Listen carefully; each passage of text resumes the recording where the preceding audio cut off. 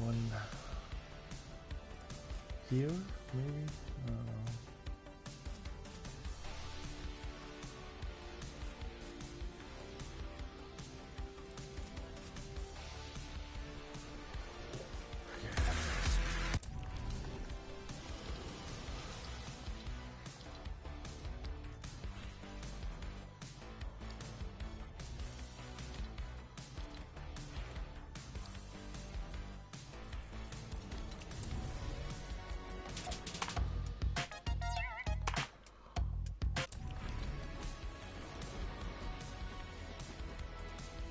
$2.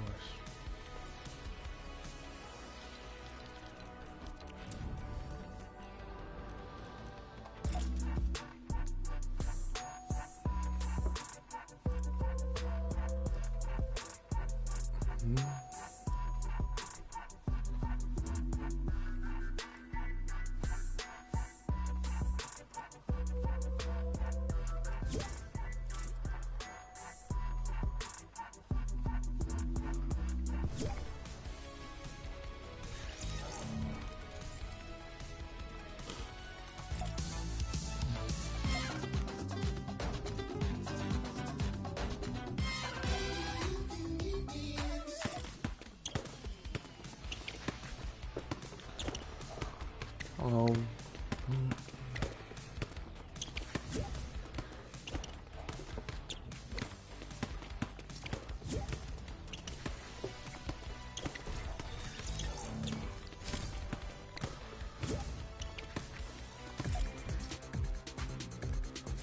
I'll do like 3 matches and then I'm gonna do that giveaway thingy that I was supposed to do yesterday. I'll do that, and if there's more time I'll do more bot lobbies and then there's the FNCS stuff to watch for the free backlink. I assume it's a backlink this time because it's a final.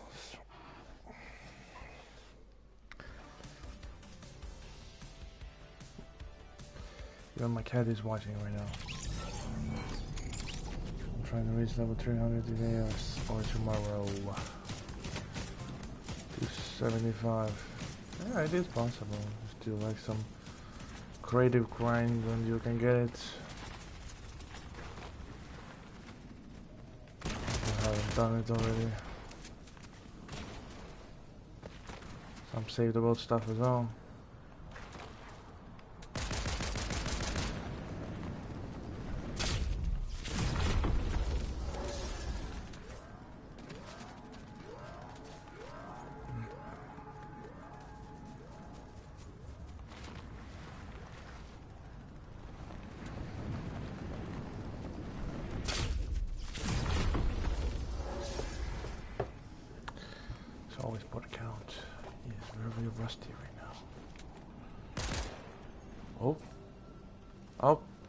I have to wait here.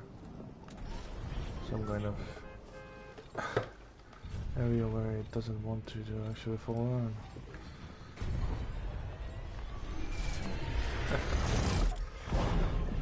Okay.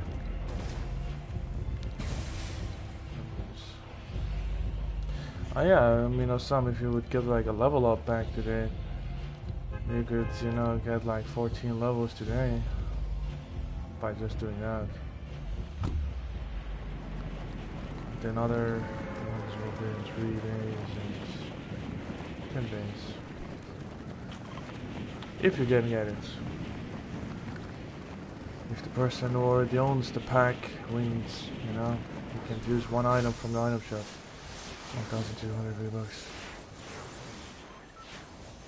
But if he's not in the friends list, then I don't know. So I would wait.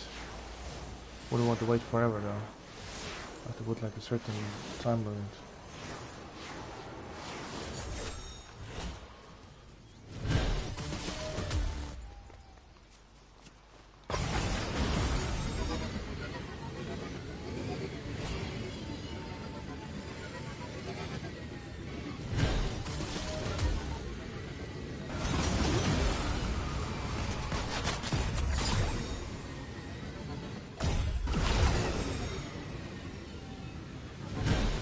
Levels come like that all the time.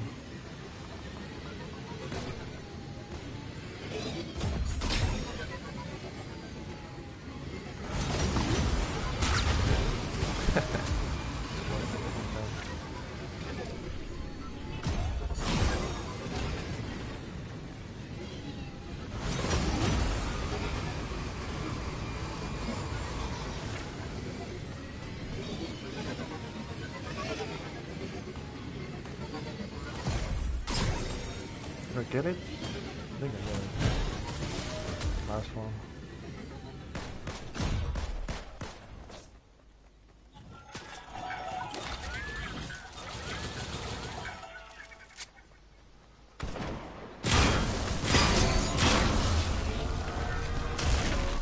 Oh, that went very far away.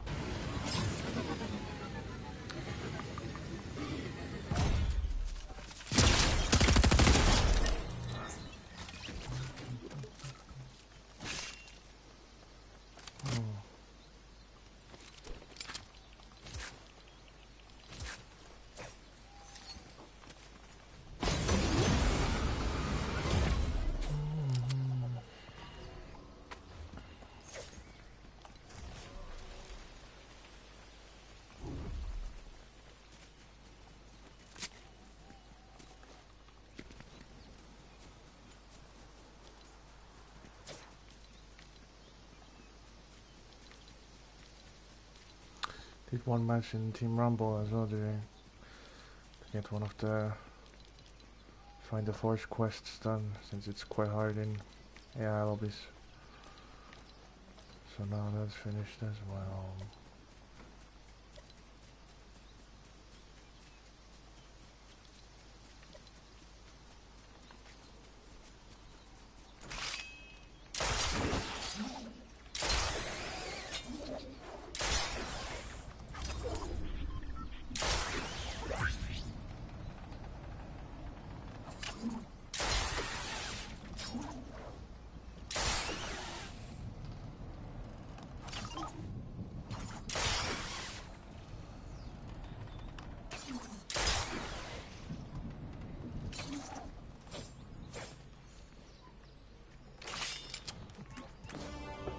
Embrace your anger.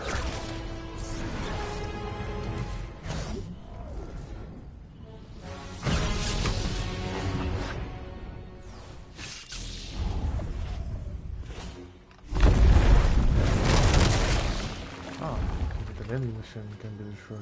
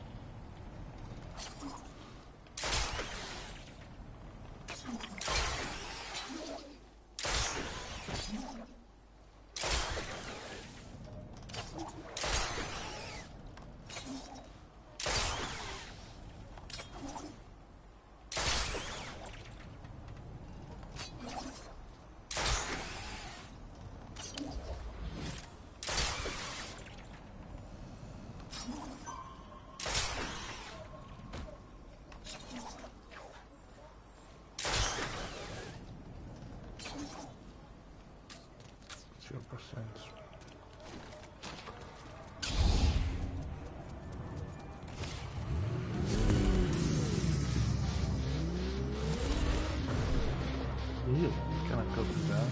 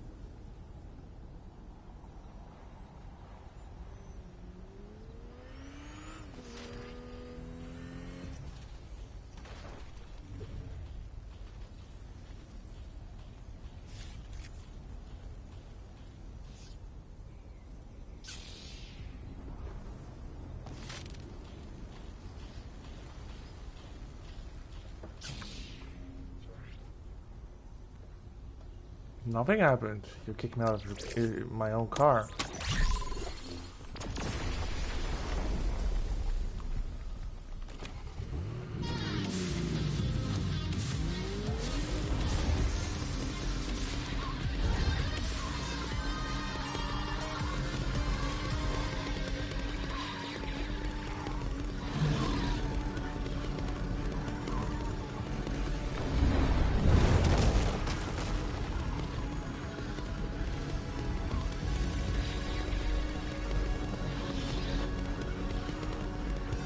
I didn't do anything.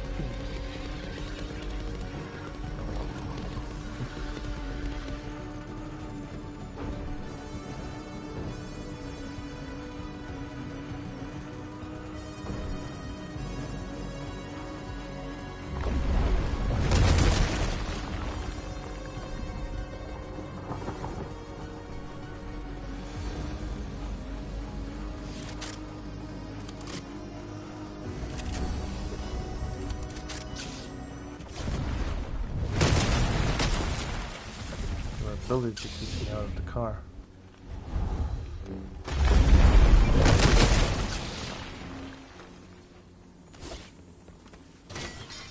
Blue one.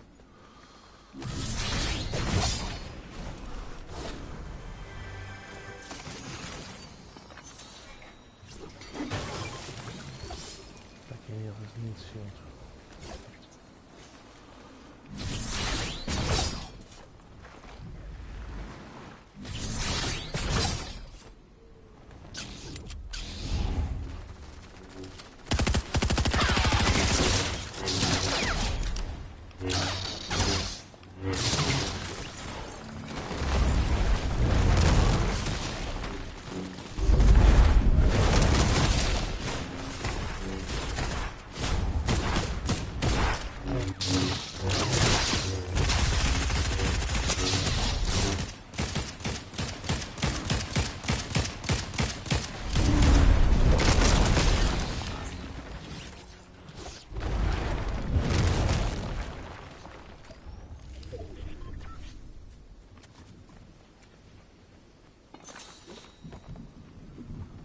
That's fine.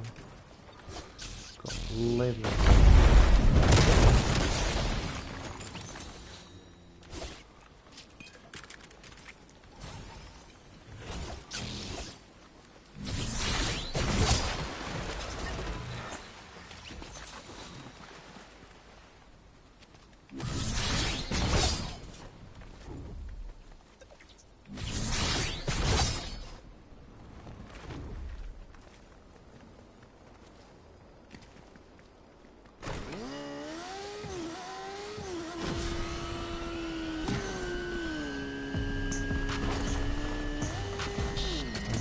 worst.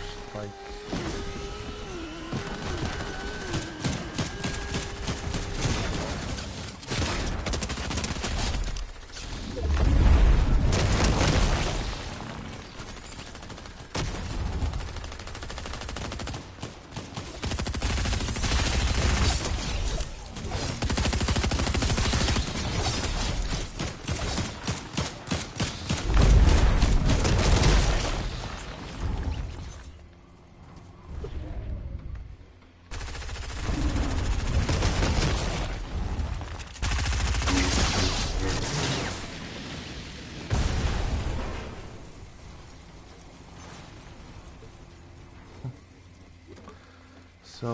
so powerful weapons.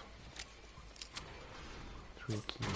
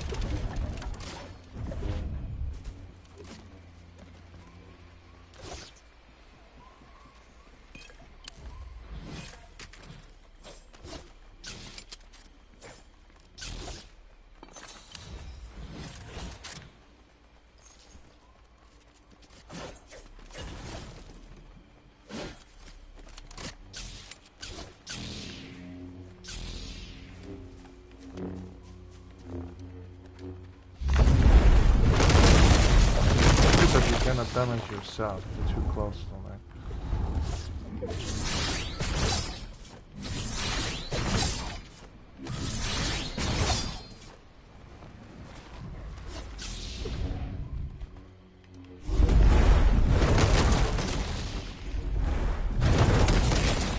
Damn, that hit my tooth. One tooth is missing now.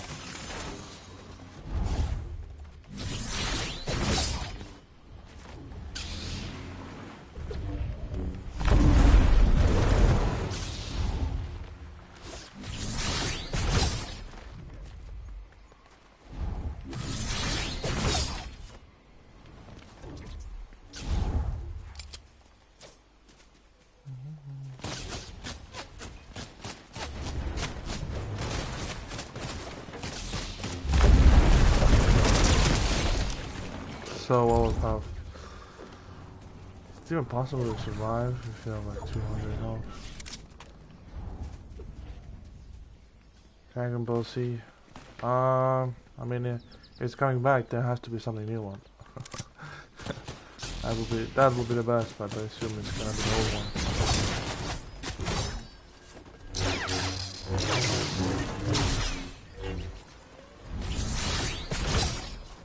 I would want to see Yu-Gi-Oh! I heard his stats.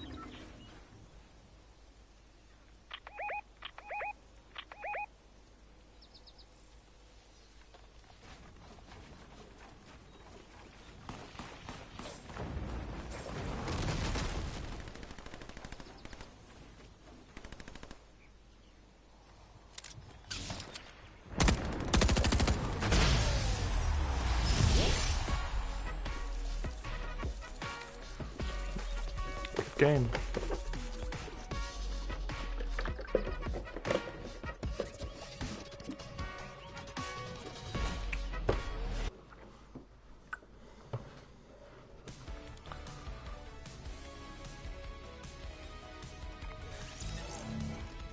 What's that? Ah, okay, yeah, the level thing. For a second, surprised.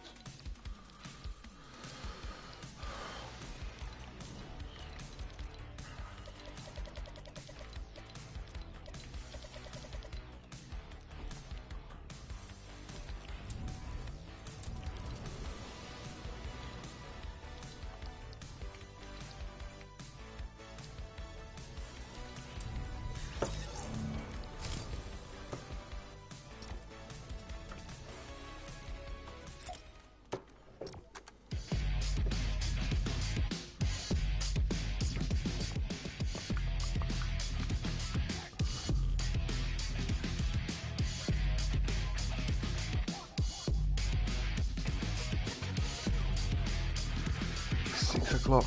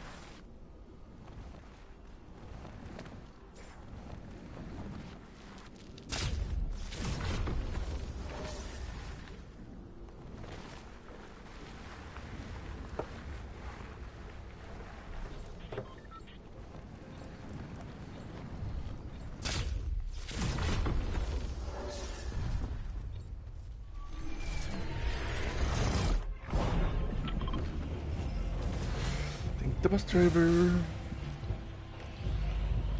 providing us easier matches. Too bad we don't get any more ground wins and stuff like that. It's been a while.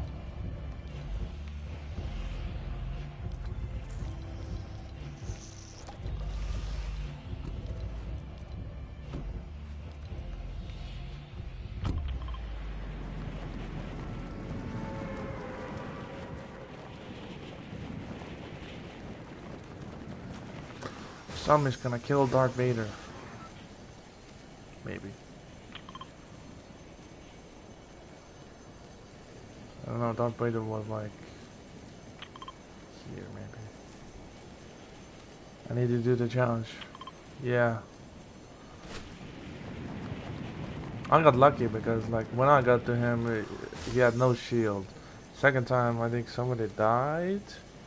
And then we got to there, did a reboot and then 3 of us attacked and it was easy. This one will be the 3rd attempt ever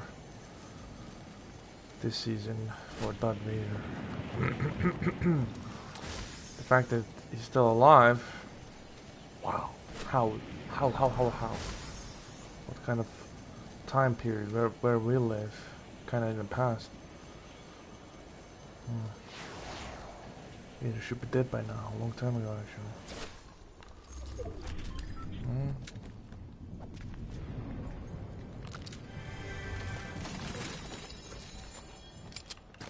Got 2 splashes. Ouch.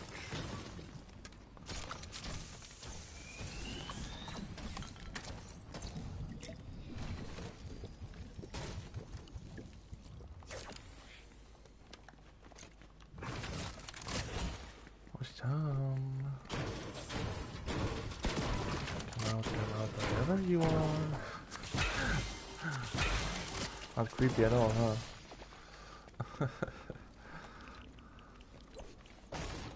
Let's go for the evil person. Aww. Slide it down. Alright. Wait in front of us. Some here. Some is coming. Wow, already gliding and everything.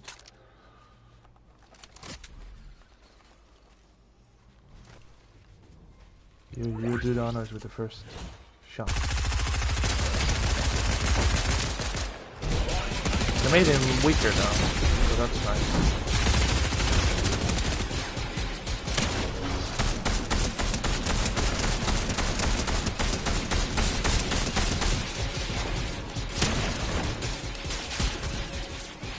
Are you battle?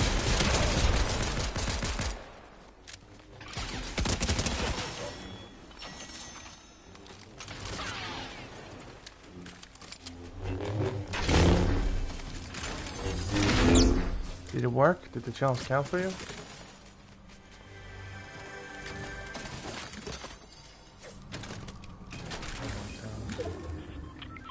Actually, I'll take this. Kinda like to roll without actually other weapons though. Just those two. One. Yeah, good.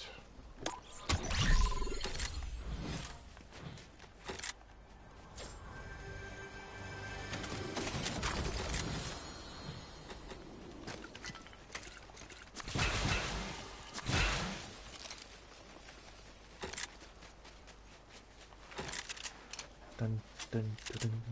Can't even sing it.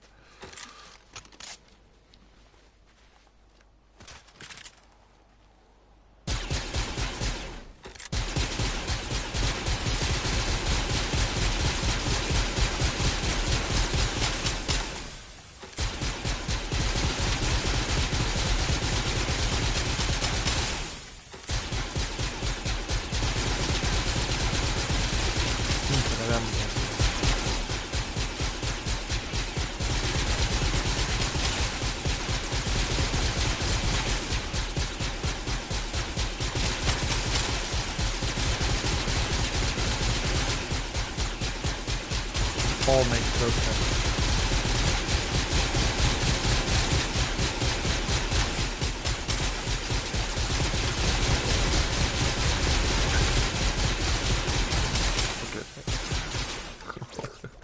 What's the point of that even?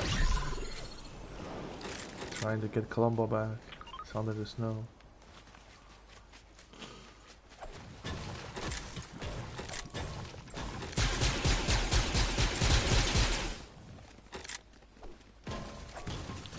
Got nothing better to do, so I'll just escort you to your safety. Or if there's gonna be shootout, I will be the decoy to die first. After all, you have the lightsaber. The one. Okay. Darth Vader's lightsaber, evilness, and then goes with the pink dinosaur dance. Very manly.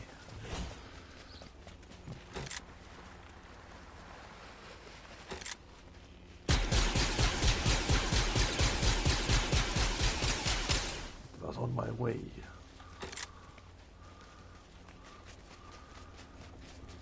Going around was not an option.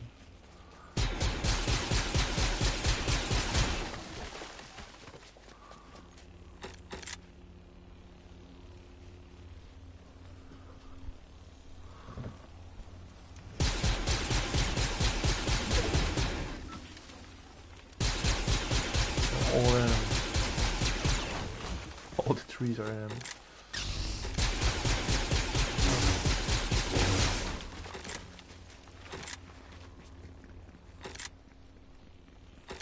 I need to knock down a timber. Ah, well, then you need to go a little bit, you know, to the warmer area.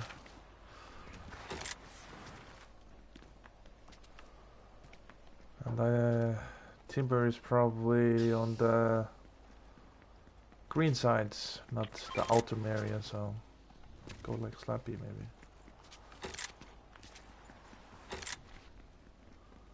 Maybe.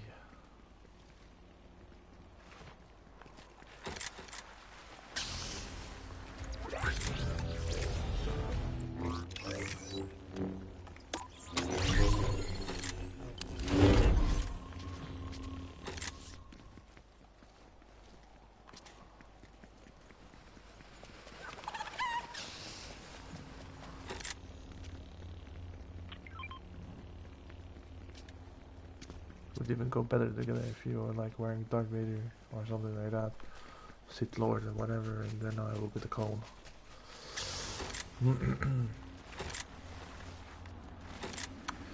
There's too many skins to go through. To catch up with the speed. Timber.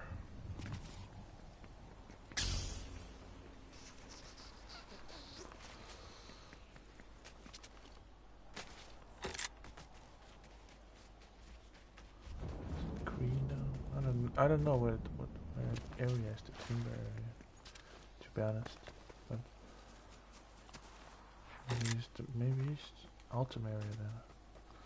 I mean, definitely the car or something to move around faster, easier to find, you know.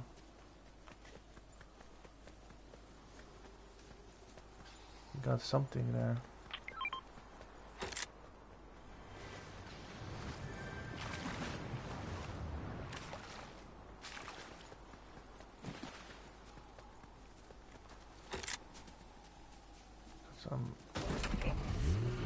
Oh. What are you laughing here about?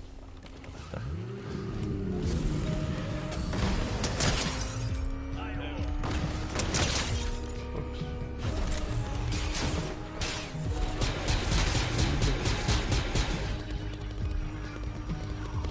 So I take this car.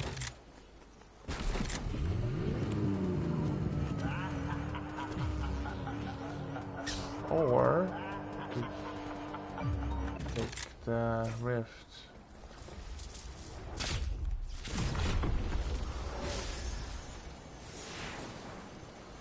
Timber. Oh, I see timber over there.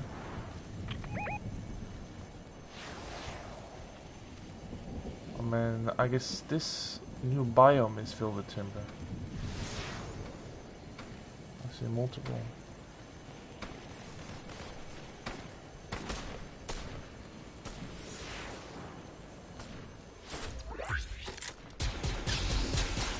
Sorry.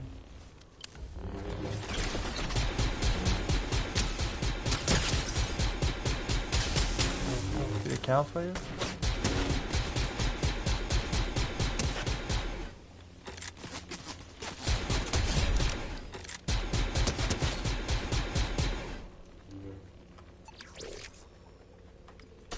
One with shotgun.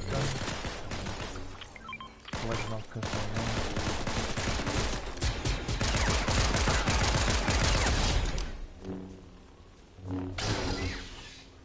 Yes, it did.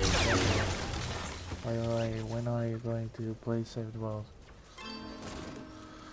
Currently, I have nothing to do in Save the World. I've got the spray for spray is done.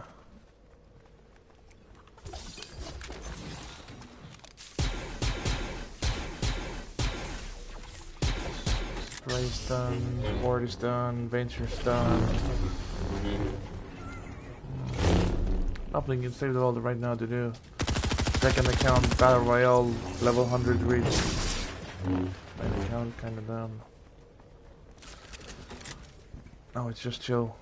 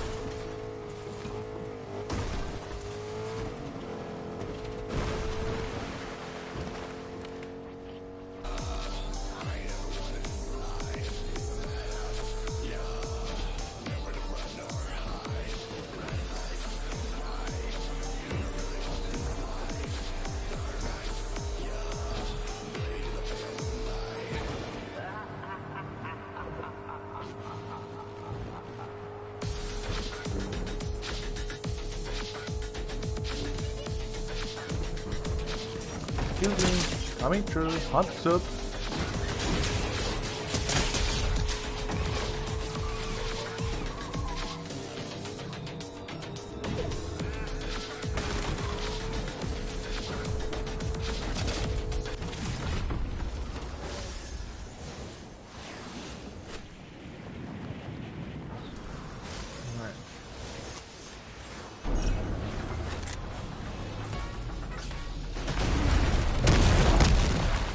Because I need blast.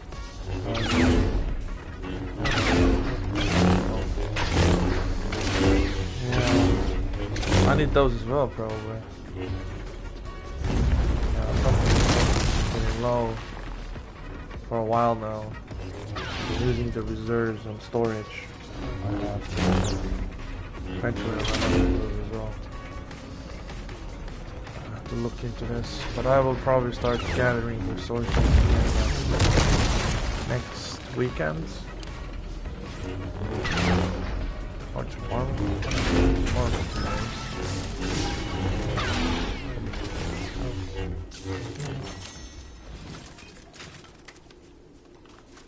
But the point doesn't drop you thingy slurp cannon.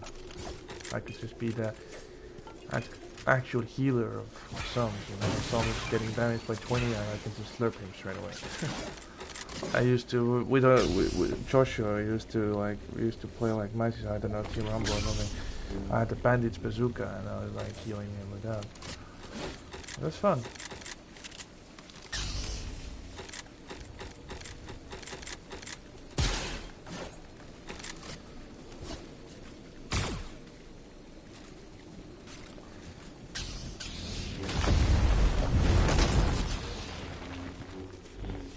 How many nuts and bolts you have left then? Nuts and bolts go really fast. Depends what you use though. Like if you use a lot of the atomizer 9000 or the whatever the discharger then is.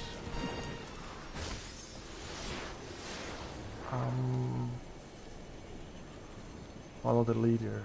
These are spiritual leaders. It just went down.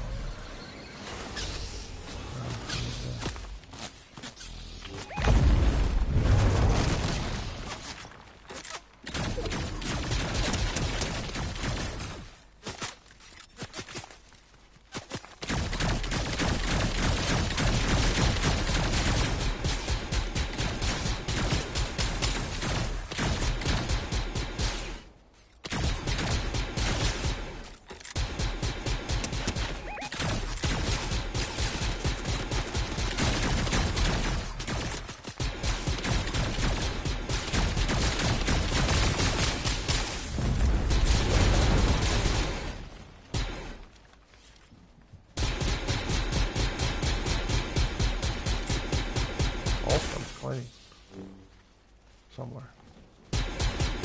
Really far out. Like Stargate Atlantis defense battle. If you haven't seen that TV show, Stargate Atlantis, great TV show. Old one now, but great.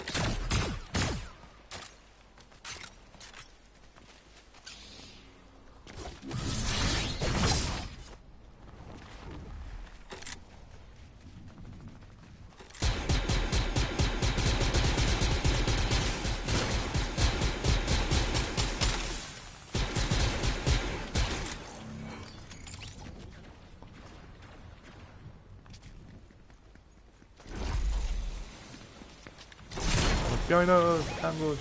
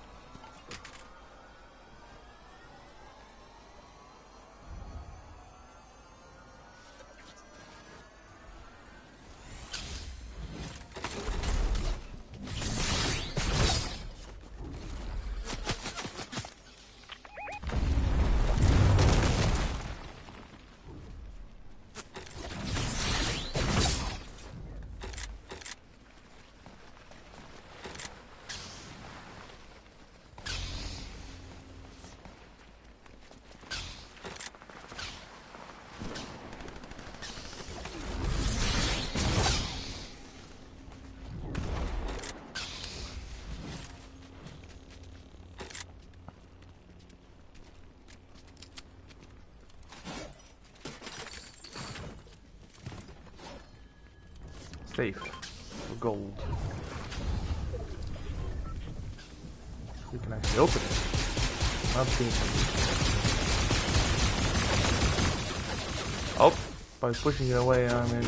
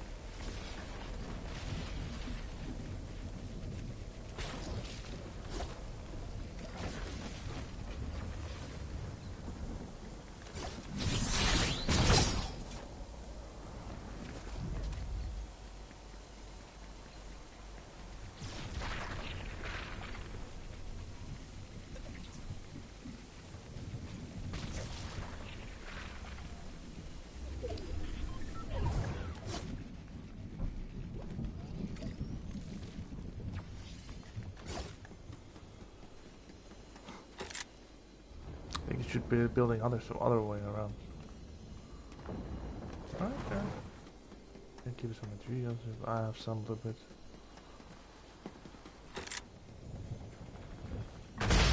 Oh.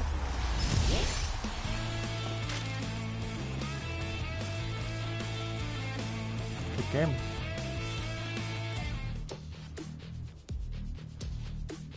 $277. It's going well.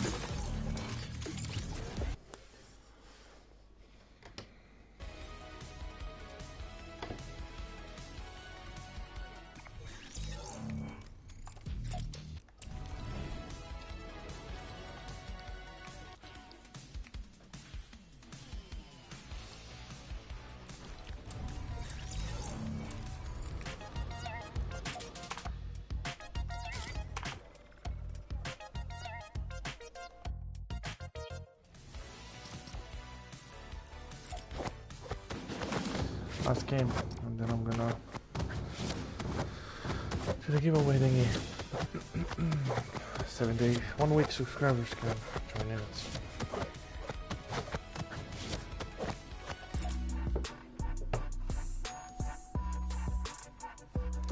Wait, what won last time? Last week? Doofus, I think.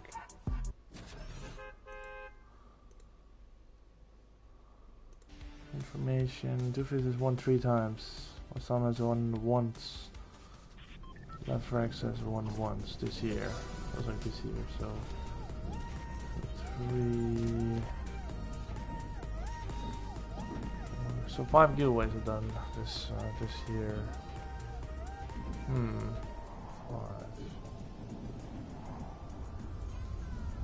It's gonna be 6, 7.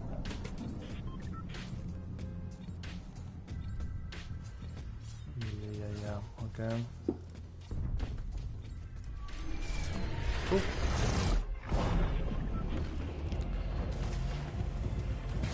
There'll be one after that as well. You know, like next Saturday will be the last one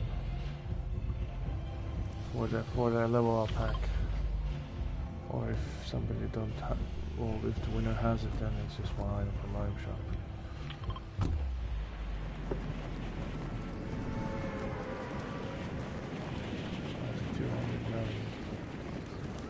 Max value. stays for like 2 weeks and we'll be able to buy it 2 weeks. Yeah, no, it's not staying for 2 weeks. 1 week. 30 seconds after landing. So just land on that same person and pickaxe him.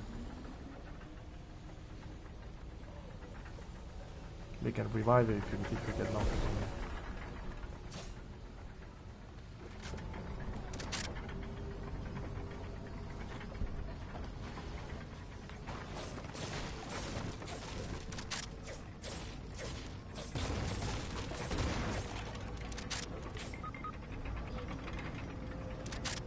Dead already?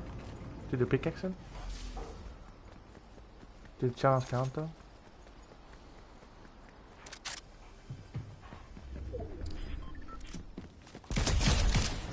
Yeah, it seems so because you did a lot of damage to him.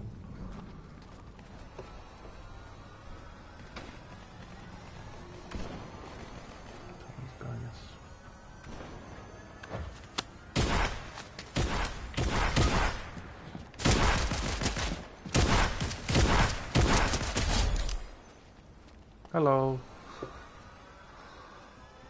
Fancy seeing you here again.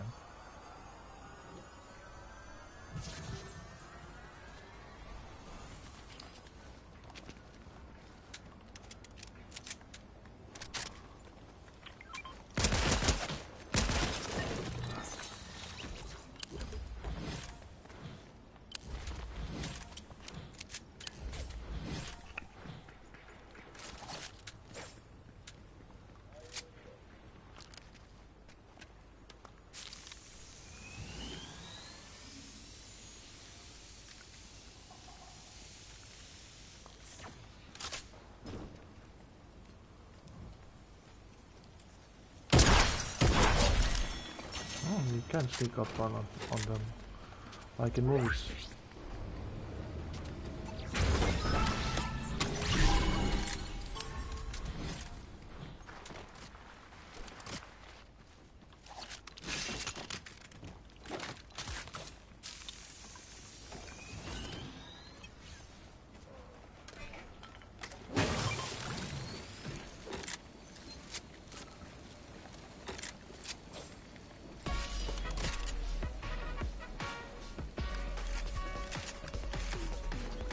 Any other challenge you need to do?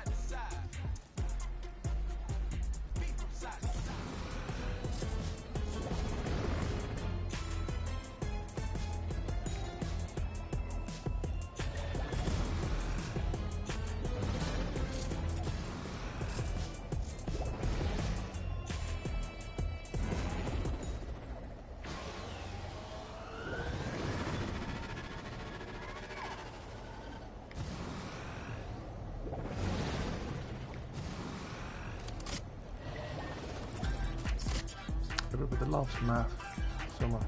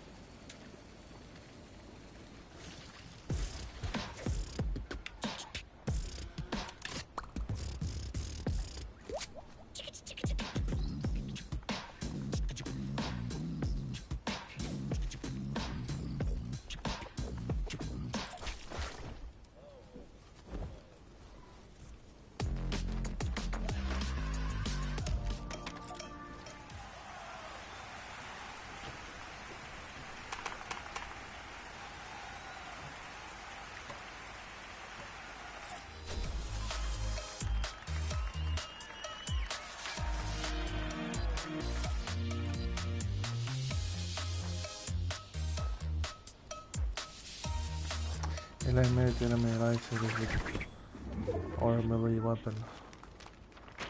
Well, we got a lightsaber that you really want in North. If you know how to use that thingy. I got a red one.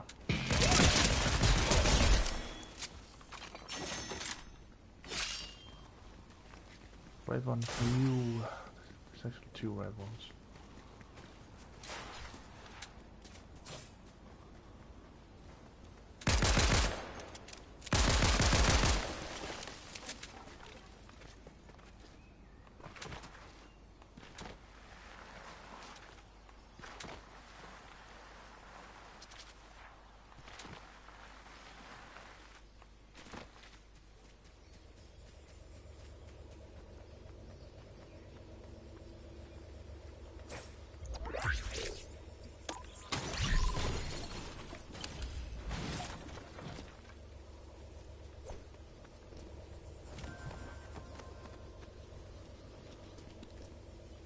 Now go.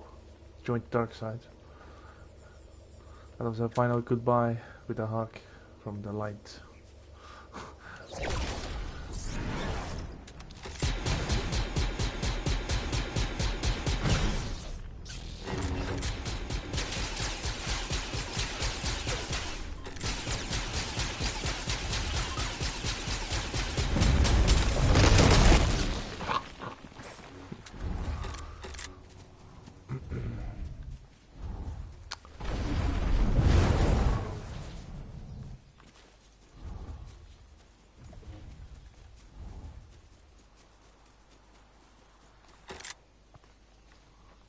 Blue one then. Too bad there isn't like a yellow one. Go with the skin.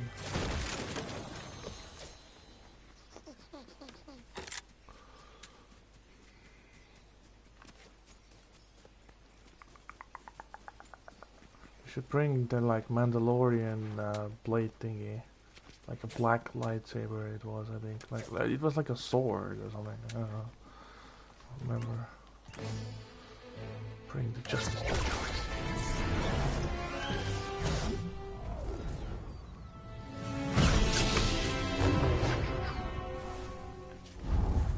force pull.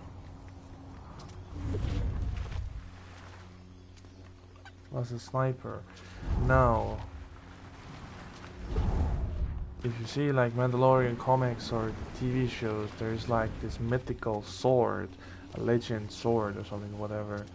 That Mandalorians all want. They have that and they're like, you know.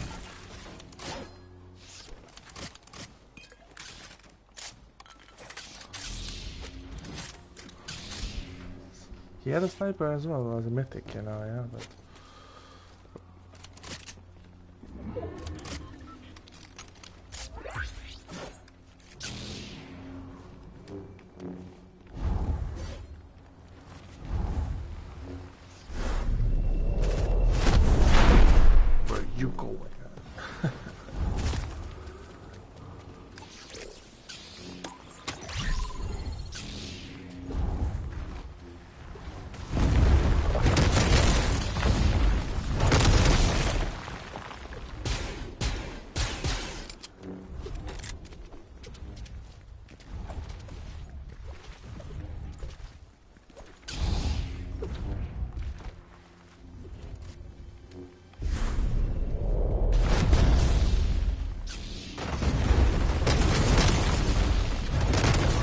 more damage it can do to buildings with that red one. I missed the shockwave hammer so you can bounce the statues in distance. I mean you could do it with whatever the other one is. Yeah, you could maybe do it, but after that, it didn't even move. Maybe the red one can do better.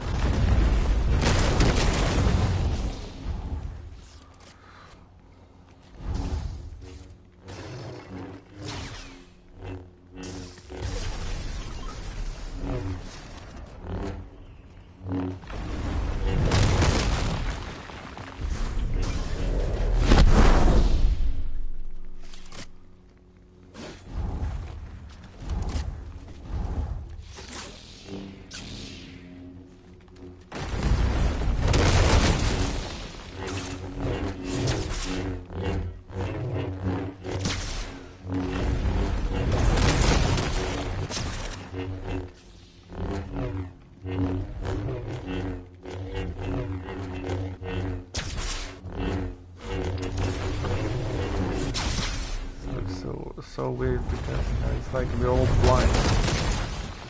3 Jedi's all blind fighting each other.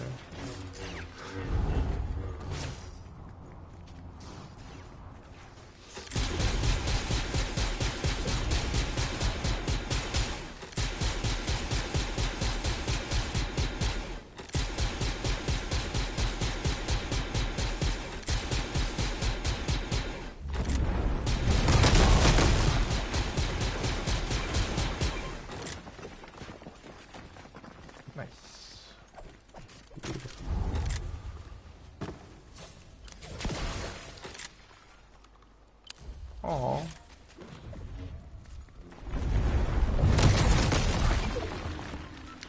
I got the glider.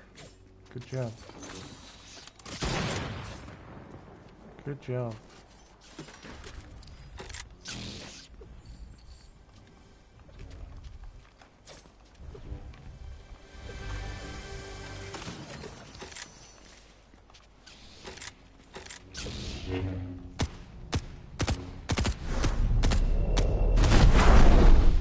Let me go this way a little bit, bro.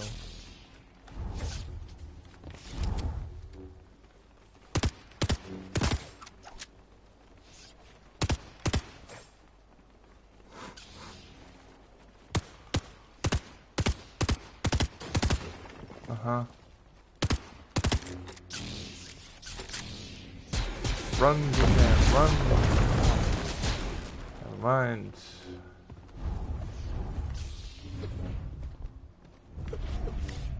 Run for your life. Another one. Run. Eagle is coming for you.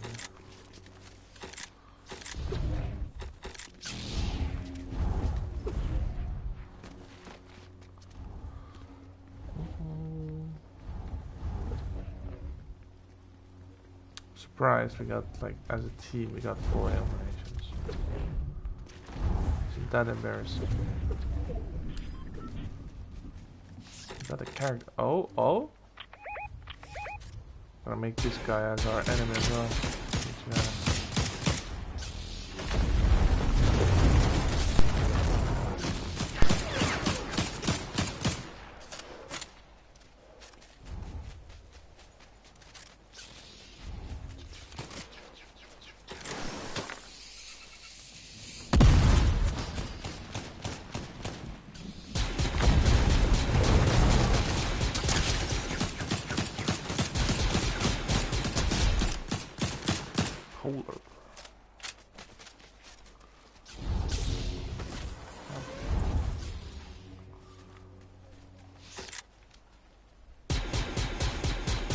Oh, we see someone.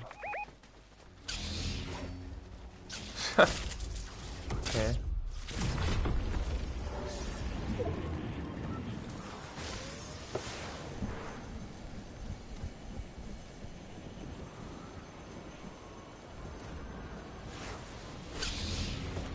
Ultimate eating experience.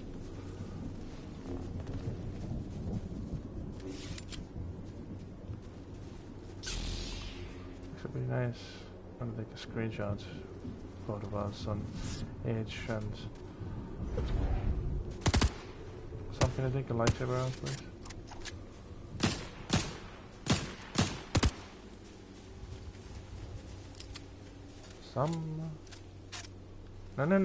No. I just thought, like, if you're like standing here on the edge, right next to me with your lightsaber on, I'll just make a screenshot because if you know seeing the world with lightsaber on. Okay, thank you. Oh.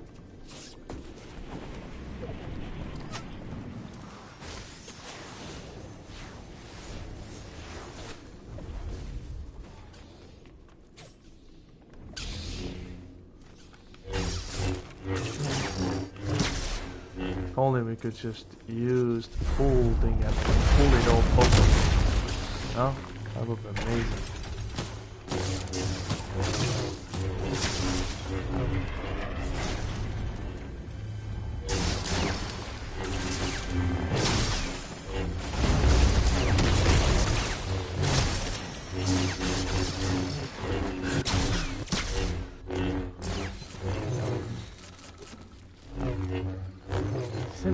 default is like the most emptiest. You know? There's nothing really in it.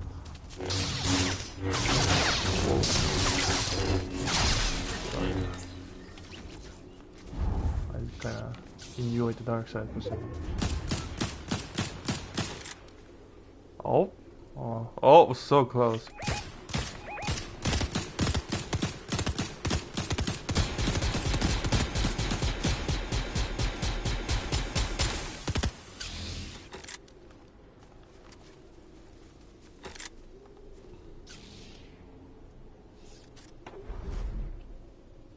This place is filled with gasoline. Oh, there's some guy going from there as well. Oh.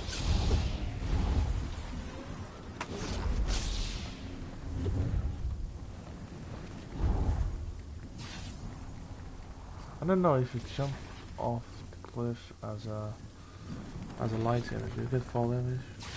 Probably do, right? I got the glade.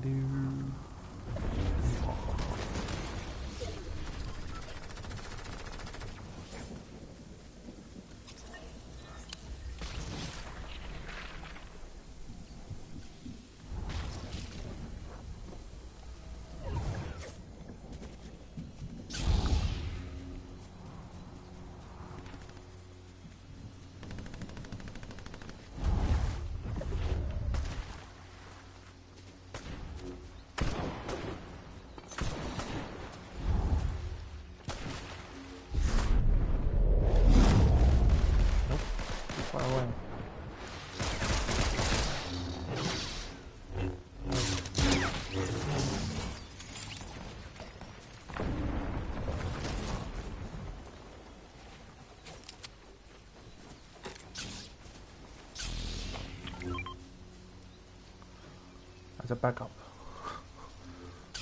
to myself.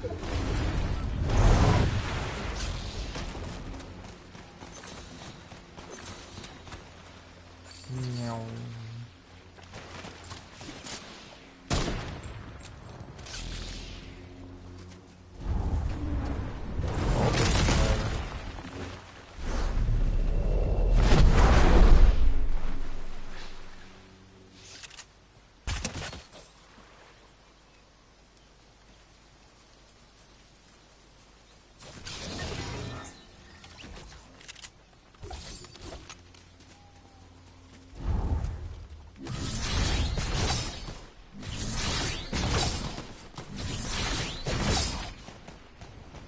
Aww.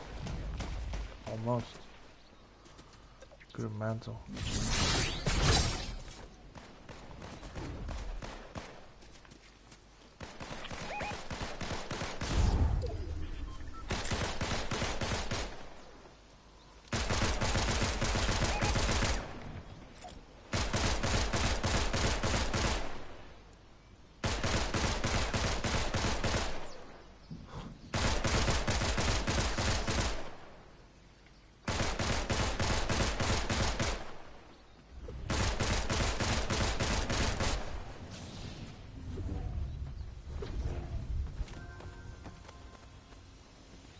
Almost had it here, to be honest.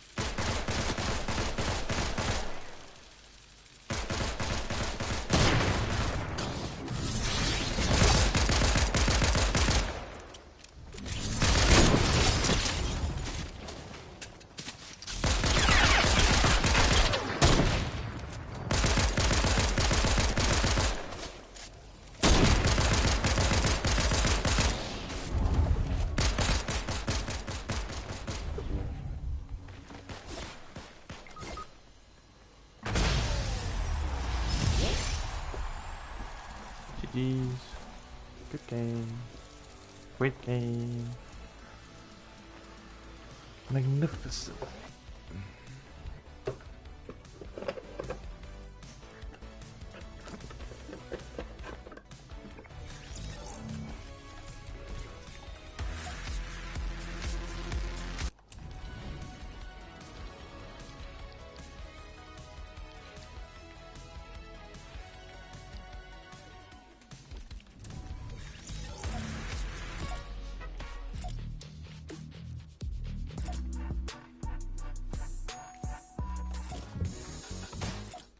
Alright. Go away, Dingy.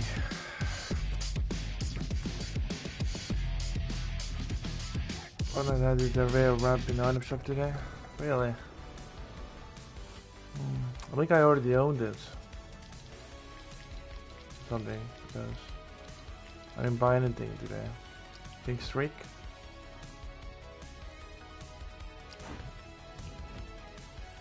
I didn't got a message somebody gave it to me or anything, so I must have bought it myself.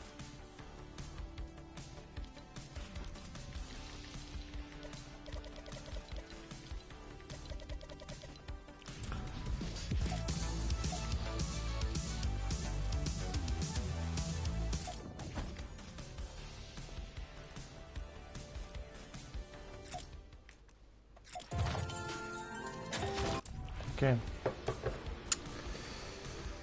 Let's see, settings.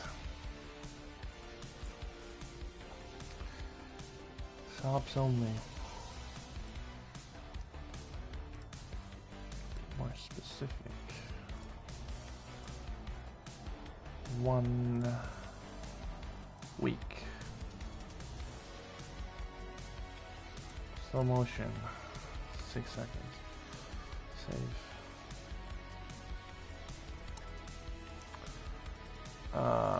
YouTube. My chat. Wait, what? Oh, okay. Okay, never mind. So, think of a number. Okay. Okay.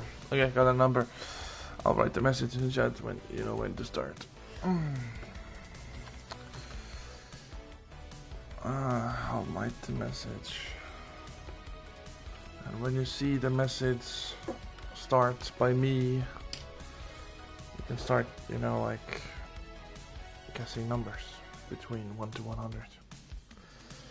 That's basically it. First one who gets the number. It's a mystery number. You know, then gets the pack. And if he already owns the pack, then you know, gets one item.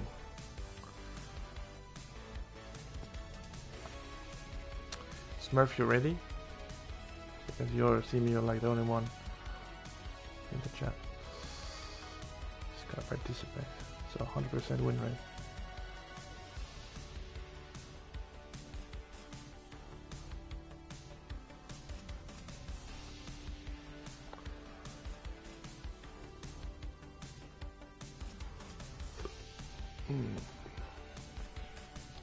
I usually put like a thingy here as well.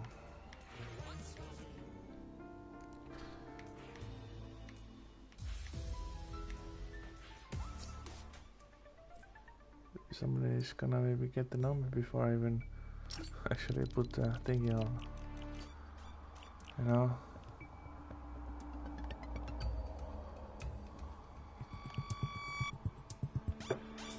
Okay, let's see. Nope, nothing.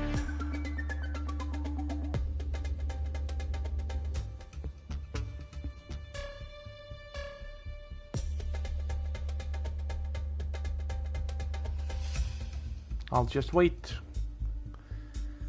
I actually thought Smurf was gonna get it straight away. But, yeah. Oh yeah, Smurf, you actually haven't won this year, have you? Like last year you were like dominating, I think. This year, I mean, you still have chances, multiple chances. You know? Come back. Duff is not here this time, so...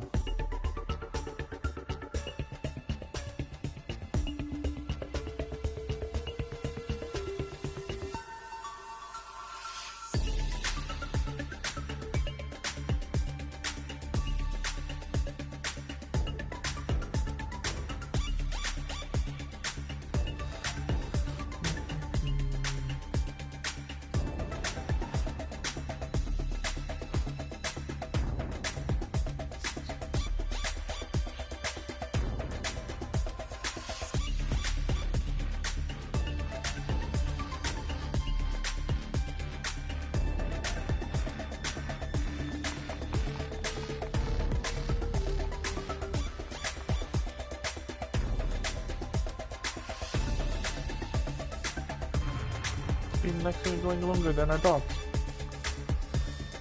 For me personally, it's kind of obvious number, but I don't know. Maybe not.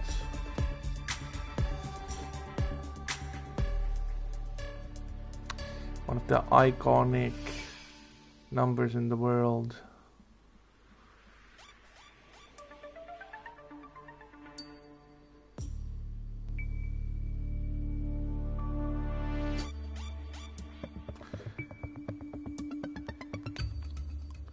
That number that I was thinking is in sport.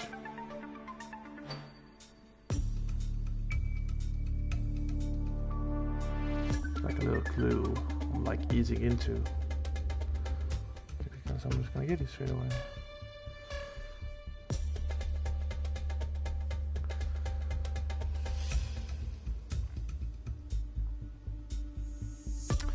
In sport, yeah. And that number I have seen in America. Sport, America.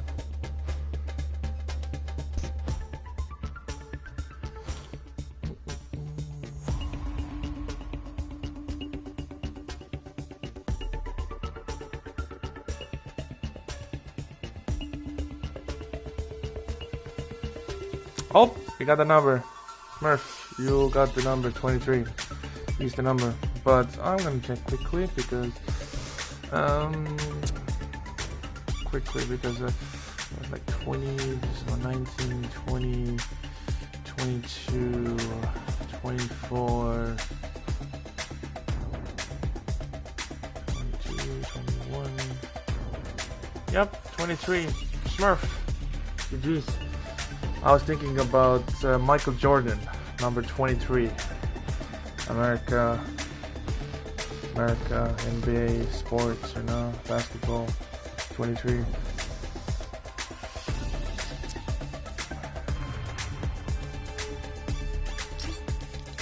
Just quickly came in my mind for a second. Michael Jordan, I was thinking, number 23, okay, cool.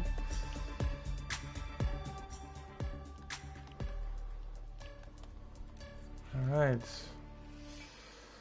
GG Smurf. I can put you now in the leaderboard. Winners leaderboard. Giveaway winners for the 2023. Let's see, you will be getting ahead of some second spots. I think because you're the recent one, you know? That's what I do. Smurf. What was it? 152? I think. Copy one.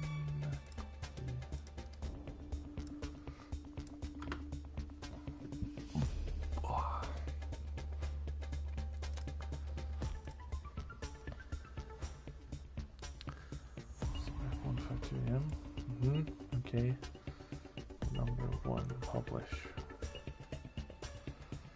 Okay, on the channel.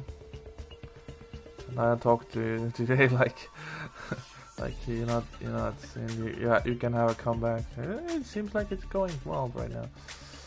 Okay, level up back. Is it still even in the item shop? Actually, I forgot to check.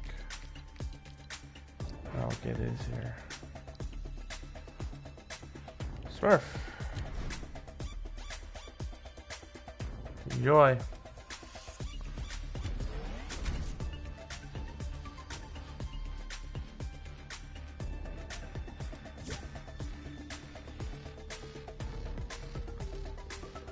I'm thinking 97 bulls.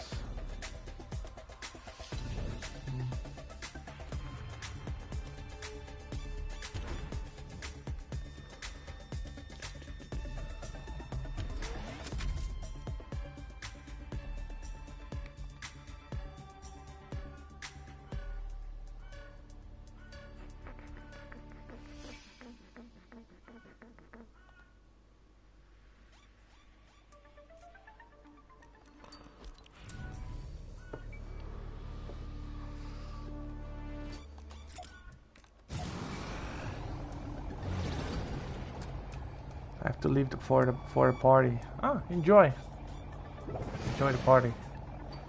I had like a party kind of ish yesterday. Enjoy a party.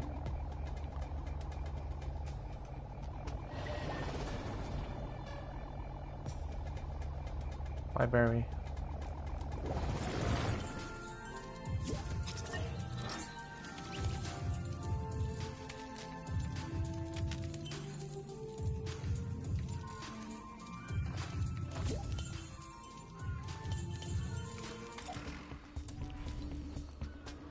$58. Then the FNCS starts for the, I assume, backlink. So I'm gonna have to watch the entire thing this time or something. Because you know it's kind of weird, you know. Like some people get the drop in like 30 minutes. Some only get it like an hour, 2 hours, 3 hours. So I'm gonna maximize it as possible.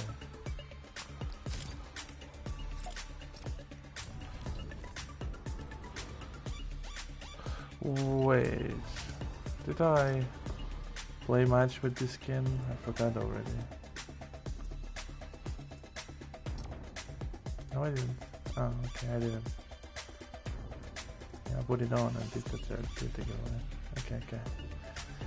And now, oh yeah, I forgot also to take the settings off.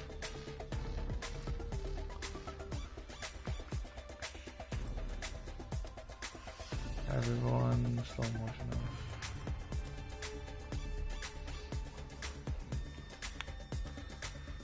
And the music will be better as well, you know.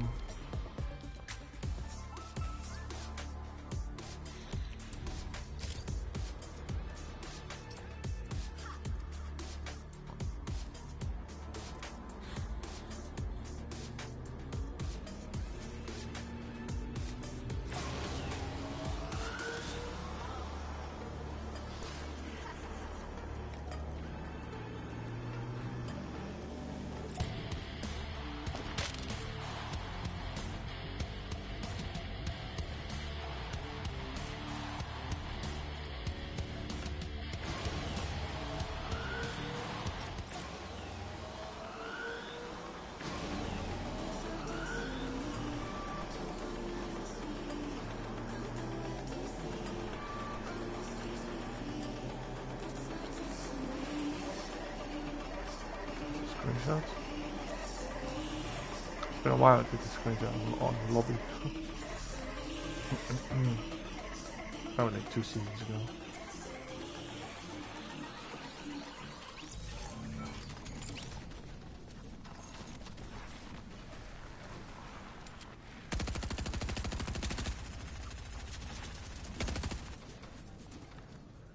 I bet this limited time FNCS skin everybody wants, because you know this one is like probably the most toxic, coolest way one looking, but everybody just go for like it's an Oro skin or something. I don't know. Looks like it at least.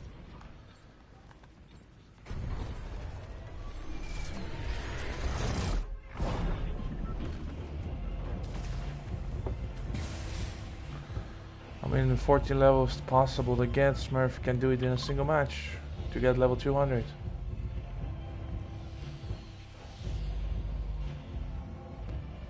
Slappy Shores, and then the other set is in Shattered Slabs.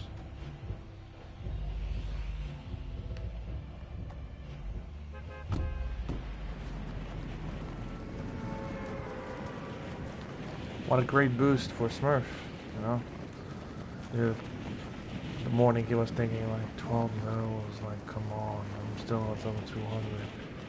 Now it's just free level up pack, and it's like, oh my god, this is so easy.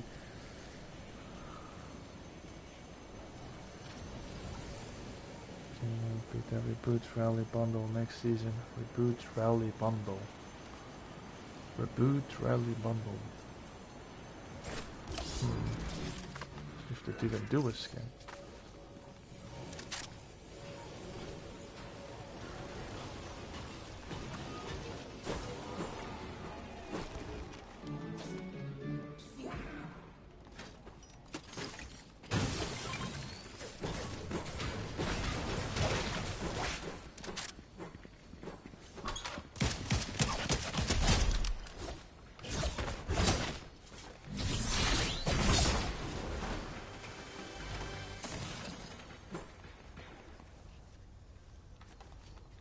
Oh, okay.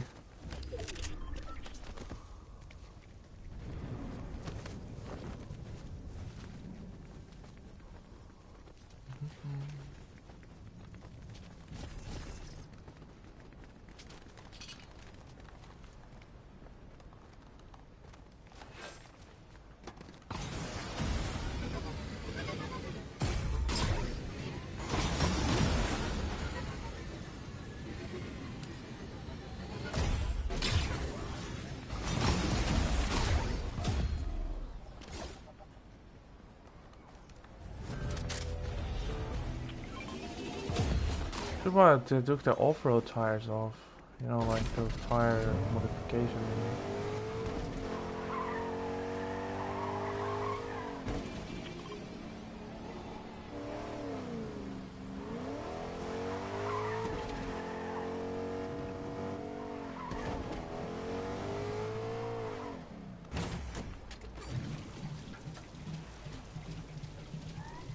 Fuel up.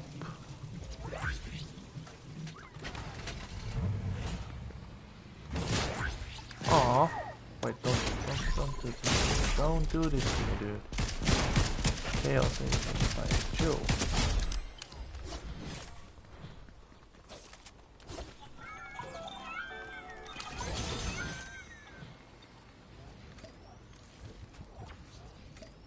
Okay, Smurf 196. Did you get all the ones from the Slappy?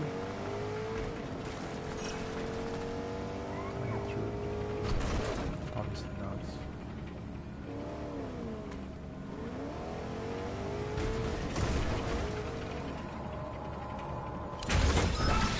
Let's go to the Slathers thingy.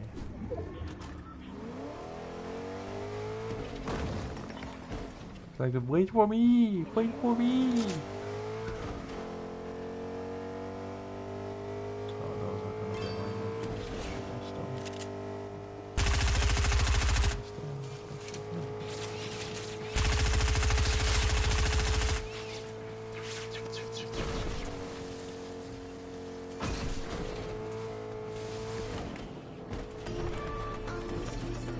Same song.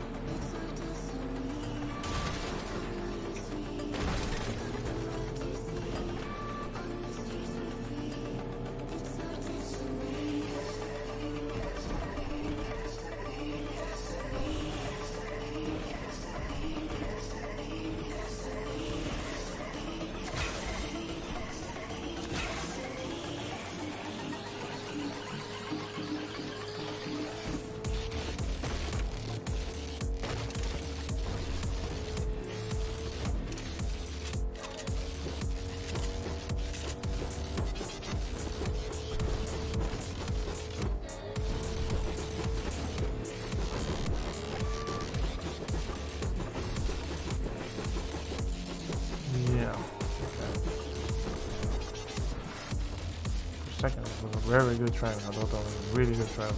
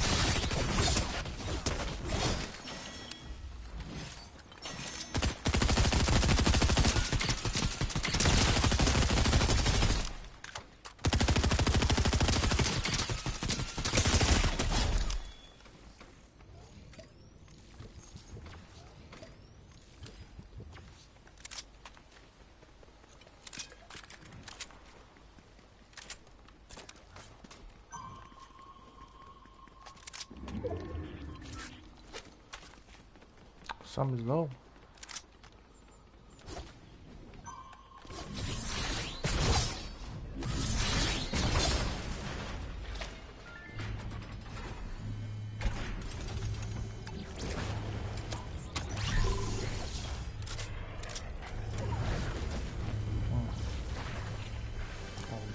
Legendary slug.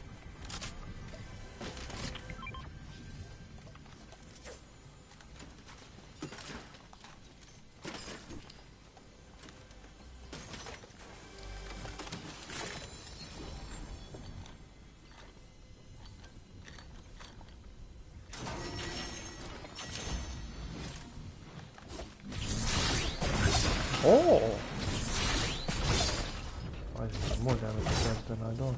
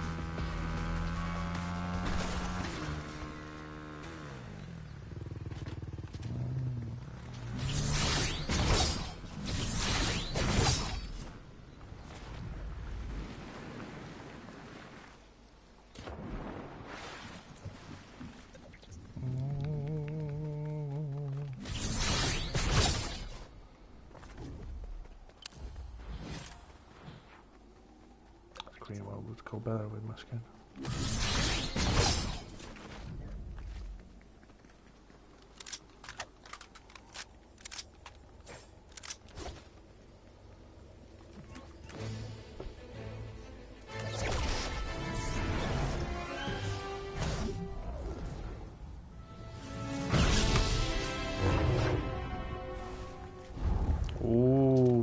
Ooh, the green one.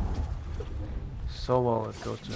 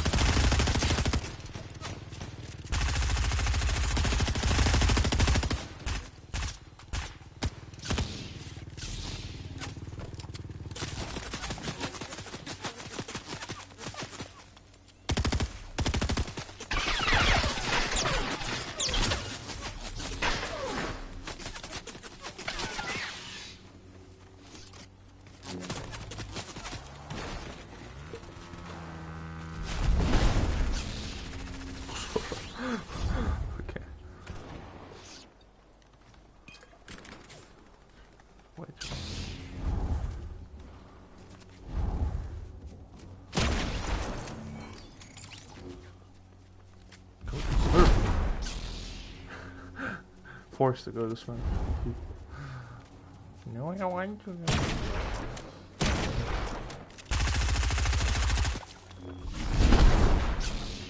Hey, friends are reunited.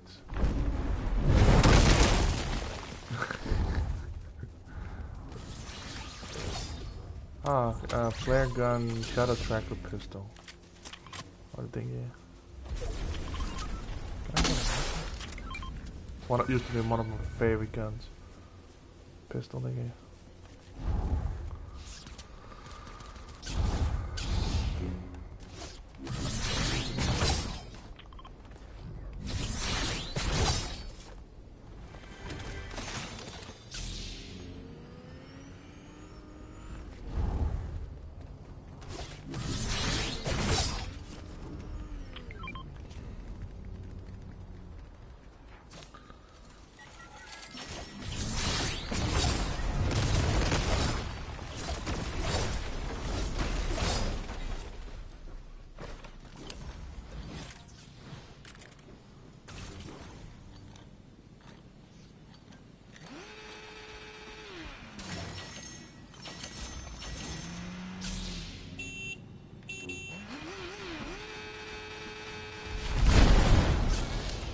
I actually kicked you out of the bike as well, like the other one you did for me.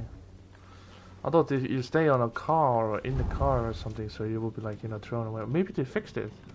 I remember like when I first used it, like you stayed in a car. Now it just kicks you out of it.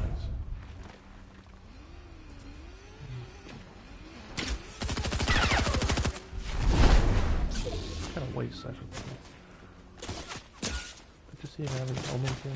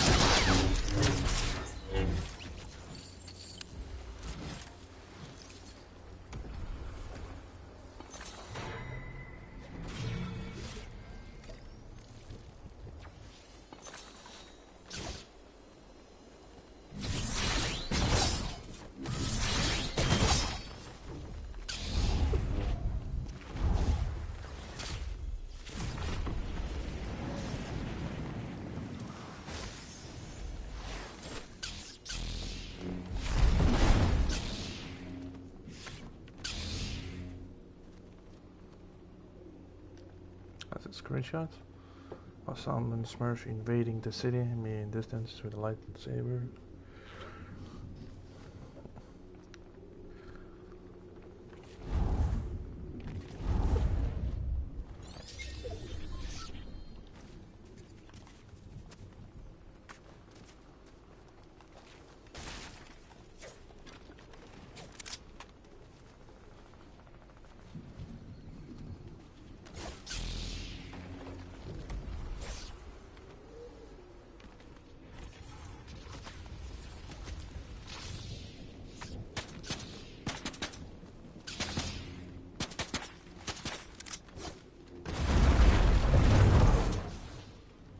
That did not go well. Just push your butt off. I have superpowers. And you can't even stop me. When you angry people will learn.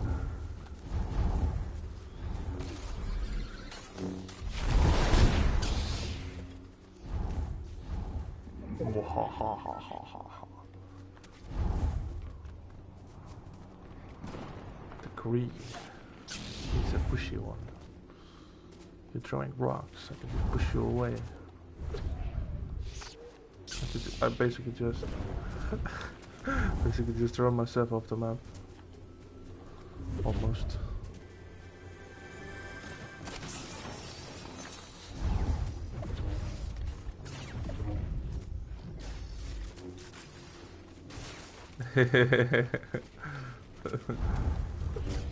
What's the matter? Scared?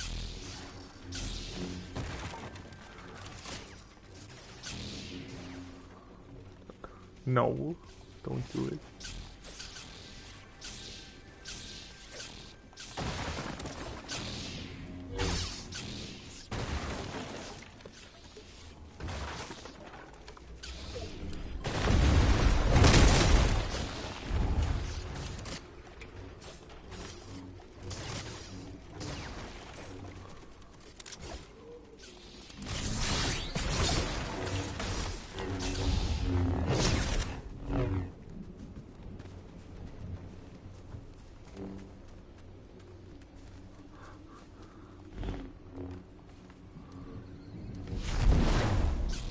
Wow, that was a great voice.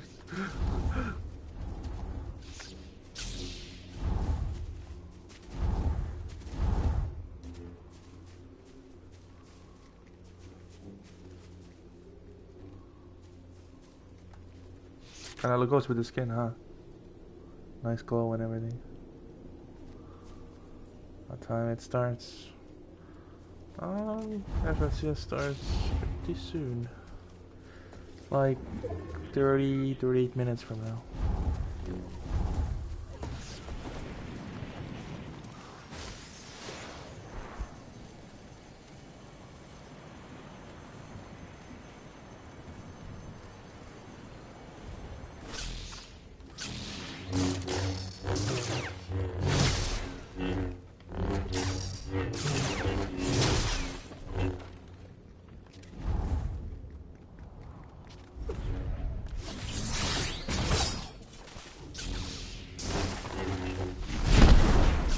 Look at that, I helped you. Now you owe me 300 favors. You're basically attacking your own boss right now.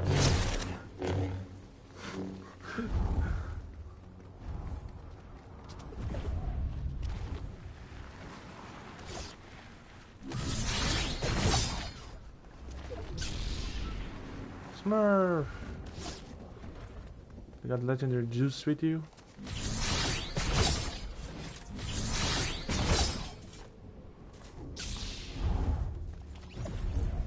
Yep. An extra. Keeps the doctor away.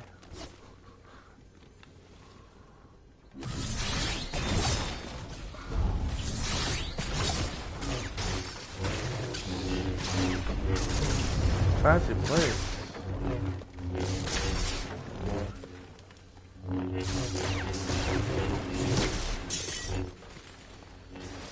Are we gonna get this emote next week, I guess? Like, you know, throwing, beating the drums or something.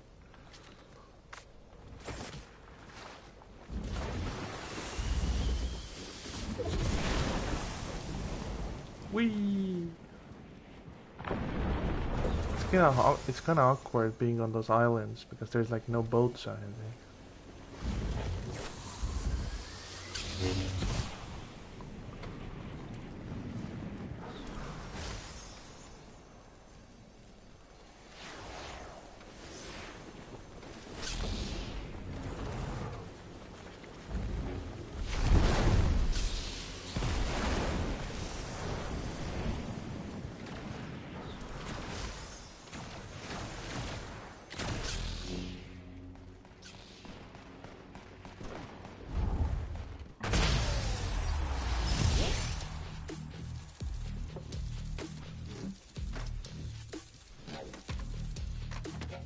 Alright, GG's.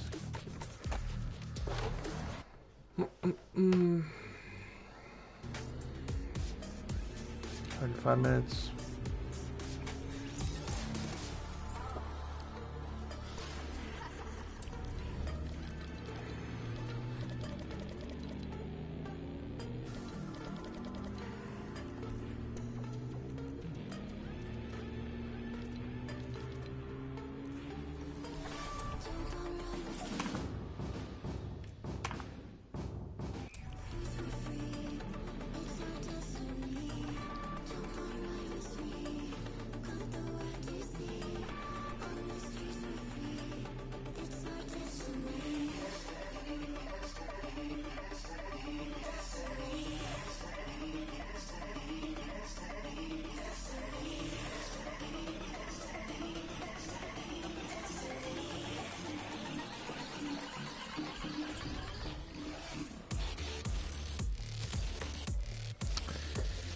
Was my first item shop skin. Nice. I don't have enough for Goku. The evil one. I remember I bought. Ah, okay, you're talking about Trooper, Gold Trooper by accident. Is your Gold Trooper the pink version of it? Or you bought the Gold Trooper later, accidentally.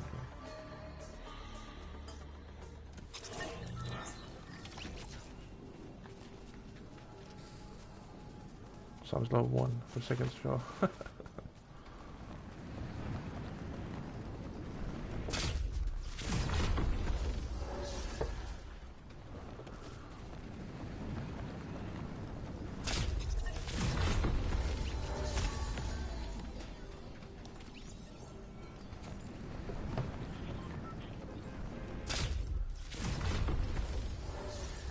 Can you give me a skin? No. I didn't do that. Maybe some can. I don't know. You can ask other people.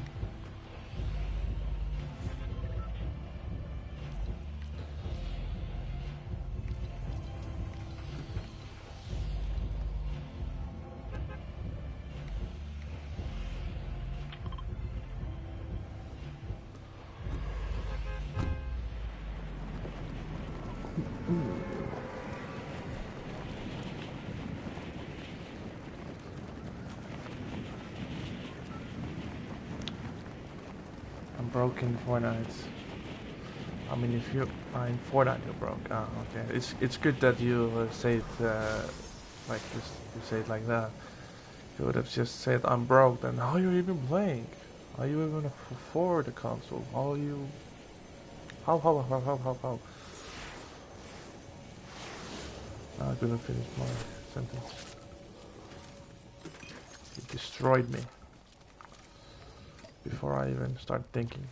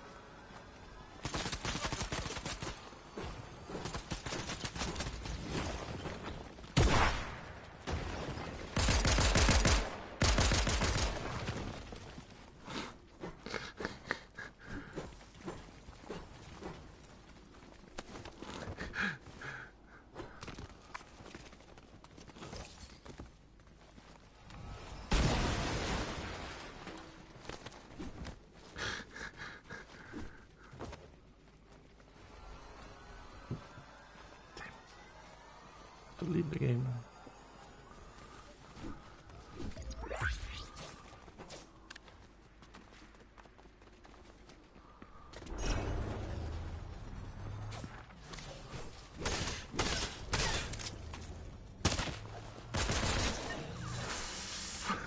Yeah.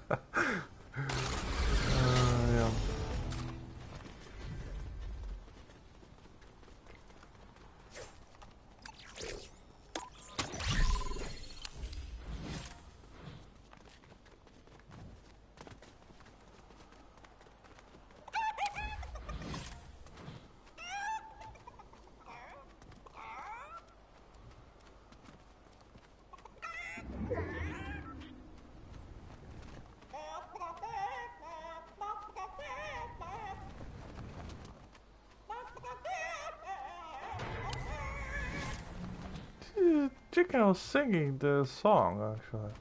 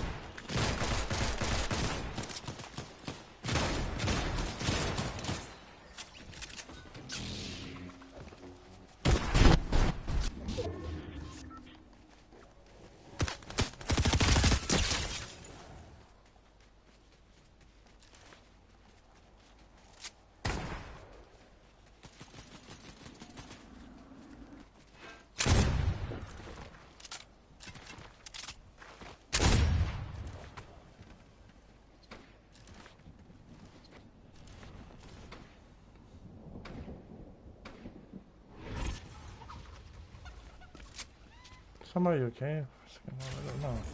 You can feel like you're lagging.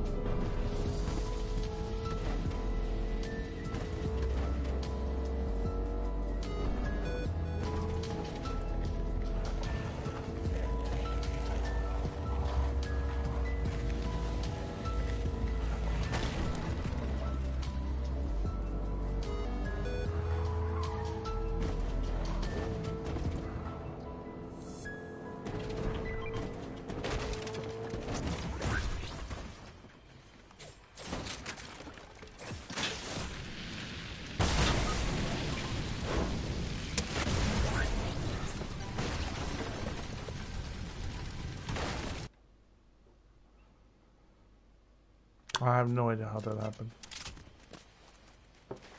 I have completely no idea.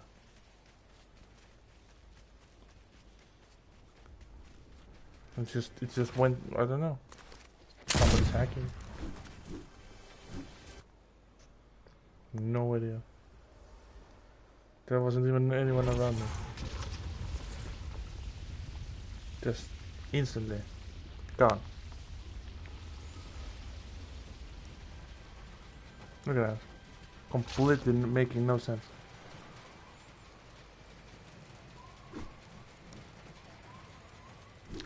Somebody's watching.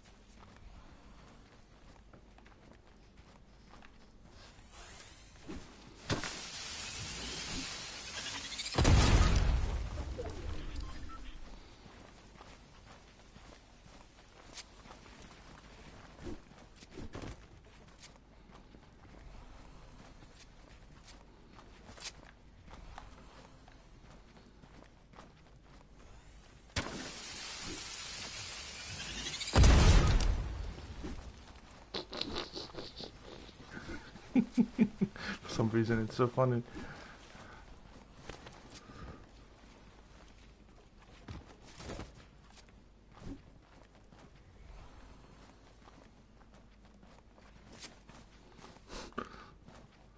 Never seen so difficult player in your life.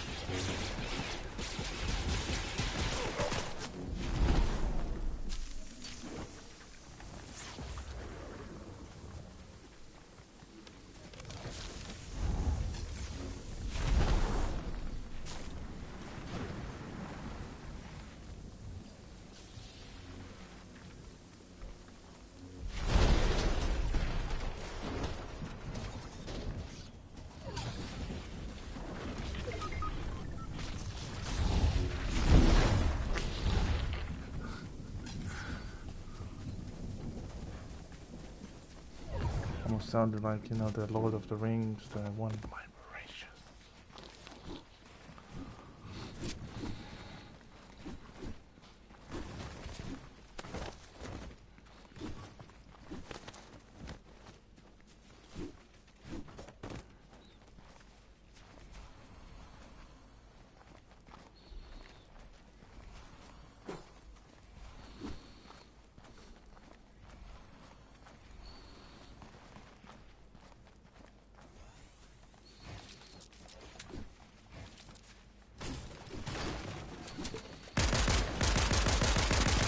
Lucky for you,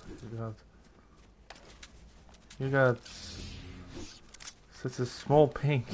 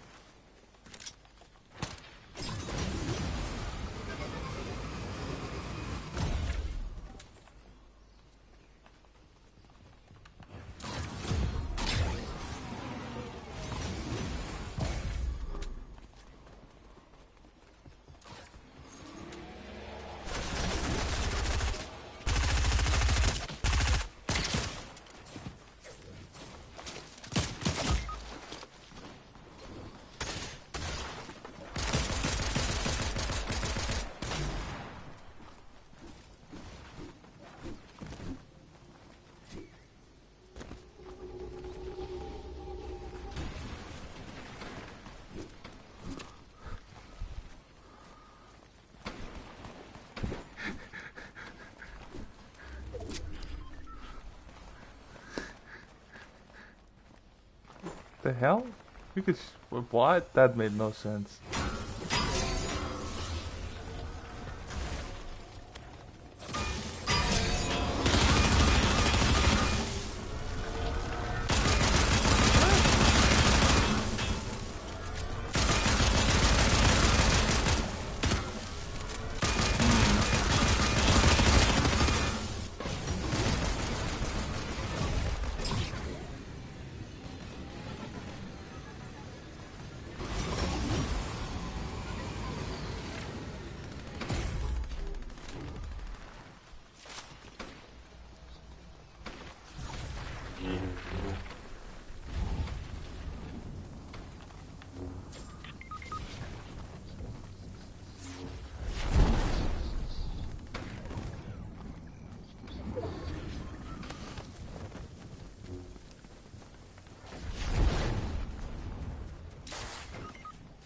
Oh. It's gonna get smurfed now. This is getting out of hand, yeah. Oh, somebody's dead as well. Well, I don't know how this went so bad.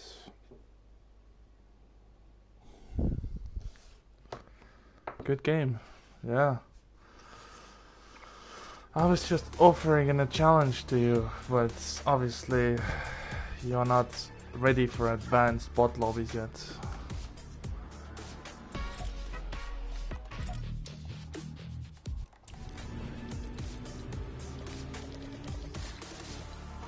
The thing is, secretly, the reason I was doing it was if we would have won the game and you still managed to revive me by to the end, I was gonna give you both a skin. But since it was 4th place, it did not work out. Sorry. Secretly, I had the secret mission going on in my head. You just missed the Goku skin or some. You missed the Goku. I was gonna give both of you the Goku one.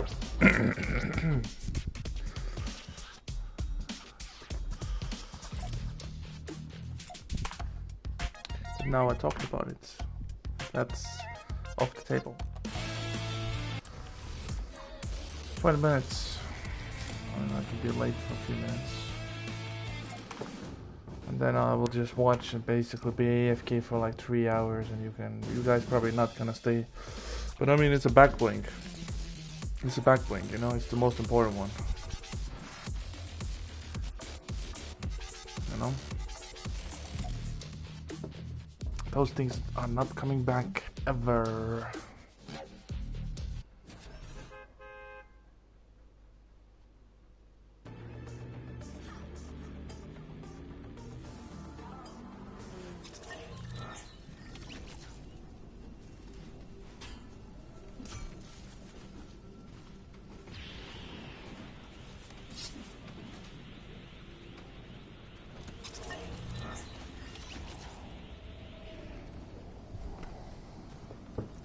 Why 2 hours, Tom? We don't know how long it takes you to be able to get the backbling, you know? Some say 30 minutes, some say an hour, and they still not receive the backbling. Like this, there was a spray, right? For the spray, I stayed for 45 minutes, an hour, and I did not receive it. Some people get them in an hour or 30 minutes. I don't know. It's so random. I sit for 30 minutes and lucky you. I sit an hour and nothing.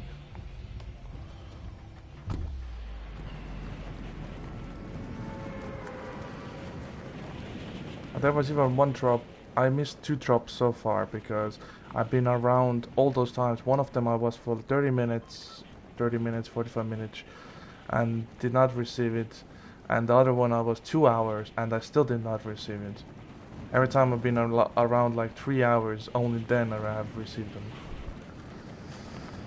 I don't know, it's different for everyone. I mean, I prefer the Twitch drop, which is much easier, but this one is very difficult. Maybe after this season they'll change it back to Twitch. Maybe. Quite difficult it is.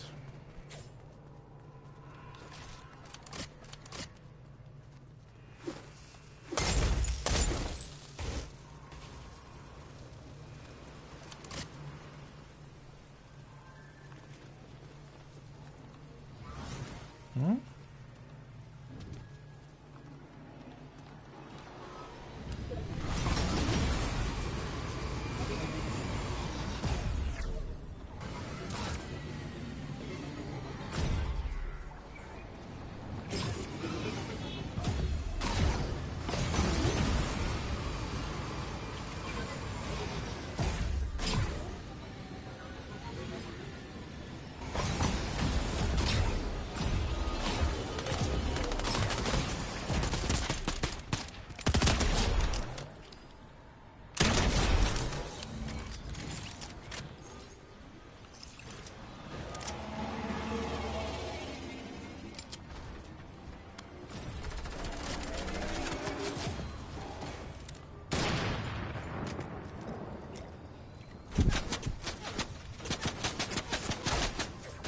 sit 30 minutes and 10 minutes just in case I get the stuff. You're lucky. You're lucky. You're one of the lucky ones. You can just sit 30 minutes and you get it. I don't get it. Myself.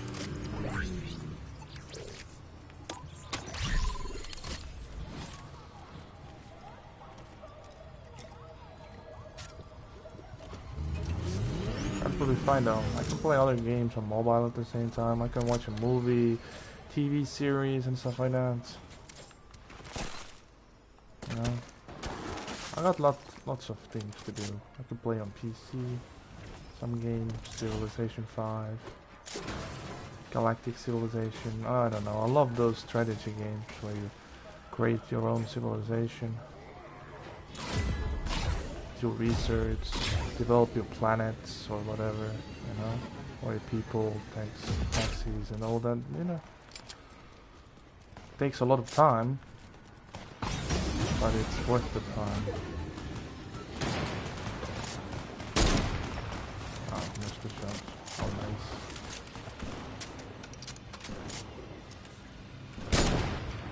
And that shot I missed.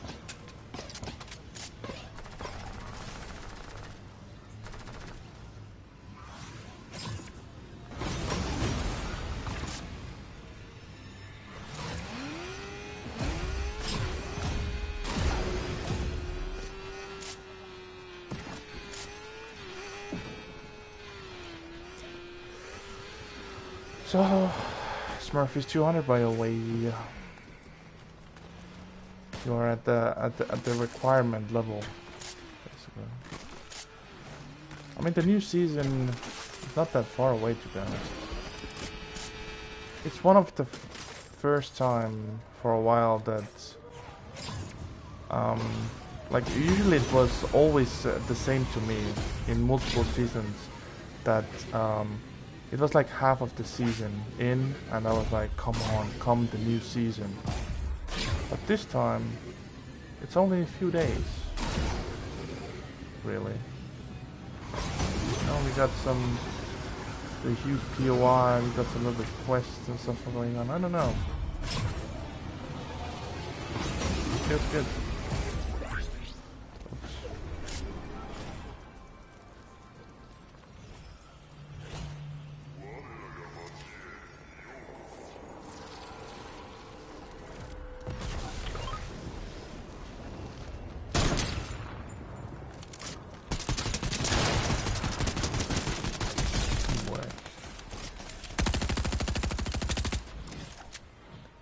Getting better for this.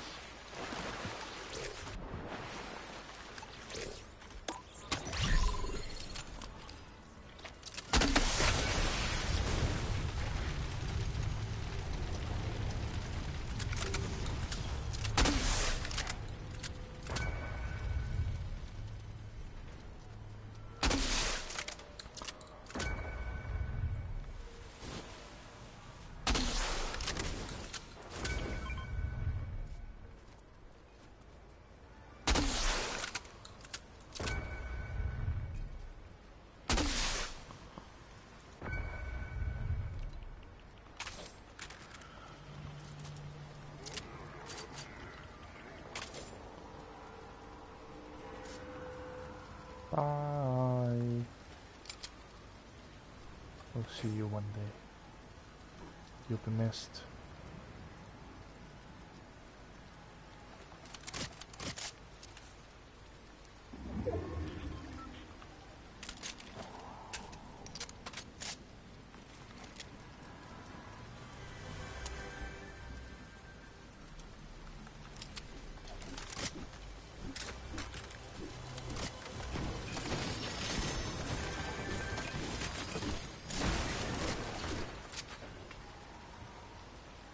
Huh, this one doesn't even have the door thingy. Hi Doofus. No friend wants to play with me, but I want to play with you and Smurf. It's more fun. It's raining in Fortnite. Yes. I think it was raining also when I first got into this season.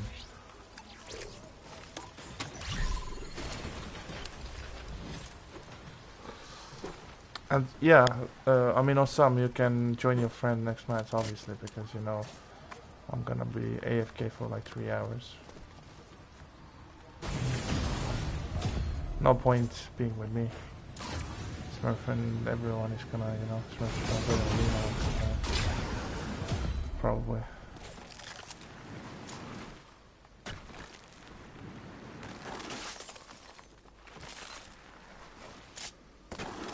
I'll leave the stream on and everything and just go into the public Legends Landing and keep it on and sit in my bed and be lazy or something. Or on the phone, maybe play a game. Infinite Galaxy maybe. Would be nice one day to see Smurf has his own fleet and the count and everything going on. It's like me and Smurf like going against enemy fleets. That would be a crazy, crazy dream, but he's not, he doesn't play those games. He hates me. As we all know.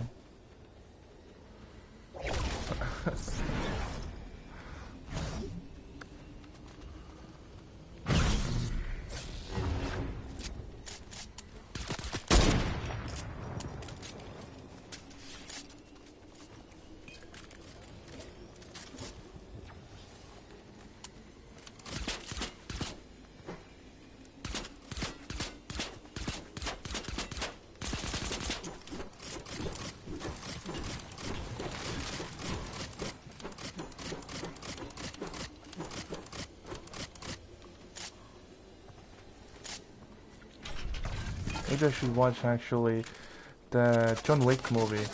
Like, you know, a longer time ago the John Wick 3 came out and I assume there's 4 or 5, I don't even know anymore, but I only watched the first 2 and I kind of stopped. So maybe I should watch it with that. John Wick, catch up stuff.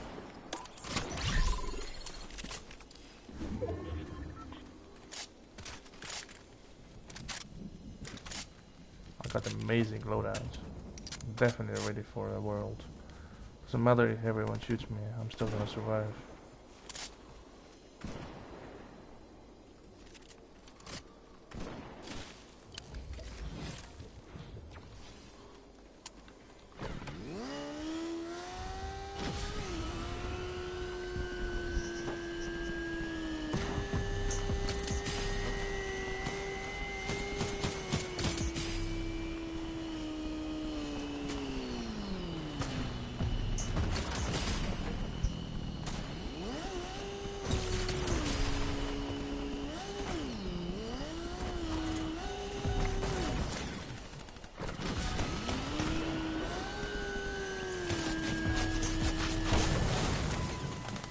Right, out of fuel.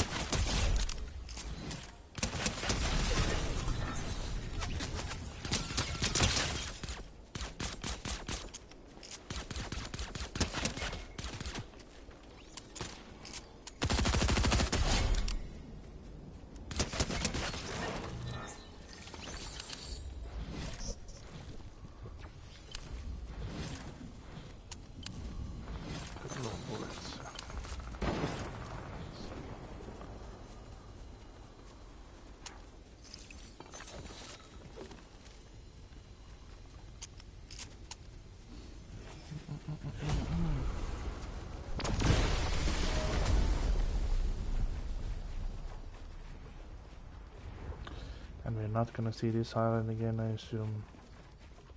At least not like that. Just keep spawning and stuff like that.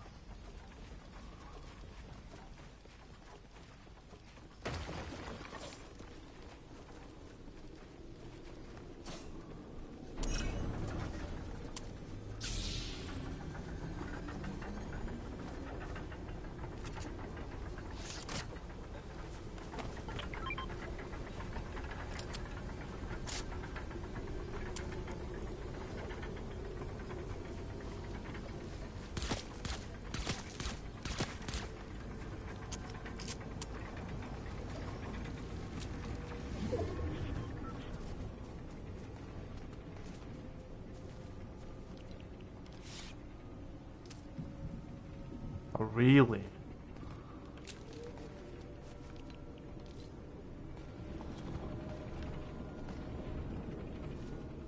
Oh my god. Die here actually.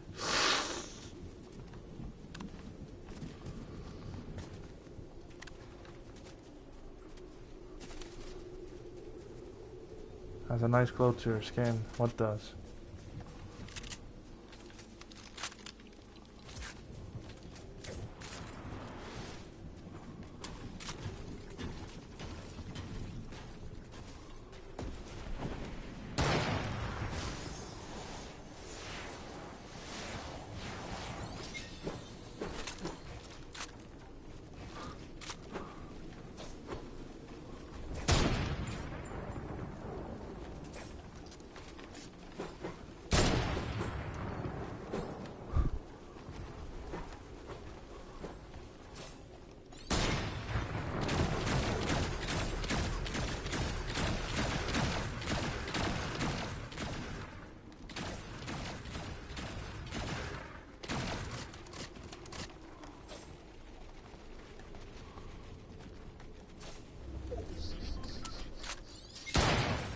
So smart. I'm done that shit.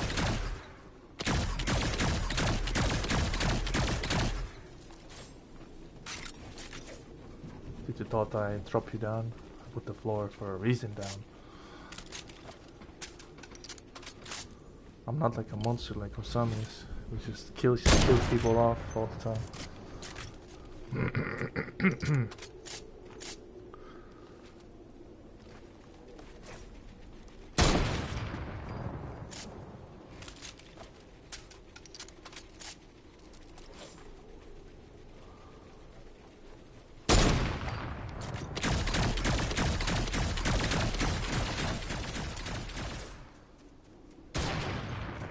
Of course, that's all he does.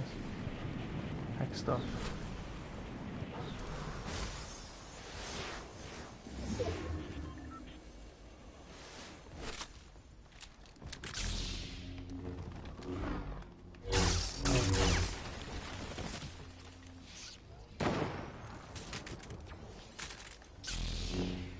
Yeah, it kind of gives a glow, yeah. I know, right. It's kinda extra blue now.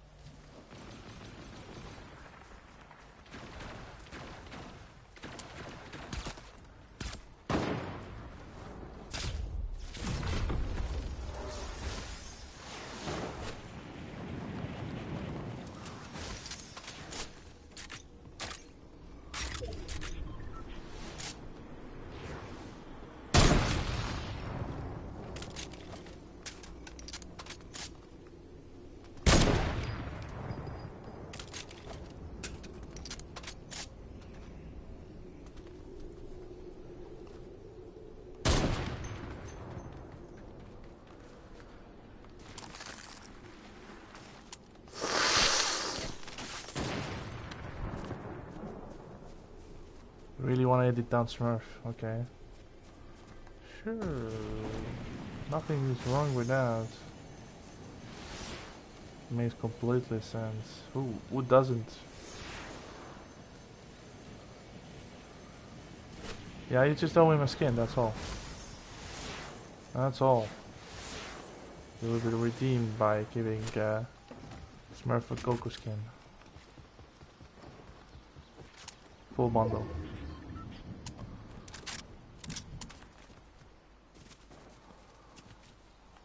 Simple.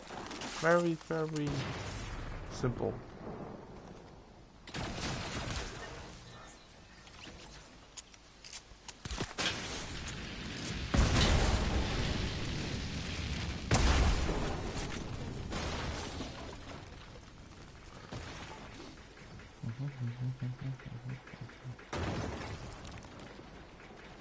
What? Really? A tree? Like there's like a gap here and you cannot go through it. Not anymore. It just went away itself. Nature, huh? Weird.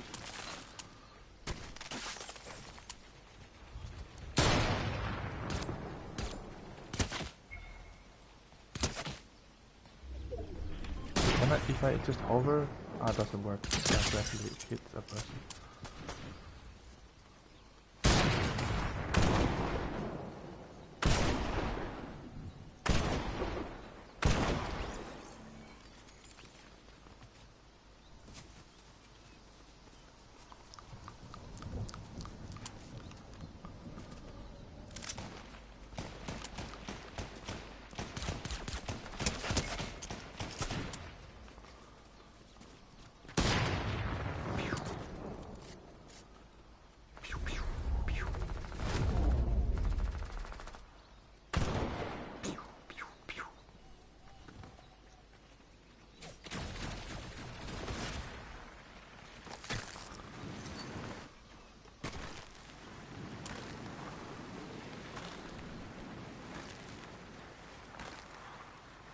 Yeah, those icy feet, they are quite useful.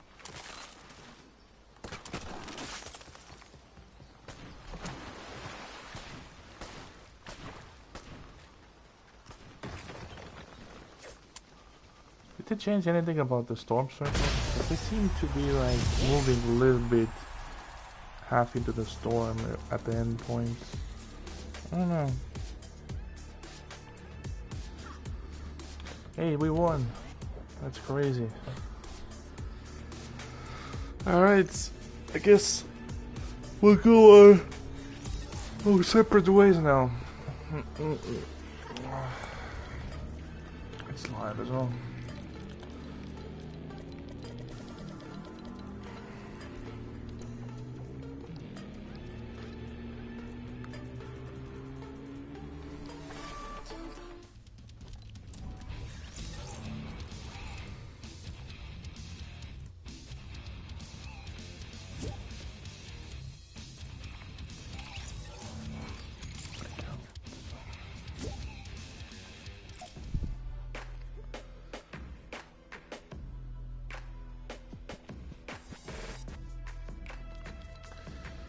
Choose whenever you wanna go off from it. I'll be the strongest one.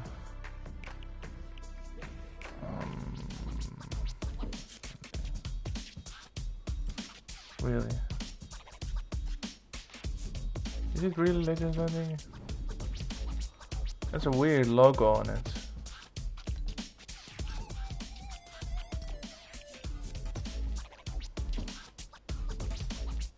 Huh. It's a random island. Empty island. Wait. Oh, public one. People can annoy us.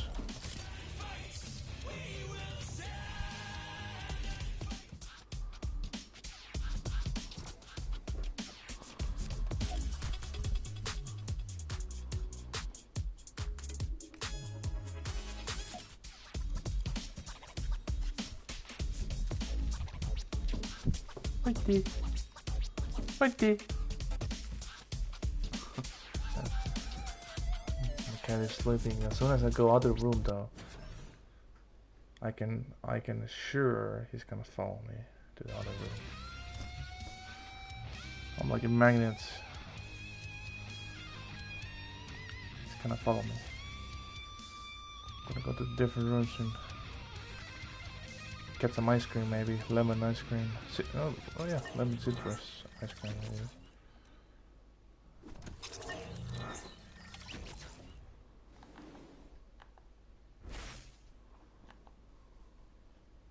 Huh?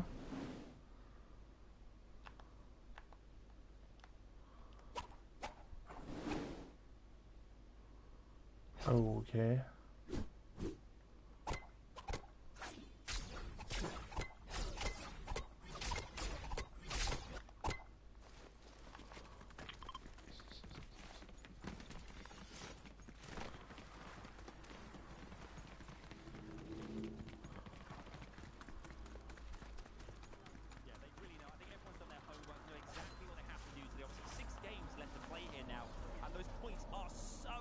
imperative to get yourself up that leaderboard.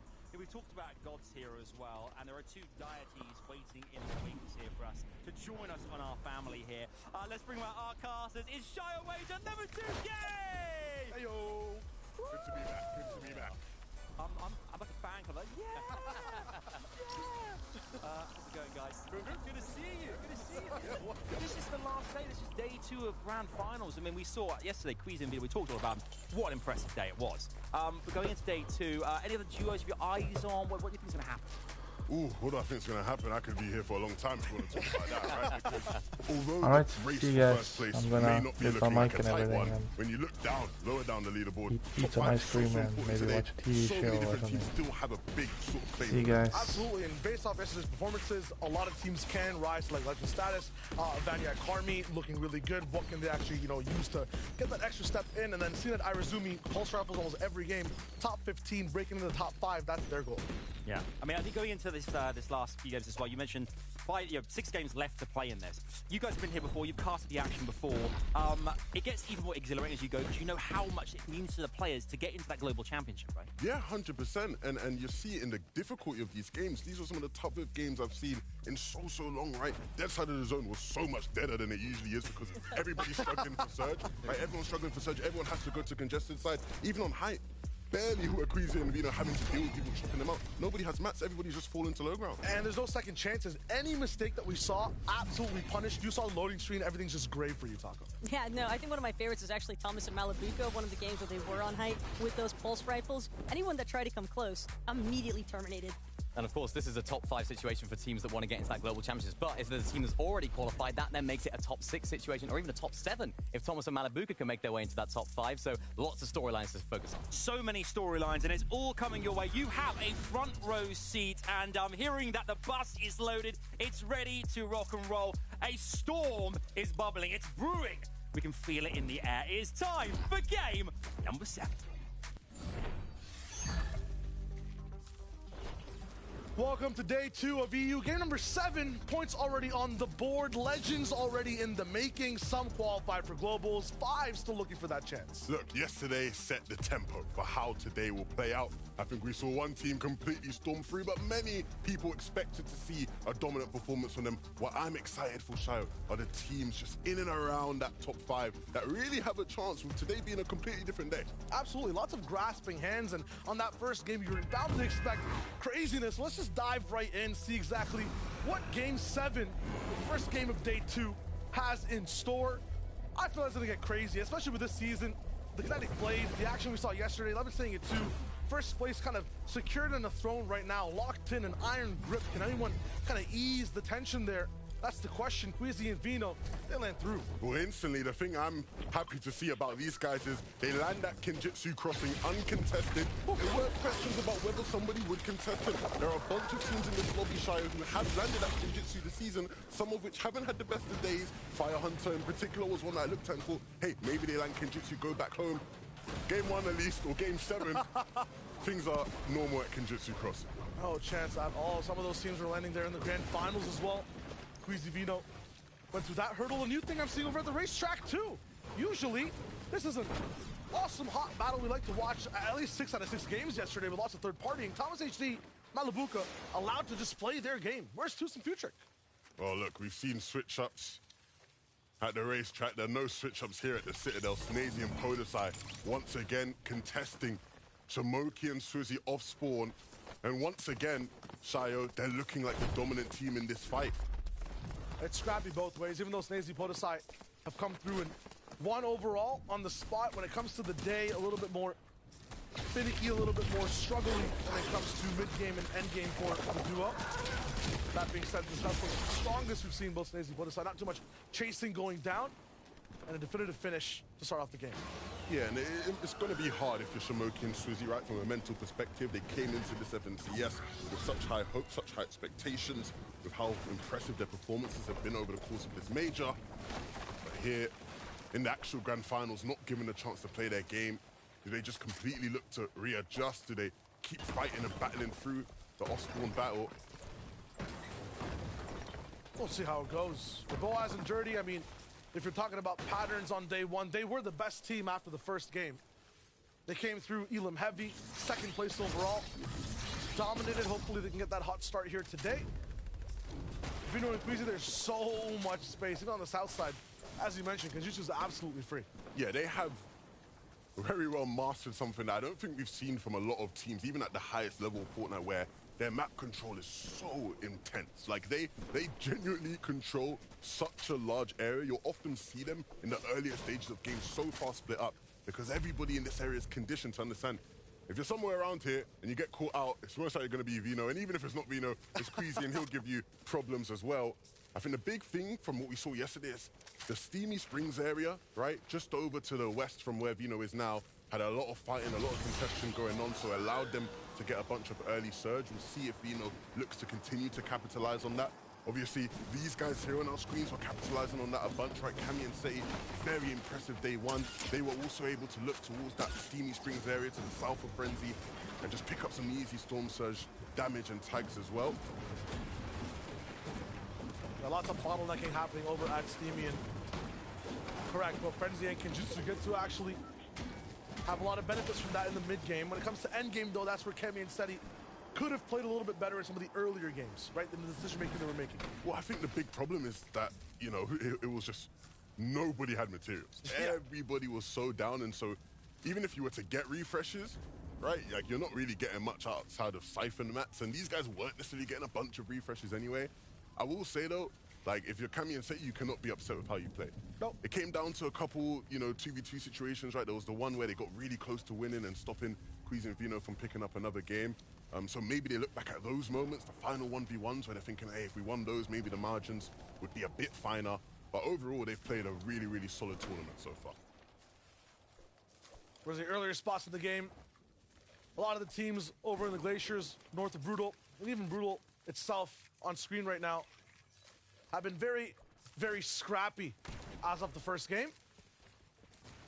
We've seen so many fights back and forth, people switching up game plans each and every single game. That's not normal at all, especially in the grand finals. Nice pinch there from Glebsheet and Cheatin. Normally, you see players, at least for 2 games in a row, having the same type of game plans, then switching it up. But I feel like every single time at Brutal Bastion, there's something new going on really fast. See Voxa here now too, but Glebsheet's doing a really good job at defending the Bastion itself. Something of a trap too, free keys, free chunks, but in this game, it's gonna cost Darky's life.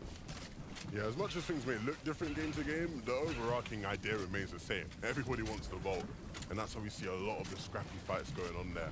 Where people are just making plays for them, just like the one we saw there, where you're camping, you're hiding, trying to catch people out lurking in the area. Tini and Misha doing the same thing too from that first day. Sneaky strats, waiting for people and interrupting them in their path and rhythm. And then just chasing through Storm. Zone is close by, so I guess they have the time for this, and it's one of the ways to get Surge, which is huge. So far the fight seems to be going a little bit in their favor. Yeah, right now Tini, obviously the flopper allows them to sort of play with the timing of the fight as well. They don't have to be in necessarily a bit of a rush, whereas Gabix and Shmeki, they might want to close things out properly and quickly. That might cost them though. Gabix running right into Tini's line of sight. Yeah, they really pressured them down. No chance for a clap back in that fight. Asa Slove, looking at them in the mid game, they were attracting so much attention from duels across the entire map, I feel like. Every time we saw these guys electing to start fights, and it's no different in this game already. Asa with the eliminations, or at least one under his belt. Yeah, I wouldn't necessarily say attracting attention. I'd say more so seeking it out. Yeah. Right? They're the ones constantly looking for fights, and they're very entertaining to watch in those moments. As especially we saw in some really clutch shots at times. They'll have to keep that flare gun in inventory to seek those fights out even faster, see exactly where people are hiding, even if there are through builds. And Cosmo hunted down, taken up by Slove. Look for rewards for this one. Shield keg, more splashes to the end game, and they're closer to the next zone as well, so see them blade away. Slow start here for a lot of the teams in EU. 89 players still alive in Game 7. Janice Reason, I think one of the most interesting stories after day one, in so many good positions, especially after last season, such a good day one performance, and this one a little bit more middling, but they're still in the top 10. It looks crazy. Yeah, I feel like these guys have shown that when expectations aren't necessarily high on them, they can sort of, you know, thrive and sort of just get into a rhythm. And yesterday wasn't necessarily the rhythm we saw from them in Major 1, but it was good enough to keep them in contention for a global championship spot, right? At the end of the day, that is the ultimate goal for everybody in the lobby. Even if you are Queasy and Vino, you know, in top on first place, the most important part of that first place being you get to play at globals at the end of the year. So Janice and Reason will eagerly trying to push their way into this top 5. You see right now, Banyak and Kami hold the keys to 5th place, 268 points coming into this game. You see the stakes for everyone else, really. It's just the Queasy and Vino in first type situation right now, and I don't think it's going to change anytime soon. 120 points above everyone. The good thing about this game as well is that it's a zone akin to something you saw plenty times yesterday. Yeah. We had a lot of South zones. I think every zone was actually a South zone yesterday. I wonder why Queasy's in the lead. Hey. So, again, this game will probably look somewhat similar to some of the things we saw yesterday. If that's the case, then I can expect those two to do well. I'd like to think Mixon and Blatcher will do well as well, because these guys finished the day 3rd. Here in the mid game, they were having a bit of an issue and a bit of a fight where they're using a bunch of their shields now. One thing from these guys is that they're just survivors. Every time you see them in some of the worst spots, they come out scathed, but at the same time still both alive. Some of the times Bixton's have to clutch up for the team as well. Saw some great ones in game 3 and 4 yesterday. We'll see if they can hold on to that top 3 spot. Tayson, Mustache rocking through, and a nice win yesterday overall. They're on the boards, looked good.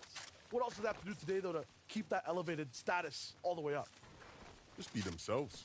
At the end of the day, these guys have been one of the best teams this season when they've played.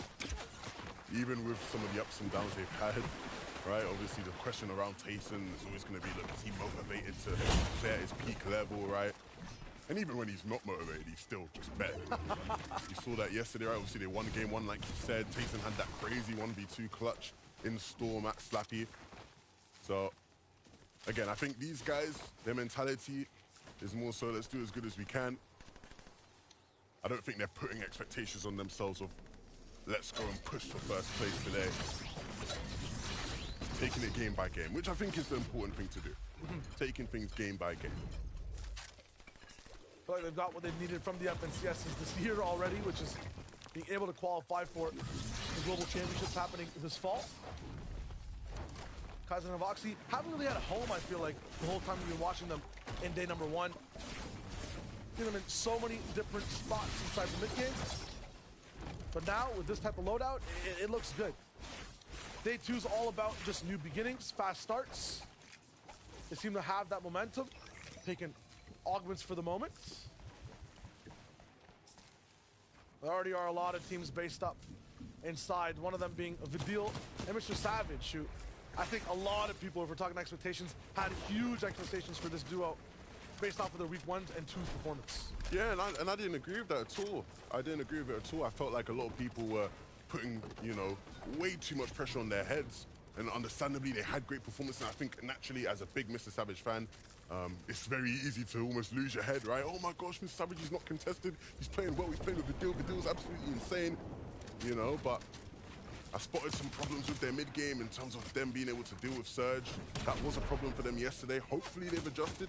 Right, obviously they've had the night to wood review, figure out what their new plan is going to be, and so we'll closely follow over these next 6 games, right? Because they're not out of it completely. They can still get top 5 with a really good day today.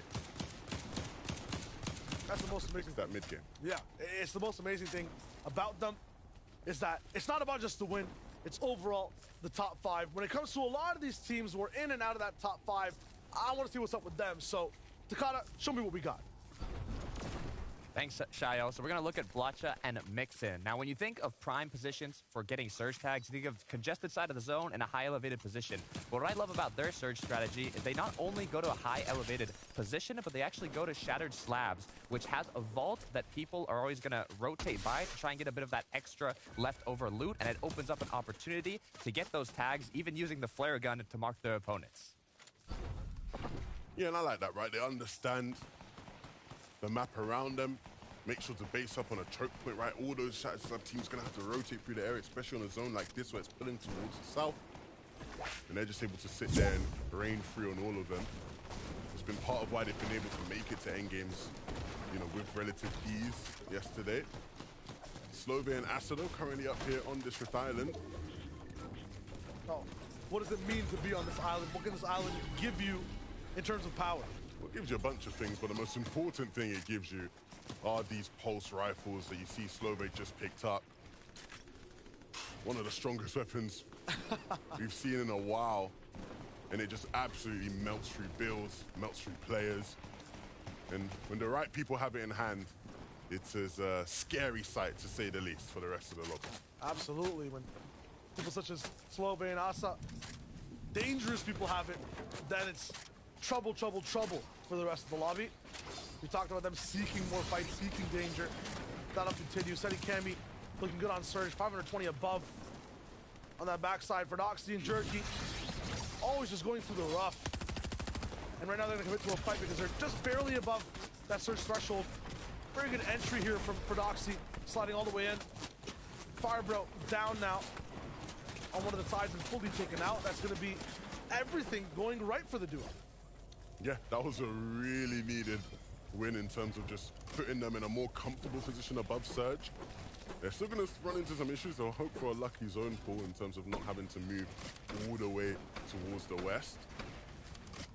But right now, things are looking good for Jerky and for Doxy. Nice loadouts. The materials are still looking all right as well. Be a tough puzzle to crack to get out of that situation, though. You got Senden and Lusha on one side who never let you go for free.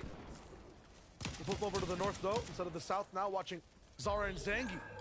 And this is one of the first times looking at a team, at least in this game, not being too high above Surge. They need to damage someone, but Zara sticks his head out for just a second. Taken out. I talked about making mistakes, even being in the wrong spot for 1 second. This lobby will punish you, and punish you hard. Yeah, you see that now as well. Zangi tries to go for the revive. The lobby's not letting it happen, and rightfully so. They get chopped out a bit. Right now, I just leave Zangi all alone. The prospects of a reboot will be tough. Maybe you could do it in Storm on the Rift Island. But even then, the whole lobby is going to be watching, waiting. If Zara gets picked back up, he might just have to play this as a solo. Yeah, and Alex Diox are trying to go for him. They actually have a lot of loot to work with here. The metal from Zara, some of the slurps, but they want the elimination. They want the 4 points. Zone's moving, though. Got to balance positioning and aggression. The only problem I have with this team, Charles, this is another game where the zone is favorable for them, and they're not looking good at materials, right? Anderlecht has a good amount of metal, wood and brick, non-existent. He just picked up a little bit of extra metal, too, so beforehand, they were absolutely shambles. We'll have to pick things back up. PKR and Link saw them elevate their game a little bit towards the back half of yesterday.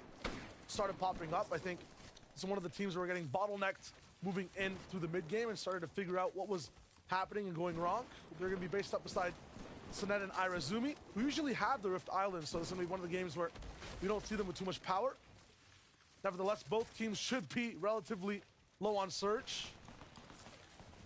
They're up against Fastroki, Versace Tayson on one side as well. And we'll tune in with that fight, actually. They're going head-to-head. This is, I would say, slightly Tayson favorite. Yeah, and they don't even need to fight, right? They don't need to fight. Well above on Surge, their loot's okay. I wonder if Tayson actually has movement of his own, right? Because Mustachio's has that blade. Zone's relatively nearby, so if they both have blades, they'll be able to get into zone again with much ease. Splitting the materials now as well, I think. So, figure out just where both are. Getting scanned multiple times. Even though you're close to zone, this is one of the most important things, is making the right call here.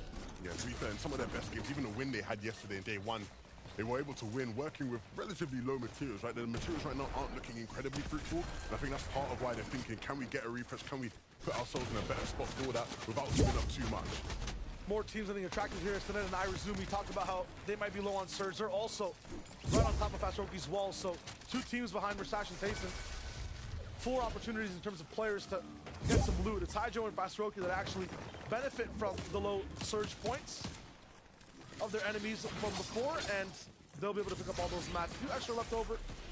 I don't think Tayson and Versace have the time to get him, but they're still knocking on this door. Man, why does it look like every time we tune in with these guys, they're in a different, completely different game with a different rule set? No one ever affects them. 758 above surge, a few more elims, like, it confuses me. I'm telling you, man, every single game yesterday, you just see these guys on dead side of the zone. It's just so easy for them, the way they play it out. They pick people off throughout the games. It's the Cuisine Vino show. What more can I say? It is the Cuisine Vino show. It's why they're so far ahead of the rest. They land towards the right side of where the zone is. Kenjutsu crossing, and somehow they found the dead side on the left. They're playing completely mirrored, just knowing exactly where to be at all times. It's huge. And this is also a unique perspective. Malabuka with a pick in the feed, and Putrick also alive on your screen. You never see that in day 1. And they're both getting to play out their games. Yeah, but what would the implications of that be, right? I think we saw when given the chance to play games out, Malabuka and Thomas were absolutely electric. They only had about 2 games where they got to play, and it was enough to put them in the top 10. They were about 8th place. Want to elevate past that.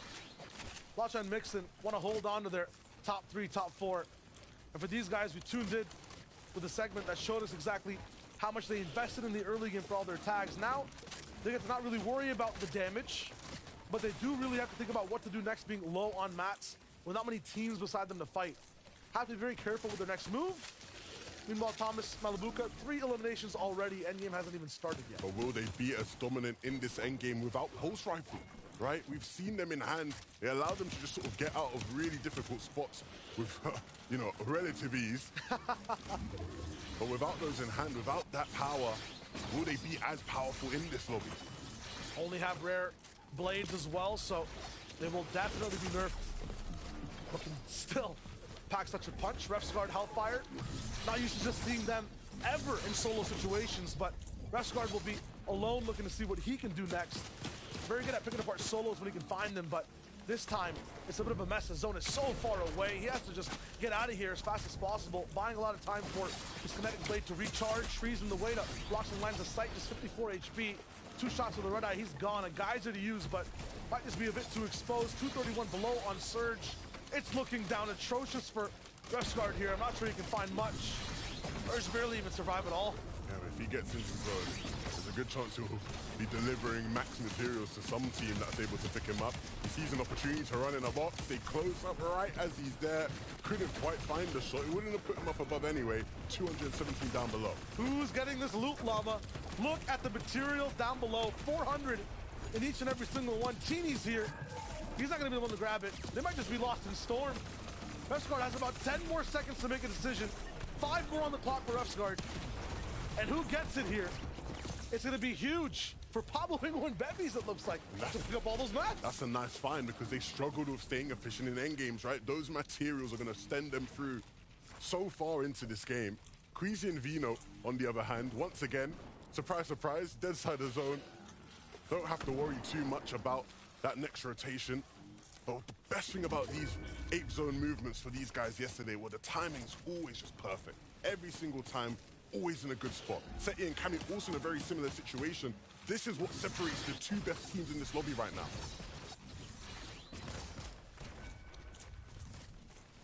They haven't even taken a single shot yet.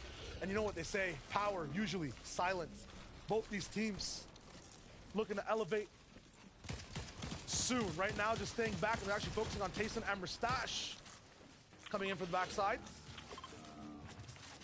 Gonna both base up close by. Just these 3 teams in proximity of each other have more points than everybody else in the lobby. It's ridiculous. And there they are, 1, 2, and 4 on the boards, box to box.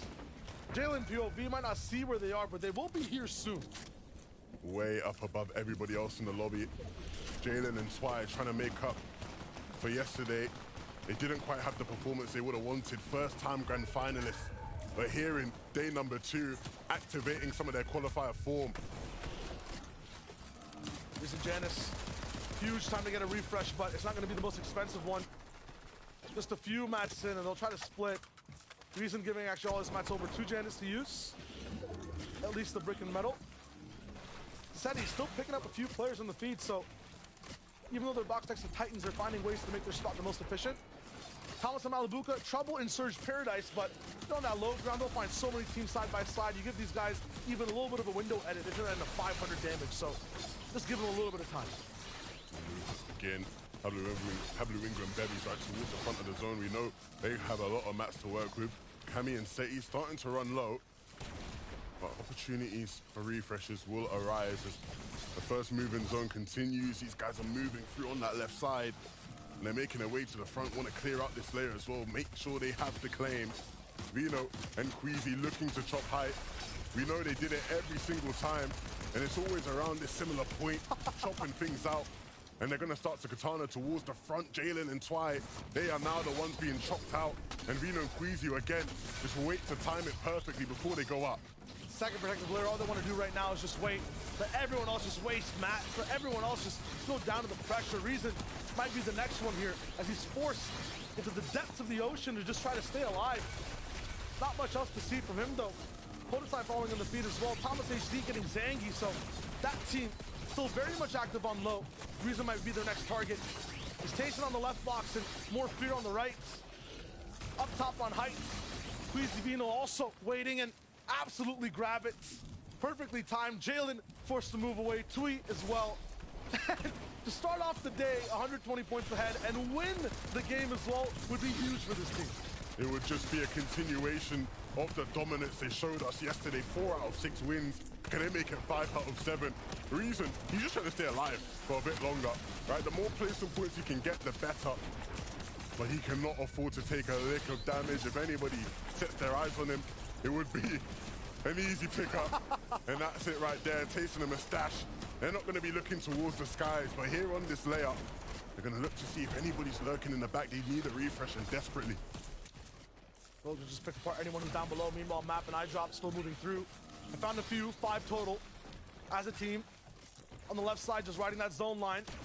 Kiro, they've identified one solo, but choose to elevate a little bit. Meanwhile, Thomas HD looking down for top 4 eliminations. The roadblock with Vortex and Japco in the way. They like to go a little bit towards the right, but then delay just a little bit to confuse enemies to their exact whereabouts, and now wrapped around their opponents and are about to have a drop on the backside of Gripey. They're just gonna have to jump in. They have no materials left. They want to take this fight. They don't want to have to drop down to low this early. And they're just gonna force their way into the boxes. If they had the pulse rifles, it'd be a bit easier, but still making it happen in that box. Thomas picks up the map, Slick sees the one down, and he picks up another. Malabuka's fallen though in that exchange, and so now it's up to Thomas to clutch up. Every angle, every degree, his shot, his awareness just magnetic. If there's a person's head on his screen, it's gonna go down in mere moments. Thomas HD will find some reprieve to see what he wants to do next. Meanwhile, Vino, he's just going fishing. Up, down, left, right, doesn't matter where he is. He's finding Elans as much as he can. They picked off Jalen and Twy from height, but Vino finally confirmed the elim onto Twy. Mustache now jumping in and around, just barely getting onto low ground. Joining up with Tayson. They see a player on the wall. Now he's above. Can they cut him out? Tayson looking to deal damage, dropping down. Needs to be careful of the team above him. You know who it is. Queasy and Vino, they're ready to strike. Mosh pit in the end game, and now there's just 2 players left down in the box. Slivers of HP. Vino tries to find that left shot, and it connects. It connects well. Another one, and call EU a monarchy, because we have 2 kings. Game after game after game. It's Queasy and Vino. It's so repetitive. It's so predictable. Every single game in this finals, they look like a threat. And here, in game number 7, day number 2, already being in first place, already dominating the region, and they've won another game 5 out of 7, Shia. Effortless every time, which is the scariest part because it means that no one's getting close to interrupting anything they want to do. You want height? Wait those 2 zones. Let Vino cook and chop and then take it. After that, Queasy, you can build up this man, do the work. If anyone gets beside Vino, Queasy has a shot on them once again. Pablo down. Vino finds everyone all around. I mean, this is just perfect Fortnite every single game. And the scary thing is this is even better than what we saw from them in some of the games yesterday. Even more limbs, right? That was the one thing that you could say maybe they didn't quite do perfectly last game. A bit passive in that regard. This time round, double-digit elimination game. These guys are just unreal. If the guys who are getting the VRs are taking the elims, that's one thing. That's trouble for the region. If they're already 100 points plus ahead, might need to call it right now, Levin. Look, they're very, very lucky that the rest of the lobby still has a couple more games to try show us something, because right now it is absolutely, unequivocally the Queasy and Vino show. Adam, analyst, what else do we have to say? We're all just stood here shrugging, going, happened again. I mean, not only were they trying to break the elimination record there with 11 eliminations, which is incredibly impressive, but breaking a record right there with the most ever in any region, victory royales in a row, 4 of them in grand finals. The record-breaking duo right there, this is outstanding. Taco, I mean, what more can we say? They're just unreal. Yeah, if the 4 in a row wasn't impressive enough, you have to consider that it's 5 in total. That statistic alone is just menacing to look at because Veno and Queasy, you would almost think that we're just trying to show a continuation of like some sort of VOD replay from yesterday, but no, it is just these two creating their own mental and creating their own meta. Queasy and Veno, you guys are different. I actually don't know how to comprehend what they've just done. Game number 1 of day 2, absolutely no nerves. I saw on social media yesterday, Veno was saying he was a little bit tired. He was tired after day 1, rightfully so. 4 victory royales is not an easy feat. And of course, now, making it 5 on day 2, it's incredible. Yeah, see, you're bringing up socials. I'm trying to think back to some of those tweets that we've been seeing Veno posting about Tayson as well, and it's like, mate, the threats aren't necessarily working as well. I don't think it's hitting Veno's mental in the slightest. Granted, it's all like, good fun, I'm sure, since these teams tend to have a lot of respect for each other, but it is just insane to think that they seem to be working as a motivation factor. Yeah. We came into this knowing full well they wanted to make a statement. They've done exactly that already, and there's still 5 games to go. Let's take a look at our standings, see exactly how the land lies after game number 7 here. This is how it currently holds up for us. You can see here, what a surprise. Queasy and Vino remaining at the top there, 551 points. I mean, Taco, this is unprecedented. Yeah, 109 points in a single match here in Game 7. And if you're Mustache and Tayson, yeah, you moved up 2 slots in the leaderboard. You're sitting at 353, but it's definitely going to be quite the battle. Closing the gap, maybe not so much, but for Mustache and Tayson, you can't appreciate the fact that they're still sticking to their own element. Yeah, really solid game from these guys. At the beginning of the show, I was mentioning how those south zones might have a little bit of a difficult impact on their gameplay, but this, another south zone rotating from the northern side of the map, so they've just answered all those questions. They've been hitting the VODs clearly and doing another good performance in game number 1. We're seeing many of the usual suspects getting into the end game, which is what we expect here right now. I mean, these are the top 10 right now in the leaderboard, in grand finals, in the region. I mean, you expect to see so many of the names here. They all are here to take part. You can see it's starting to move up the leaderboard as well. The likes of iDrop and Map there, 12 places up in one game. I mean, Tackle, we're starting to see the shift now, as we always do on day 2 of finals, where teams from different parts of the leaderboard really can propel themselves upwards into a contention place for these global championship places. Yeah, and I mean, we're talking about teams that just continue to keep trying to play leapfrog here in the leaderboard. Malabuka, Thomas, again, they make it through into a match. They get to have an impact as a duo, and honestly, really strong form there from Thomas at the end with the solar clutch impact. Yeah, really great job from these guys. Levin mentioned it on the cast. They actually had no materials on those mid-ground layers, but they didn't drop down. So many teams there would drop all the way down to low ground, and because of the nature of the zone over that water, so many teams just battling it out down on low with no materials or no resources. The way that they played this in mid-game was in the mid-ground, was so perfect, and Thomas HD really clutched up there at the end. Yeah, he really did.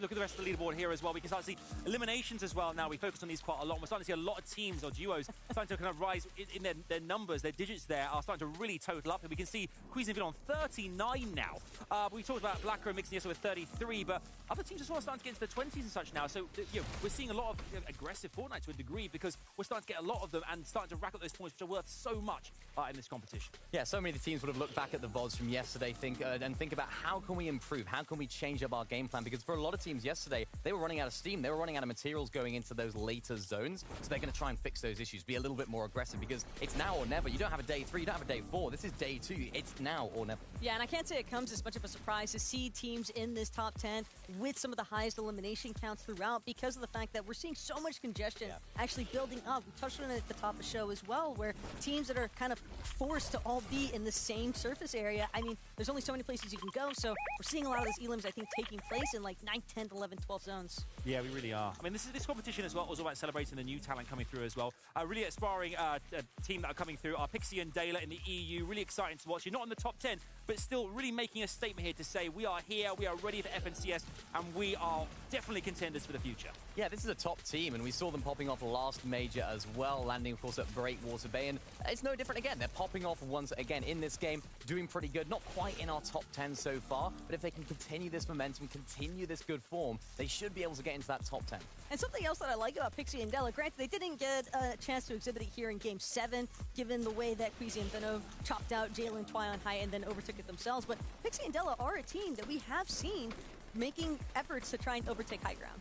Yes, that high ground is so lucrative, isn't it? We've seen the low ground and mid ground plays are one thing, but I think at this point, Queasy and Veno seem unstoppable on the high ground. I mean, Minnie, does anyone dare challenge them at this point? Well, Jalen and Twy tried, and look at how it ended up for them. Not so great. I mean, they ended up clutching up the 3rd place, so great job from Jalen right there, starting the day a lot better than they finished it yesterday. They didn't quite have the best day, so they're trying. People are trying to get up, and I think it just highlights how good Queasy and Veno are, because Jalen and Twy held onto that height for so long. They just thought, let's chop it down, we'll go on top, and they had the match for it. Absolutely right. All right, there you heard it. Game 7 is done. We now move on to our next one. But what is going to happen in this? Can Queasy and Veno continue this record-breaking performance? We'll have to wait and see. Can they get another victory royale? We're going to hop back in to the next game and see exactly what happens next in this exciting story that keeps delivering the goods. It's time for game number 8. Another day, another Queasy Veno win, but on the other side of the coin, top 5 still up for grabs for the Global Championships later this fall. Yeah, and it's very, very important, right? You don't want to miss out on a chance to play at the Global Championships, the biggest and best competition in Fortnite, and still so many of these top EU teams in contention for it. And they're looking really good in that first game of day 2 now. The biggest thing that I'm seeing so far is Surge seems harder. The games seem faster, and off spawn is even more dire for a bunch of these teams. So let's jump in to the second game of the day, game number 8, and see what these guys got. Yeah, I think if you are anybody in this lobby, you just have to ignore the winning team. Ignore it. It's going to be them, right? I asked Queasy, I said, yo, you want more victory royales tomorrow? He said, yeah, I don't want just 1. Not 2, not 3, not 4, not 5. I want all 6. Oh, man.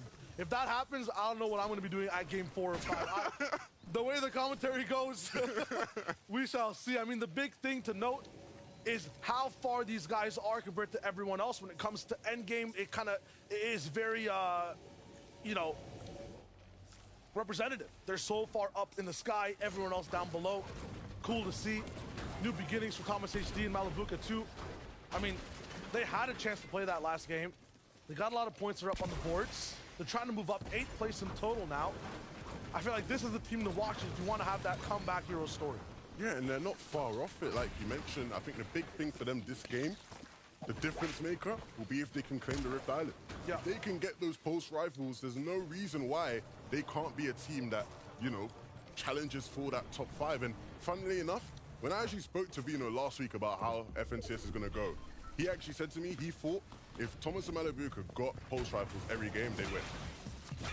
And that's coming from the guys that just won 5 in a row, or 4 in a row, right? Well, what are the games they haven't won, though, right? I mean, that's one of the questions you have to ask.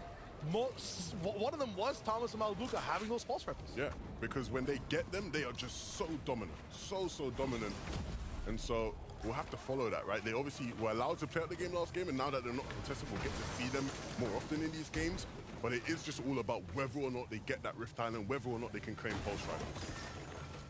For other teams, win conditions not as surprising or appearing on the map in terms of the shape of an island that offers you weapons. Fastaroki Hydro, I feel like it's tempering aggression. They're in so many scrappy fights. They're getting a lot of their surge from these box fights, but I feel like they need to slow down just a little bit, as well as all the other Mega City teams, to actually think about how they're getting surge. Yeah, because it's very formulaic how you do it, but again, the actual execution of it can be tough sometimes. It comes down to hitting key shots.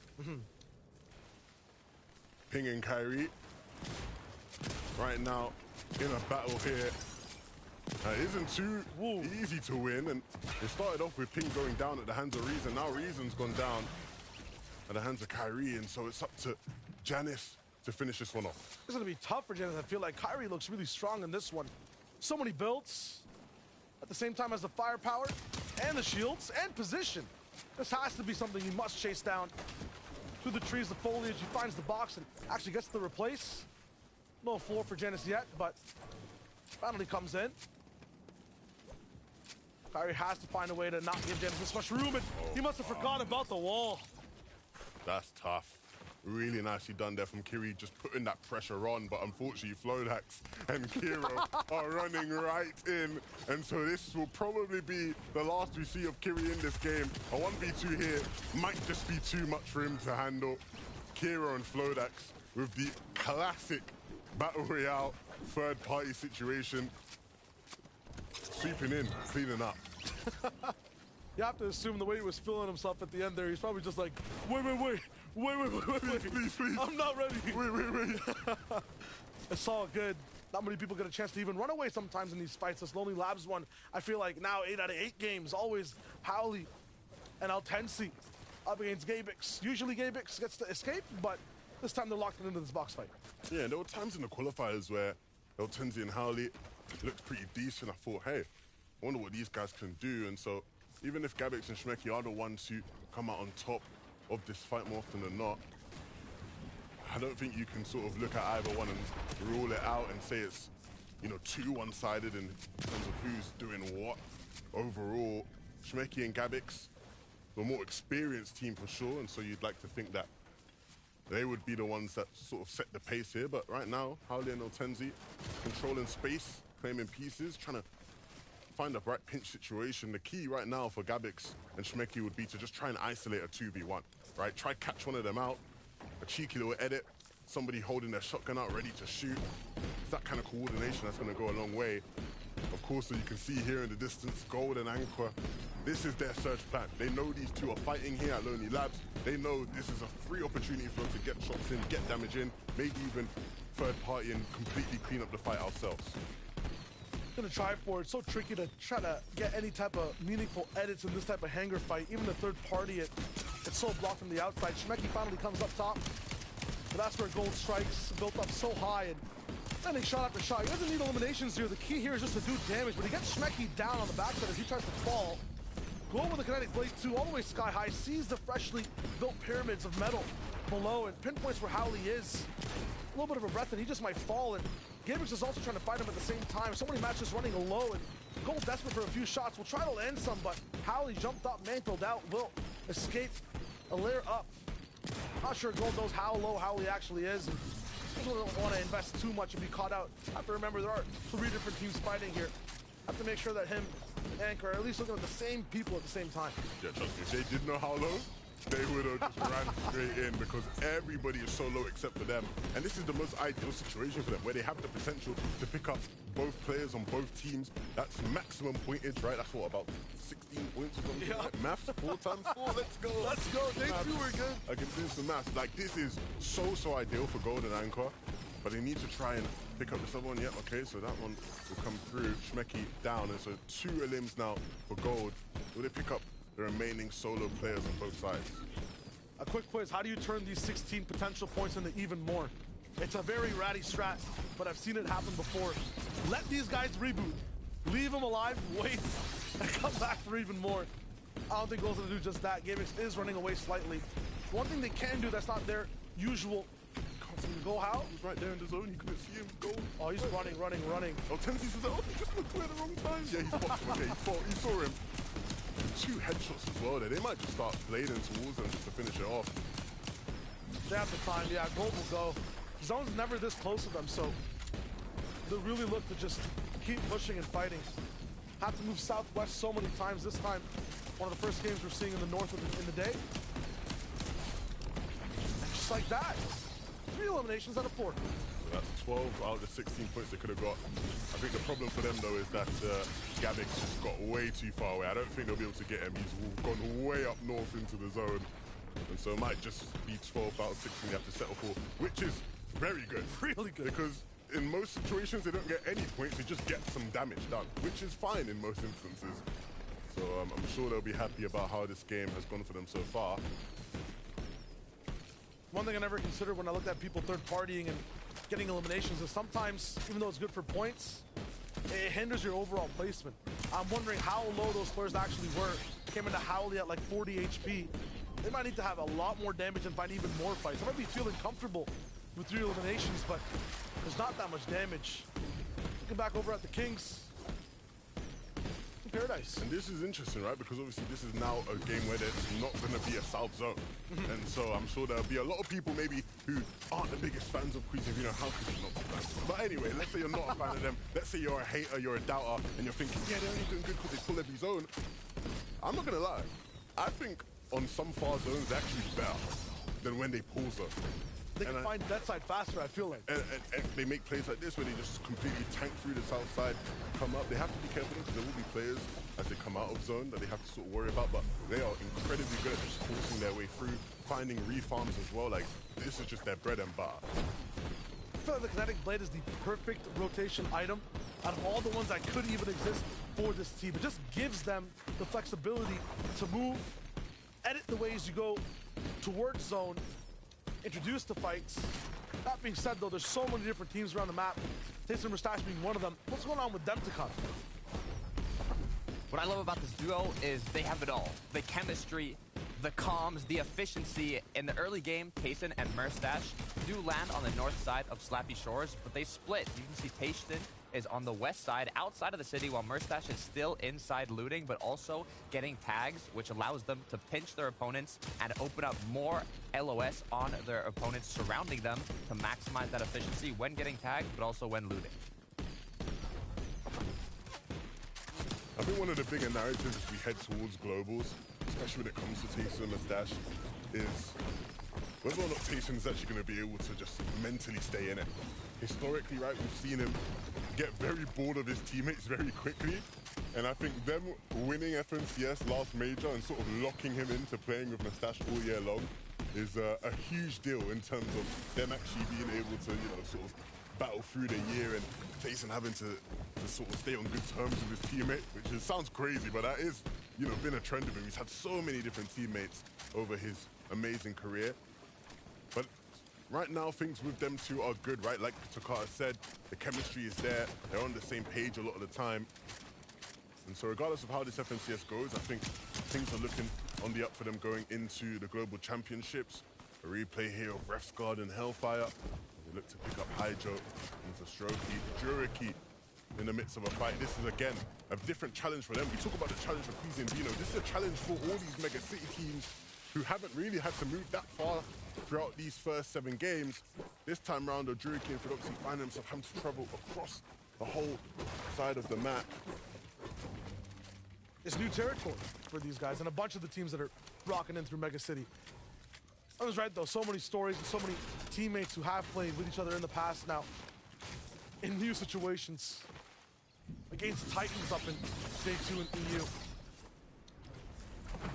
Lots of eliminations across the board. Yeah, for Juriki and for Doxy, I think they've been a team that is very reliant to actually see what the next challenge is in front of them and try to overcome it. When it comes to paving their own path, when it comes to moments like this where the zone goes so far away from potential obvious objectives like people who are boxed up, fights you can easily have, that's where they falter. Analyx Deox are a team that are good at playing that objective-based gameplay, go for that next box, find that next kill, but at the same time very good at adapting when the zone pulls in new and weird ways. A little bit north of the slabs now, and they've already picked up the cash. A little bit of a fight too, 3 elims in total. This team in specific, when it comes to their journey this season, looks strong in some of their best games overall. in complete control. Getting to that point of control, though, has been a little bit troublesome. It's come in the form of Surge. It's come in the form of some issues off spawn. Not a free season for that team, indeed. And day one for Kemi and Seti 100% defied a lot of the expectations some people were putting on them. Hey, this might not be their season. Everything's more Elam focused. This is a team that's really good at getting those eliminations. When it comes to the FNCS, where they popped off the trios in one, it was an Elam heavy format, and they really did very well. I have my eyes on this stuff. Seti's down. True. It's not often we see Seti down, especially just how good Kami and Seti have been over the course of this weekend up to this point. And even if they aren't looking at first place and thinking we can grab that, they need to hold on to top 5. This is a team that obviously won the Invitational last year. They're going to want to go to globals and show, hey, look, when it comes to in-person competition in Fortnite, we are them guys, we are them ones. And if they need to do that, if they are going to do that, it has to be top 5. Obviously, they're sitting in 3rd place. They can't afford for it to slip. Ooh. And so this isn't good. Kami, the zone pushing against his back, players holding him. Fortunately for him, right, there's a bunch of trees here that you can sort of use as line of sight. But as I say that, there's players in the zone taking shots at him as well. You can't catch a break. There's 3 people, Levin, and they're not happy. No moving in this forest for free. Kami's looking for a few shots, but a bit too obvious, it looks like, on the play for the people who are up on that hill. They can see this one coming. That team way back in zone has not moved. They're still waiting for Kami to make the next dash. He does to the right. Has to protect himself from all sides. He has the mats too. Last 50 pot here. This is just shambles. One team in front of him as well. That's Flodax. This is going to be tough for Kami. 68 HP in total to work with, including his shield. And zone still coming in. This is where he's on an absolutely pivotal and close timer. Has to move up a hill too. Tough for Kami. Yeah, so tough for Kami, right? This is a guy who works incredibly hard and is incredibly confident in his own ability as a player. But no matter how good of a player you are, this is one of the most difficult spots you can be in, especially in this lobby. We've been talking about how difficult it is to play. iDrop and Mappy, we saw them deep in last game. And I'll be honest, they are another one of those teams that could potentially sneak their way into the top 5, right? In the top 10 currently, and they're on the rise. They have the pulse rifles.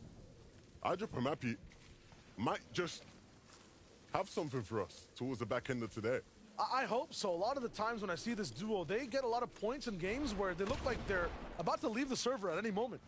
In these games where they have power, pulse rifles, good positions, I feel like the pressure of that, the expectation to do well off these items, it might just trip them up a little bit more so than not. Meanwhile, in the fight we're watching here, Pablo Wingo Bevies, other issue that we saw from yesterday is just the overindulgence in fighting and getting so close to so many other players. I mean, it's part of the game plan. It's how they get surged, but it's so dangerous to go all in some of these. Pablo Wingo now down. Yeah, it's so risky, right? When you look at the best teams in the world, one of the key factors in a game is that they just don't put themselves in 50-50 situations. Yeah. Right? They always want to be in a situation where they have some sort of advantage. And I think too often we've seen at times Bevies and Pablo Wingo putting themselves in situations not only that are 50-50s, but where they're just at a disadvantage and they're having to fight out of that. It's that gambler's mentality. I mean, there was a season where those 50-50s over and over again 7 times worked. And they were the stars of the show, so just trying to chase that through. Now, something uncharacteristic I'm looking at is Thomas and Malabuka live on stream, dope, down on Surge, just 4 above. I never see them this low. Yeah, and you know, you think to yourself, this is probably the team with the most firepower in all of Fortnite. Yeah. How could they ever be down on Surge? They've put themselves above now. And look, we've been in moments before in many FNCS Grand Finals where Thomas HD is down on Surge and he just hits a bunch of shots to put them above. In this case, it was Malabuka that was able to deal the damage. And so both players on both sides confident in their ability to keep them afloat. The problem is, right, another game where they don't have the pulse rifle, right? That's been the key factor for them doing well. And so another game where they're going to have to either make it to an end game together, or it might end up being a solo clutch like we saw last time. Pulse rifles on high ground are kind of the only lock and key stopping Queasy and Vino from just reigning control of the skies. Kami still alone, somehow has survived all the way in and has items. How did this happen? was Bevies he picked up, and that's a lot to work with. Slurps everything all the way in Anvil Square. This is going to be a super clutch for this team. Yeah, I was talking about how difficult it'd be for him. Bevies just handed him a gift, well above on Surge, and has everything in his arsenal to actually have a good game here. Last time we saw him, it was 68 total HP with 100 mats. Look at the situation now. Look at the confidence in his shots. Doesn't want to be too confident. Needs to start thinking about getting to zone. He's looking for that timing. He's waiting for those teams up there to move, but they're also waiting for him to move. Both teams want to take shots at each other. Both teams you tuned in with as well know that they're a little bit lower on Surge, so Thomas and Steve Malabuka are going straight for it. It's decided to reboot ban, so they know that Kemi might just stay and wait to try to get Seti back up. They look at the weakness. They know it's a solo.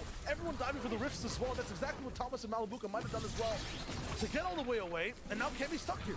Thomas and Malabuka are so scary. Did you see the way he just dived in on him? Both players going on different sides. There was Malabuka in front, Thomas from behind. They tried to smush him in, but barely getting out of the way, Kemi, and then now able to use this rift to get into zone. But you can already see the shots flying in, players from below. They know he's up here in the sky. Everybody wants to take a shot at him. He's flying over the trees. I think he probably wants to dive down and use them as cover at some point. But now actually in the zone completely, this is where it pulls. Everyone down below suddenly stops looking at the sky and makes sure their bases are fully full. He gets a free ride in from the clouds, and this might be the strat. Okay, never mind. I thought we were going to see Kemi in the trees again. Hey, look, if it was a zero-board tournament, then I guarantee you he would have stayed in that bush, but not here, not yet. Yeah, so much to work with. Meanwhile, Queasy Vino, although this is not the south side, they pulled the zone. Yeah, and this is just easy for them, right? This is how the zone that opened up, and so they're here nice and free, and they have access to that next zone really easy. You can see how they're just holding this team in. Giras, Chari, they can't come towards this side, and so once zone 7 opens up, they'll be able to just blade on in pretty freely as well. See the dominance of Vino as well, that quick stat that was just on screen. This man having more elims than most teams that are playing here. More than 47 of the teams. There's only 2 others with over 30. Him as an individual has been so good today, and it's because of Queasy's leadership. It's because of their positioning overall as well, over and over again. They're making everyone have such a hard time. Coming in Floki, trying their best to make the best out of a bad spot. And they have a few teams they can fight with left and right, but they will be that first line that stops anyone else from getting into the zone. There's so many teams that want to on the right side, just flying in over top with some kinetic blades.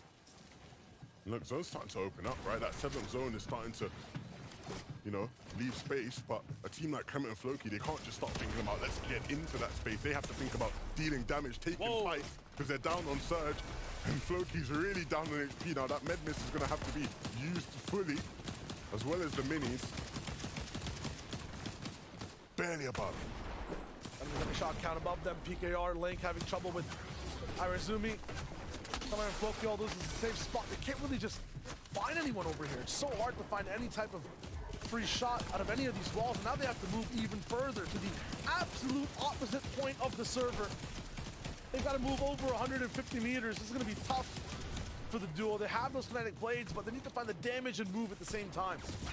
Yeah, the good thing is, right, obviously the purple blades give them the extra charge. They'll probably wait for zone a bit, but the problem again is what it was just a minute ago. Down below on Surge, they need to start thinking about dealing damage. Spots are being taken, people are moving, they're running out of time. Coming in Floki, you need to find out what's next for them here. It's not even supposed to really take shots. They need to just get into zone and start fighting something realistically. Oh, gonna be cracked in midair in terms of shield. There it is. And they do base in, but this is it. Last 2 minutes for Clement. Barely keeps him above with shield threshold, and he's gonna open up and take a few shots back. It'll be up against Vino right now who's shooting him. Vegas is on the backside. They're trying to get up, but you give Snazy 2 seconds to look at you, and you go down. Blading from the congested side of the zone is always risky business, especially if you're going in a straight line. Players just have that vision of you pretty easily. Zara and Zangi down to just 1 build, can't even protect themselves from this lobby spray. And look who's there to clean up the loot. Look who's there getting taken out after picking up the loot. It's Irazumi. And Sined has literally just got the 1 build, can't even pick up the siphon mats of his teammate. A sliver of a moment where there are no builds and you're losing all your HP. Down for 1 second on surge damage and you are gone as a duo. The difficulty of this lobby, of this day, of this region just seems to be increasing every single game. And in terms of this one, for the end game here at Breakwater Bay, it's going to be even tougher for all these teams. We've been seeing mid-ground teams shoot at each other. High ground has pulse rifles, and now they finally make themselves known. And it's not something we've seen often, right? We know how powerful the pulse rifles are, but we rarely get to see them on height. And one thing you do guarantee when you see them on height is that they absolutely melt every single player that's trying to kinetic blade through. And so now it's up to iDrop and Matt to do that. One player, though, that's defied all odds this game, Cammy, on your screen, is below Surge again. He's been a solo for the last 3 zones, and he's holding on to his top 5 spot in this game. The longer he lives, the better chances he has to make this an absolutely glorious tournament for him.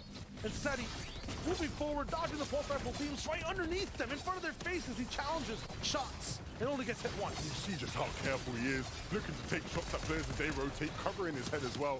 But once again, you see exactly what these guys want to do. It's Vino, Queasy looking up for height. They want to take it off iDrop, and they might just do it. Not much connecting them. iDrop and Mappy need to start thinking about connecting and making sure they pressure Queasy and Vino as much as possible. Not an inexperienced duo at all, so we'll see the back and forth happen on high ground. Meanwhile, Lucian and Seto are trying to move through low, interrupted on the dash as a big shot from a pump stops Lucian in his tracks. Vino and Queasy up towards their second part and looking at height again. They're moving too fast. They're used to seeing both above them. So Vino says, forget the chop. I'll go take it myself. Almost landing and getting a perfect shot off. The timing crazy from Vino. He once again unites to Queasy.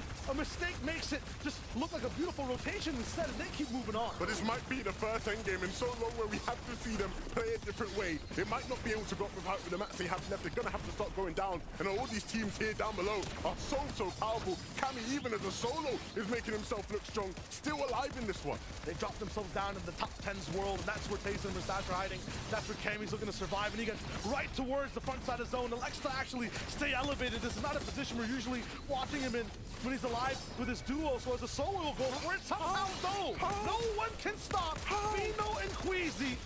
They say never mind and stay on height. Cammy goes down. What a way to survive all the way to the 11th zone, the top 17. Now everyone, including the pulse rifles, have to bow down to the king. Mustache and Tayson, though, they won't bow to anybody. They'll keep fighting in this mid-ground. They'll keep clearing players out. It's Gripey who they're cutting through. They want to take them out. Who else is there? Will Flixie fall?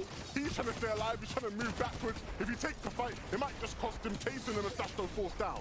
Tayson on the sliver, and he will go down. So up to Mustache, but he makes every single shot count. Ball on the backside, he's got no mats. A little bit of a split from Tayson. Even when he's not, he's doing stuff for his teammates. Slurp popped, and now Mustache can actually have some playtime inside the storm.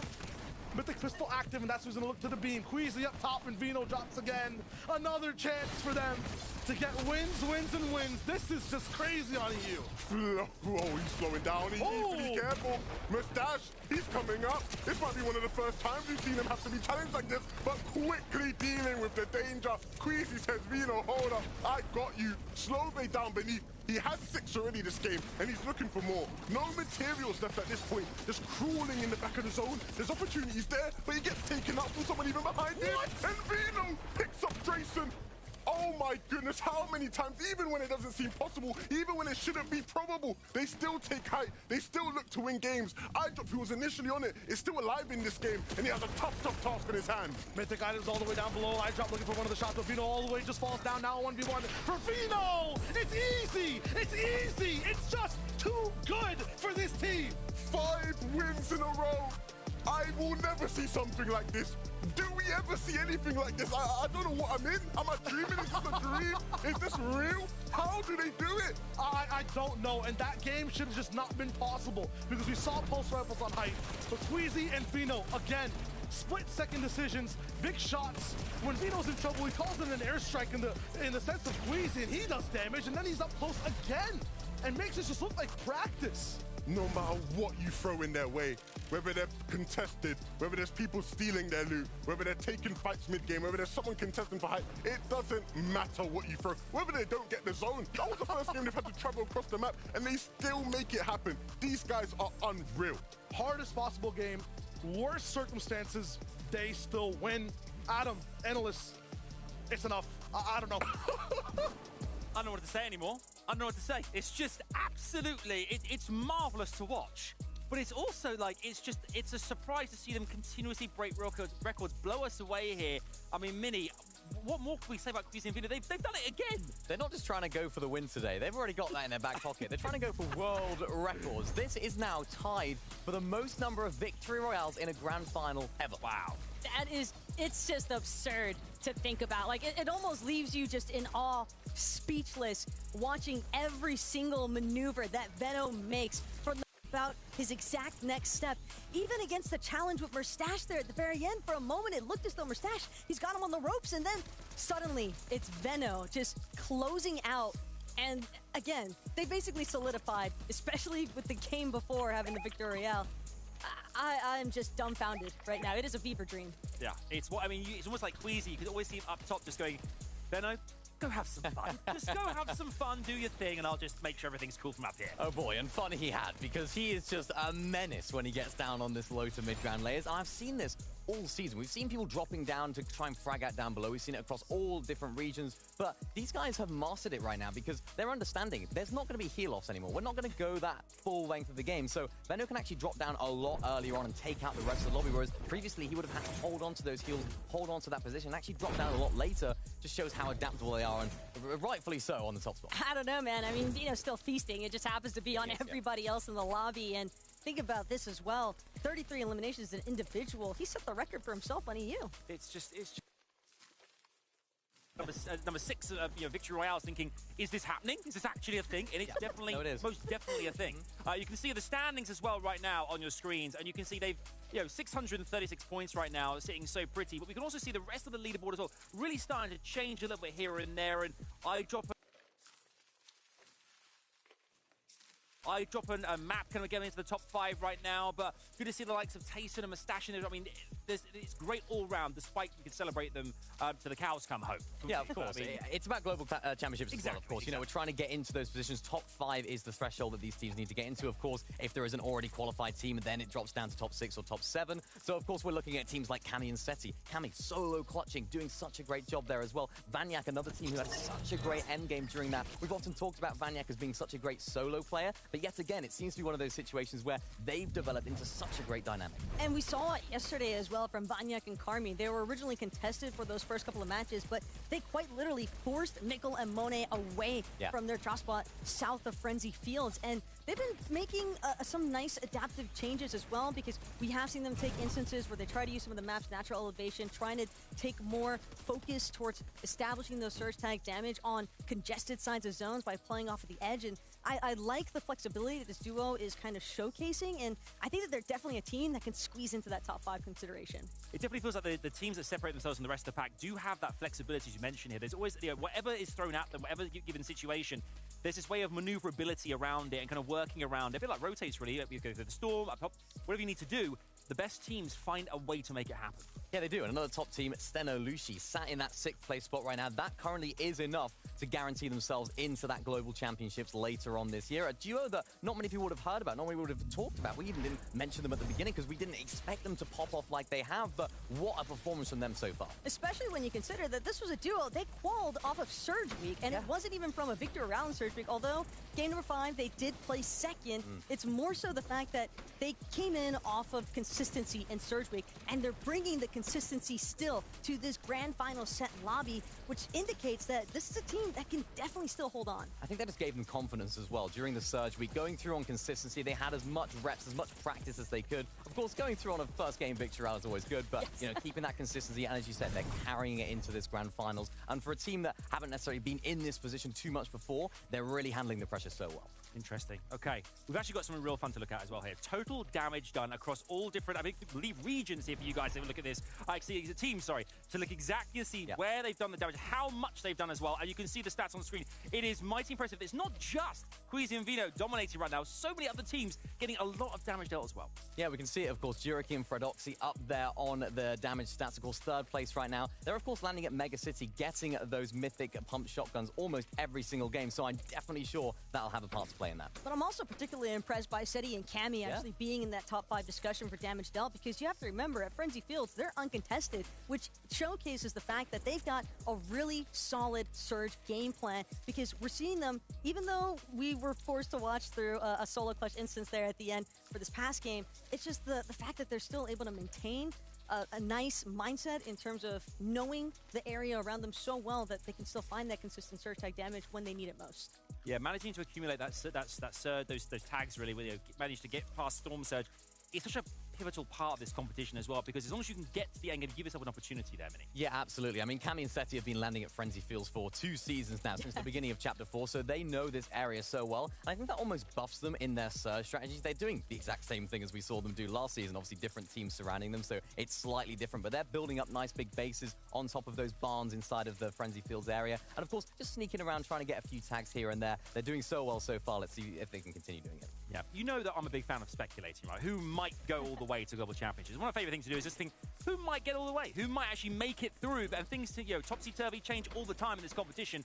But asking you guys right now, the way the land lies, obviously Queasy and Vina are in such a dominant position right now. But the rest of the leaderboard, considering damage dealt thus far, who are you kind of thinking might go all the way here, even now after Game 8?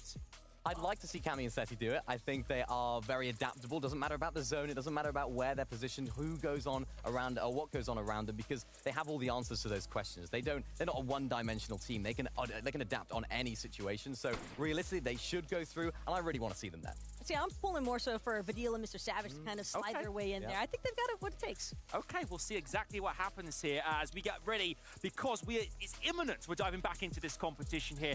From Breakwater Bay all the way to Naughty Nets and everything in between. Our players are ready. It's time to jump into game number 9.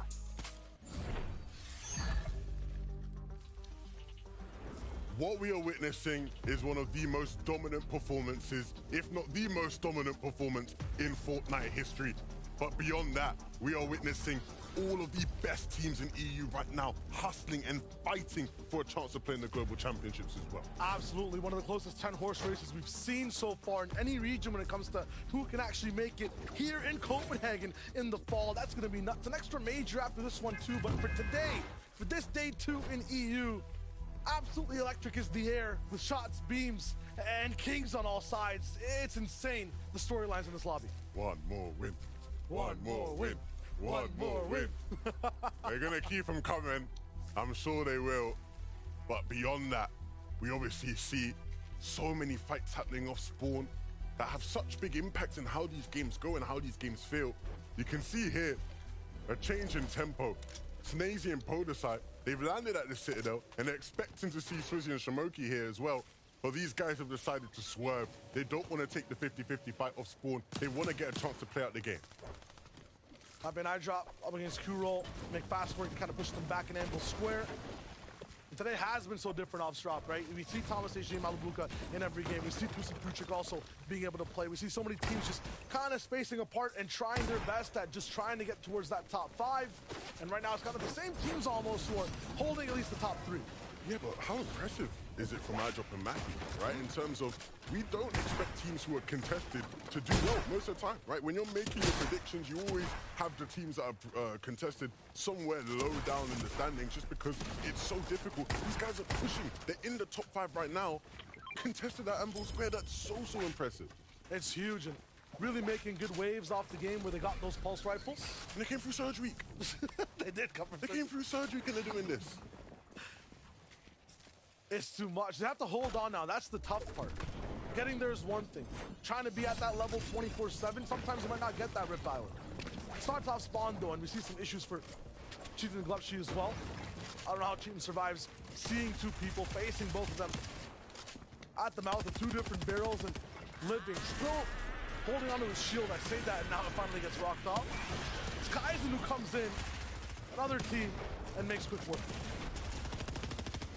Bro and Artist have not been able to settle and find a home, and they're trying to make Brutal Bastion theirs, but it is so hard against these teams in box.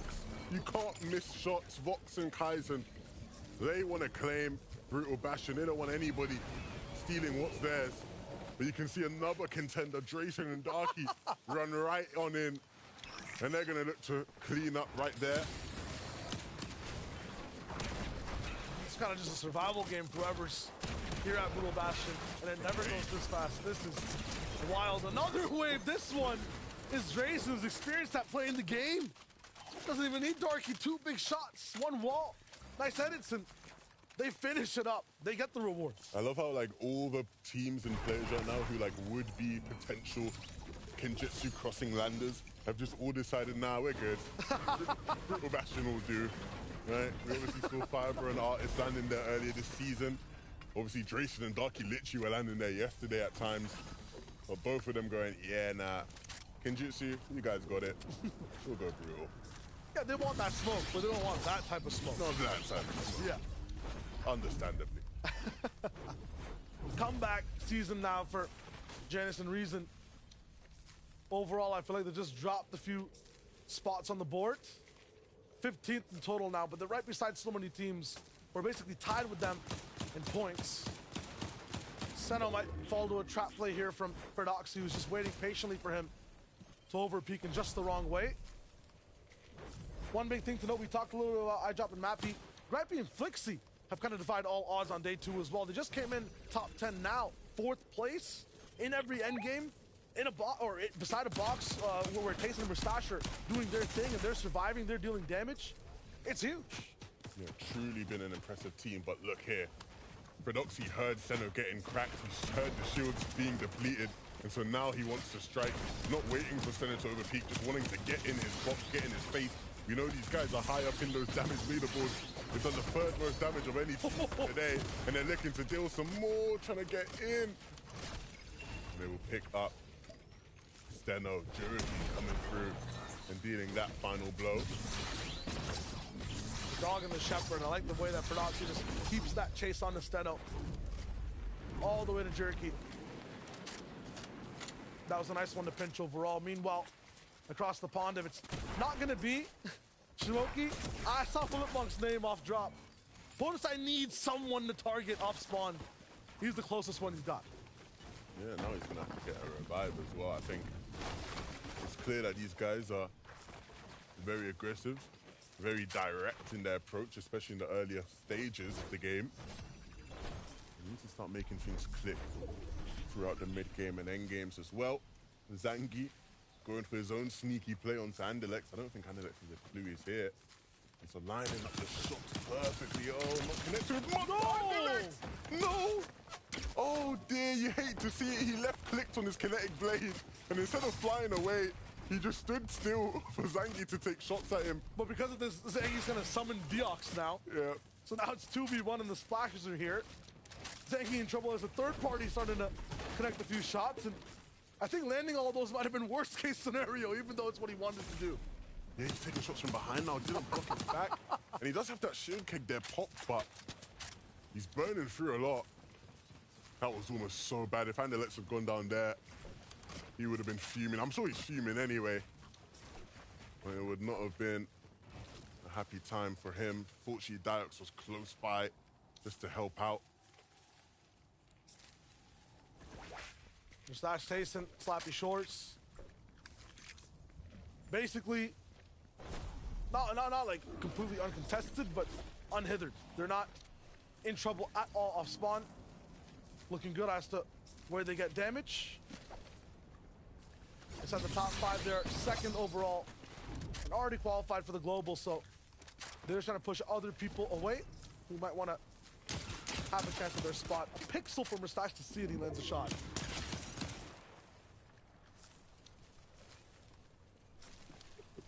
So, Mustache and Tayson, think they could get 1st place?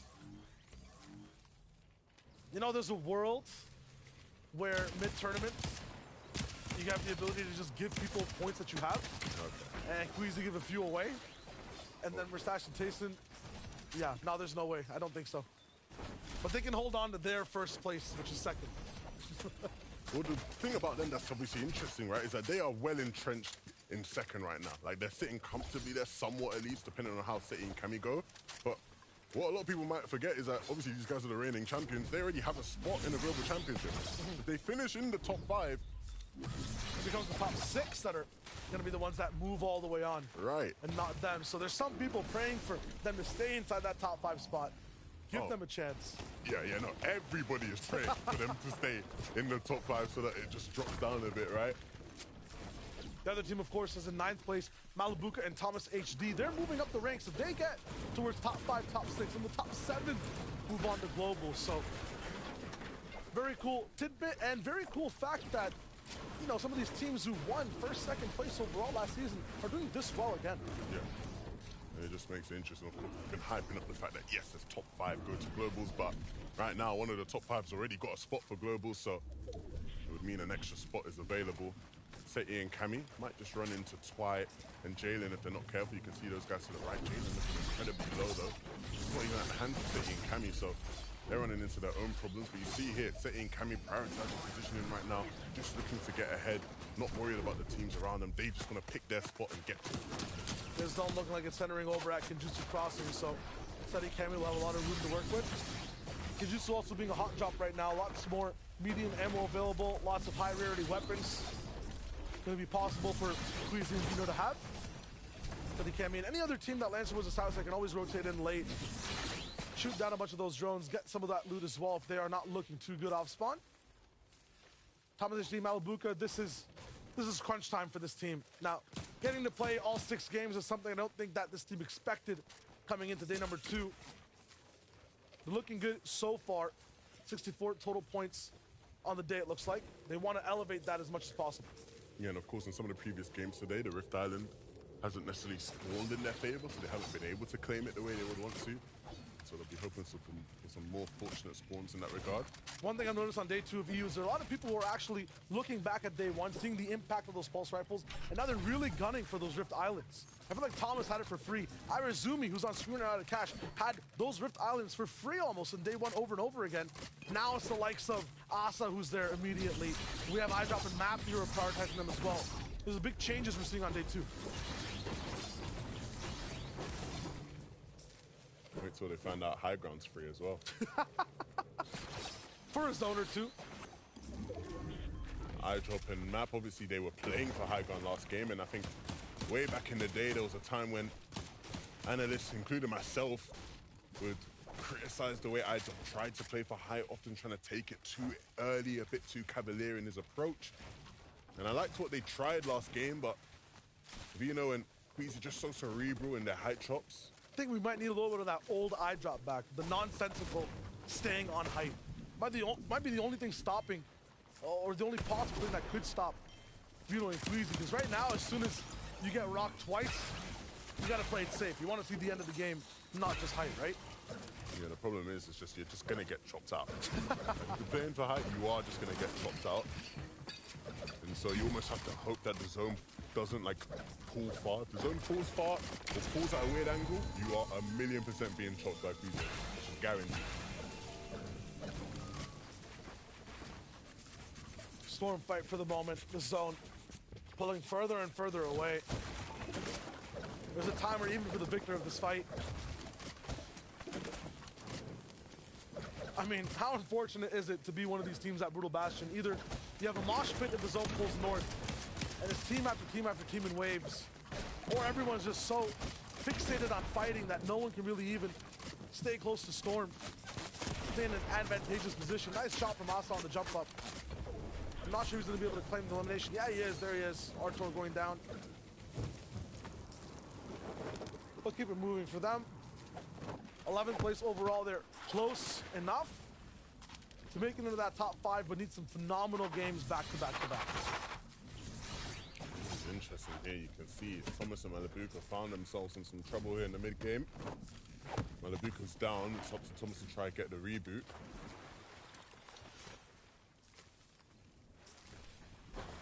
Want to have both of them alive, ideally.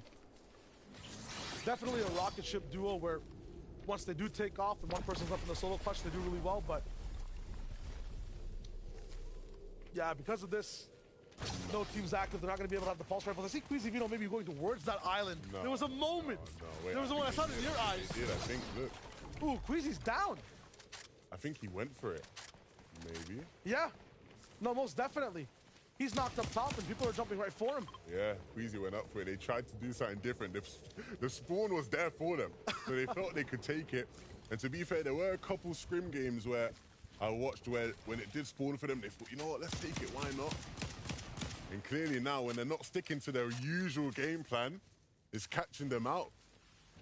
They got 200 points to work with, so, you know? That's true. That is true. And the best part about this is, once again, I said it before, Kinjutsu Crossing, home zone for this game. Queasy's card on an island that has a reboot van, right? And Kinjutsu down below, another reboot van. And if they want to, they can go all the way out to Steamy if they want to for the next about minute and a half. There's a reboot there too. Naughty also in the circle. Queasy, I feel like we'll be seeing the end of this game. And we did see yesterday when they were put in bad situations, still able to make something happen. Jalen and Twy here, they've been in plenty of bad situations, but for a team trying to make something out of their first Grand Finals appearance, this is their chance to make up for it here in day 2. We have to Carter on the sidelines to give us an update on what these guys are doing to bounce back. Queasy and Vino are not the only duo that likes doing edge map rotates. Here we have Twy and Jalen who are making good use of the kinetic blades to go around the edge of the zone to block as much line of sight as possible from their opponents that are on the mainland. A great way to do a rotate without losing too much shield. I think one thing that I've found interesting when following a lot of this season is when it came to Jalen and Twy, they actually were benefited a lot in terms of just learning by landing so close to Queasy and Vino, right? Seeing how those guys are rotating around them, obviously they land so close, and almost being able to emulate their rotations. The problem being, in some games, they ended up pulling the same cash, right? And so they ended up fighting, and that's not always a fight you want to take. In other situations, they get out-timinged by Queasy and Vino, and so they're just now stuck behind them as they try to rotate in. But for the most part, like you see there in terms of that kind of rotation, they're able to learn and almost sort of do something that those guys do so well. This is the one game where those guys also did something different, so I feel like they still be behind Queasy and Vino. This time they'll go for an island, so Jalen and Twy have a little bit of room to play with. Malabuka's back, and there's Vino. On a van as well, I believe, but Vidil and Savage, will they give him this for free? I think if you're Vidil and Savage, you wait for him to get the reboot, take Queasy out of the air, and then look to pick both of them up. Look for the 1v2 onto Vino, and look, you see them there, lining it up. Oh man. Queasy doesn't stand a chance. But will Vino 1v2 Mr. Savage and Vidil? This is the question. Vidil knows exactly what just happened. He knows exactly I don't think whose opponent will be. Yeah, there's no chance. They're not even going to run in and try to fight. You know, the funny part is he can try again. He can try again twice almost. So the reboot's right there. He got it back. That van will recharge. Yeah, let's go wait a bit. But look, on this side of the zone, there's not a lot of people here. They're literally the only 2 teams in this vicinity. So even if he does wait, they'll just do it again. Like, they will just take Queasy down again, and there's nothing he can really do to stop it. He can maybe expand his boxes a bit so that Queasy lands in one of their boxes and then he can close it up. But then at that point, they will just push, right? It's very true.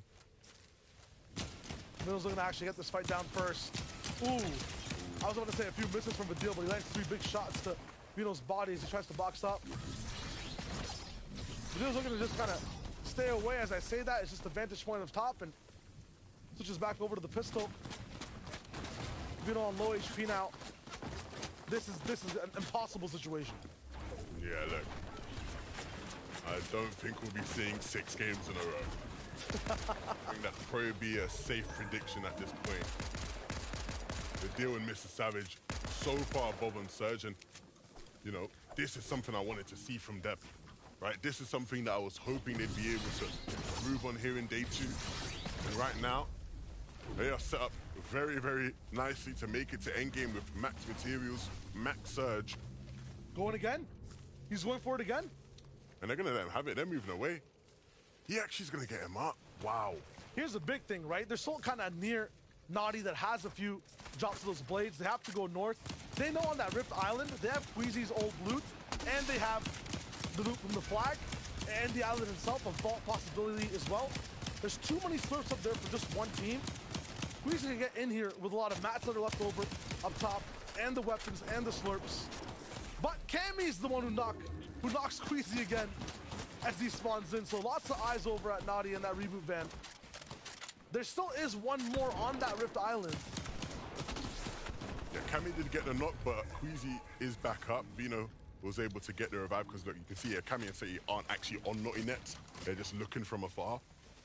And so you see those arrows in the bottom right, just beneath the Naughty. Those are Queasy and Vino, and Seti and Cammy on the same side of the zone. Going to be able to hold those guys from coming in. This is a dangerous spot for the rest of the lobby. Seti and Cammy are going to be able to get in like this. Rift below them, but they elect to just completely dodge it and keep moving up that right side. Pit stop for them right now, and Vino's about to run straight into the two.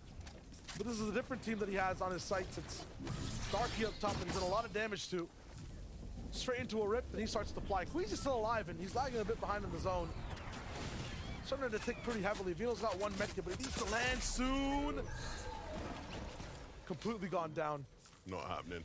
It was a nice streak while it was there. Never again, I don't think, will we see a team win 5 games in a row in EU. That is absolutely ridiculous. You have to just take your hat off, bow down to just the most dominant 5-game streak.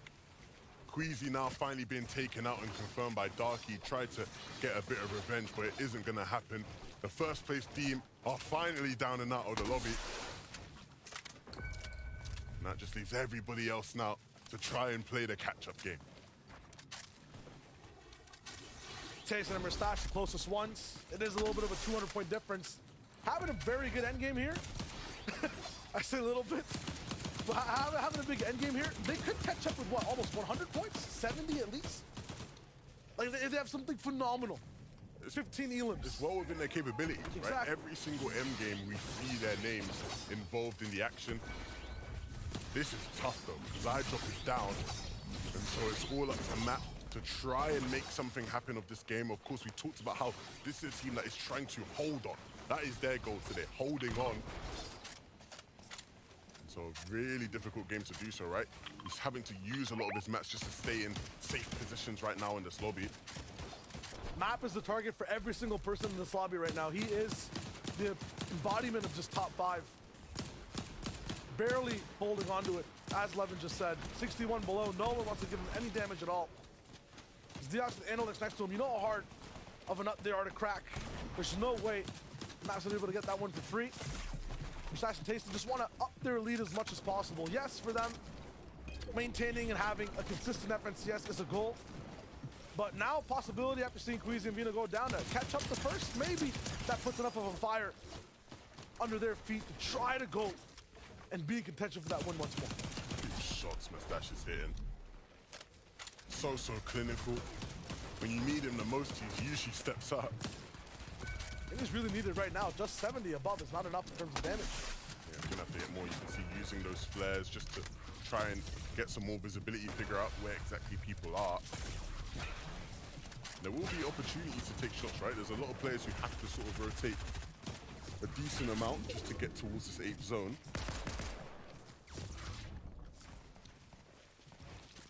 High going to be so different this game as well. Not the same that we've seen for the past 5 games. We'll see who has control. Hilly side here. Karmi's not going to be able to survive it. All of the Vanyak. 60 above, he's also in trouble. Box to box with Swizzy. Karmi can be picked up in just a second if they don't elect to completely go for the box fight, but Swizzy can come right through and we'll be able to maybe just pick up a slurp Vanyak and get out of the way. Yeah, and this is a team that has so much riding on their run. They at one point were sitting relatively comfortably in the top 5. Now just outside of that mark, really needed to push their way back in. Prodoxy Jerky up top with pulse rifles, trying to push everyone else out underneath them and rise towards that top 3, top 5. We know that for these guys to make it through during the Surge week, it took them being coached by Queasy.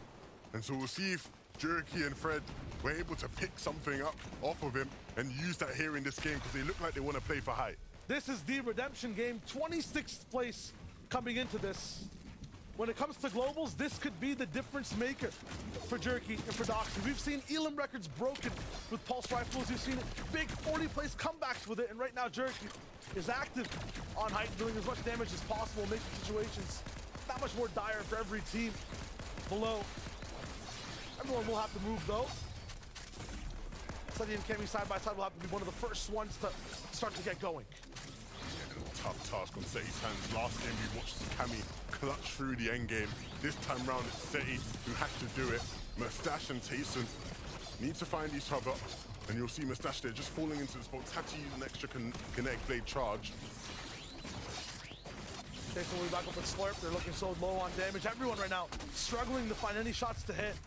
Matt by himself still looking pretty healthy, but the Mats, they're dwindling down. He's gonna focus on a few players below, but people already switching out of their boxes towards their next goal, their next objective. So many hills in tow, you will really be tested on materials here, especially if there's people focusing your box. 99 above for Matt, but up top, Jerky, and for Doxy, absolutely unscathed, double connected as well.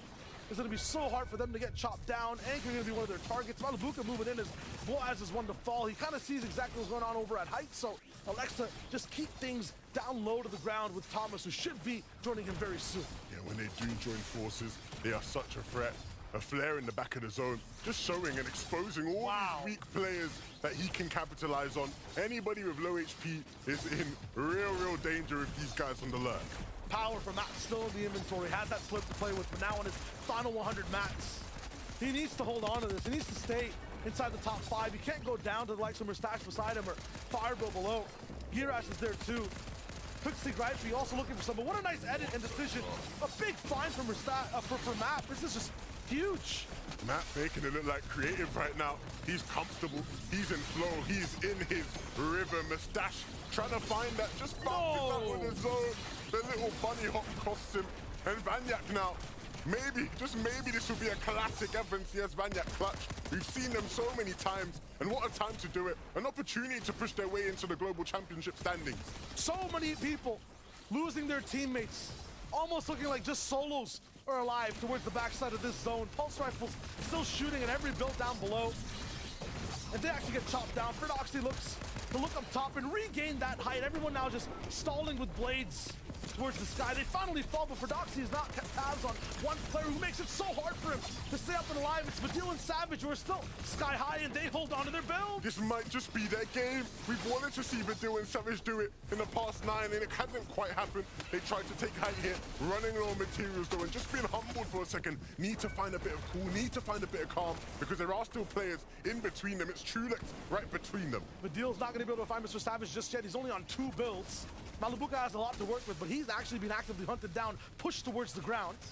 Thomas nowhere inside. It's up to him to just make sure he can lock these points in. A big duo inside his box. He takes almost one out, but gets absolutely overwhelmed by Ping. Kyrie going down! What a shot from Ping back to Gripey. Ping doesn't feel pressure. He's ready with the shotgun in hand. And even if Kiri isn't here, he's going to keep on moving. He's got materials to keep going. But there's players all around him. He has to be careful. 4 more duos to work through. Ping taking fire from the flares, being found out. Another player outside his box is Chulix, but he gets denied. It's Savage who finds it from the sky. Ferdoxy now has an absolute powerhouse of a loadout, but nowhere to actually connect with it. Savage and Vadil locking away every player into the zone. Positioning perfect, movement perfect, and that game looks bright for the duo. It feels like it's been a long time since I've been able to say it, but Mr. Savage is winning a game in the FNCS Grand Finals, and he has Vadil with him here as well. In a game where they finally looked good in terms of the mid-game. The Storm Surge was sky high. They were literally in the quadruple digits, and finally picking up a win from height as well. That's a 4-man height retake that day 1. Not even a roulette. That was pure strategy from the duo. Vadil picking up one of those pulse rifles towards the very end too. Huge shots from him. I mean, these guys, Brain and Braun, and they make it look so good when they win. It has been a very impressive season so far from this duo. Mr. Savage fans all around the world ecstatic to see him on the rise and finally picking up a win in the biggest stage when the big team, Queasy and Vino, were down and out. These guys stepped up and finally picked up a win. Huge catch-up. They're looking for that top 5. How close did they land, though? That's the big question. Adam, the analyst, think about all the answers. I like to think we do here. While Vino and Queasy are away, Vidil and Mr. Savage will play, getting the Victor Royale there and putting themselves on the board. It's fantastic to see them going all the way, and great points earned for that duo. Yeah, really great points, really great performance, and really great height take from this duo there. At the end, they took it at almost the perfect time. Yeah, it looked for a moment as though for Oxy and Jerky, I mean, they had what could be considered, the god loadouts, essentially, looking like a creative build almost, but it was still fantastic work there from Vanille and Mr. Savage. You know what I think this really stems from? This was one of the first instances where this duo actually was well above the damage threshold. We saw for a moment they were looking to push Feno when he was trying to get that revive off onto, or reboot, excuse me, onto Queasy, but 1,200 damage above threshold. They make it into the end game as a duo, and they win. You know why? Look where the zone is. Right next door to Naughty Net. It's right on their back garden. They're loving it. This is exactly where they want to be. And hopefully for them, this is just a start. Because, of course, we haven't really seen what we've seen from them in the previous rounds of FNCS today or yesterday. So hopefully this will just be a catalyst for their performance. Absolutely. This being game 9. Yeah. 9 as well. It's the fact that they need to really start getting some points on the board now. We know that these placements for Global Championship Day this year are so pivotal. And you need a victory royale like this is really going to galvanize them, isn't it? Again, this is kind of on par with what we saw from them yesterday. It was really those final 3 matches that we saw Vidil, Mr. Savage really start to elevate themselves in the standings to find themselves sitting at the end of day 1 in 12th. And now, with the leaderboard getting a little bit more of a shakeup because of this duo taking a victory royale here. Indeed. Let's see exactly how things stand on our leaderboard here. And you can see it right there for yourselves. It's looking good. They're in 10th right now. We've got 6 positions there and get themselves 18 eliminations. I mean, obviously getting there, that victory royale makes a big difference here, and things are really starting to shake up now. Yeah, it makes a huge difference indeed. I mean, 10th place for this duo. They're just outside of that top 6 right now, which is the qualification spot for Global Championships. Of course, another team that had a really good performance and is performing very well today. We mentioned it at the beginning of the show, Gripey and Flixie, another solid team that are, where are they at the moment? 3rd place right now, 392 points. You have to think that they're almost on the verge of getting into those globals. Exactly. They're not trying to chance it either, because I think right now, if you're sitting 6th, 7th, you're maybe playing a little bit with disaster in terms of not being able to qualify necessarily, because then you're banking on Mustache and Taysom, Malabuka, Thomas actually being able to push you up if they're in that top 5 position. But for Grippy and Flixie, what I can really appreciate about them is even when they're left in those solo clutch situations, you see it just a calm, cool collective there from Grippy. It didn't seem as though he was trying to do any unnecessary overtakings on wall-to-wall edits, but unfortunately met his fate against Pain. Yeah, can we take a look as well at Mappy and iDrop there? 5th position right now. Sat pretty with 34 eliminations. I mean, they have had a good grand finals thus far, and also kind of breaking into that top 5 or 6, which is great for them going into this next kind of phase of the competition. No, it really is. I mean, Mappy is one of those players, or Map, should I say, is one of those players that just knows how to play off spawn. Of course, I remember back in Chapter 3, he was actually landing at Coney Crossroads, and he was almost owning that location. Now, Anvil Square, I think he's starting to find that this is the place to be, and paired up with iDrop, they're performing very well right now, and this is hopefully something that they can continue. Yeah, and it's definitely a tough position to be in as well, because we are seeing a lot of instances where duos are left in solo clutch circumstances. And again, it's not an easy feat to accomplish by any means, but it's really just the utilization of shields at the last moment, the way that Mappy is choosing to actually traverse through some of those low ground layers instead of trying to take unnecessary challenges. Indeed, yeah. And also as well, Queasy and Vina, we haven't seen them get a victory around that game, but Queasy's still breaking records. Most reboots in a single game in EU this season. He ties that record. So here we go. One thing we have to do for you guys is a great opportunity to speak to a player we know so much about as well. Frey joins us right now on the FNCS Grand Finals. It's so good to see you here. You are in a boot camp right now with players taking part in this competition. What is the vibe in the boot camp right now? I mean, Flix is in 3rd place right now, so the vibe is amazing. We're just letting him concentrate, stay focused. We're hyping him up, and I really hope he can hold on to that 3rd place. Well, always awesome having the team morale basically there to back him up. But being at a boot camp yourself right now, what do you think are some of the best aspects of actually being there? You're surrounded by friends. You support each other. You grind together. If you see one guy not grinding, you can just hype him up, make him grind as well. And I think everybody does better, and everybody just is extremely focused. Absolutely, I love that. Now, back in November, I had the pleasure of interviewing you at the FNCS Invitational. And at that time, you were a backup player. What do you think it would mean for a player like yourself or the players competing today to end up competing in person in the Global Championships later this year? It means everything. I mean, it's the biggest LAN we've had since World Cup. It just means everything. If you make it to the, if you qualify to Copenhagen, you just deserved it. You got your chance, and hopefully you do good in Copenhagen as well. But it's an amazing opportunity, and I think everybody is super hyped if they qualify. You've also had a chance, obviously, grand finals is happening right now. We've had great game 9. Few games left to go here. It's been an impressive, we've been kind of absolutely baffled by everything happening right now in EU and the region. What it's been like for you guys, watching, playing, and being there as well? What have you learned from the grand finals this time around? I mean, it's amazing to see. Obviously, we have to talk about Queasy and Venom's performance. Getting 6 wins out of 9 games so far, it's incredible. I've watched all their games so far, and it's just, you can learn so much from them. Everybody that wants to become a pro should watch their games and take everything they can from what they do. It's amazing. Yeah, they've been absolutely unbelievable. Where can we find you on socials as well? It's pretty much FreyFN on everything. Yeah, that's it. Excellent. Well, listen, enjoy the rest of the boot camp. Thanks so much for joining us, and enjoy the rest of the finals as well. Yeah, enjoy the rest of the show. Thanks so much. Thanks, mate. What a dude. I love that. Legend. Great. I love how you had a chance to interview him as well. Invitational, Yeah. comes full circle. And, players right now must be absolutely, gagging to be part of that global championship lineup as well, because we're only a few games away now, Taco, before we actually determine who is going to be going from Major 2. So it's an exciting time for us. Yeah, I mean, it's always fantastic, I think, getting such great insight as well. Frey just had a lot to say there. Yeah, certainly did. We've got lots to say as well, but we can't right now because we're hearing news that the Battle Bus has loaded up again. We only have a few games left to play, so let's dive straight on in and rejoin Levin and Shio for game number 10. We have hit the double digits. The grand finals will be closing very soon, but there are still 3 more chances for players to solidify themselves in the leaderboards.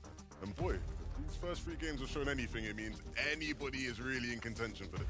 Anybody's in contention, anything is possible, and that's the glory of FNCS all across the world, and EU specifically. It's a runaway race, but at the same time, everyone is trying to hit that top 5. Another day, another game. Let's get right to it. We're gonna go all the way across the map. Naughty Nets, Brutal Bastion, Citadel, Pop Drops, but the focus is on that top 5. Versatz Taysom looking good, Grappy Flixie up in the business as well. Queasy Vino obviously all the way in first place. The mess though, no matter who is in the top 5, stays inside Lonely Labs, stays near Brutal Bastion over and over again. So many teams fighting side by side. Gabix is usually being hunted down. He's the one to stop things all around. Map and iDrop once again contested over and over, and still looks so good in these end games, so consistent day after day. That is a feat that should not be overlooked. Yeah, really impressive stuff. I'm very proud to see iDrop in this position earlier this season. Things weren't looking too great for him. I remember having a conversation. It was almost like we held like an intervention. A bunch of pros, we all had him in the corner like, yo, come on man, you gotta get your priorities straight. And now he's looking good here in the FNCS final. This isn't good for Janice and Reason. They've been taken out by Tini and Misha and Tini, celebrating a bit, and understandably so. When you pick up 2 titans like Janice and Reason, that's huge, especially if, sort of the stakes for them, right? They're outside of the top 10, trying to push their way back in so that they can get top 5. Having to sit out and watch this game is really rough for those guys. Especially this early. That's one of the dangers of having one of those 50-50 fast drop spots. Even if you're so consistent, messing that just one game up or being outplayed, detrimental.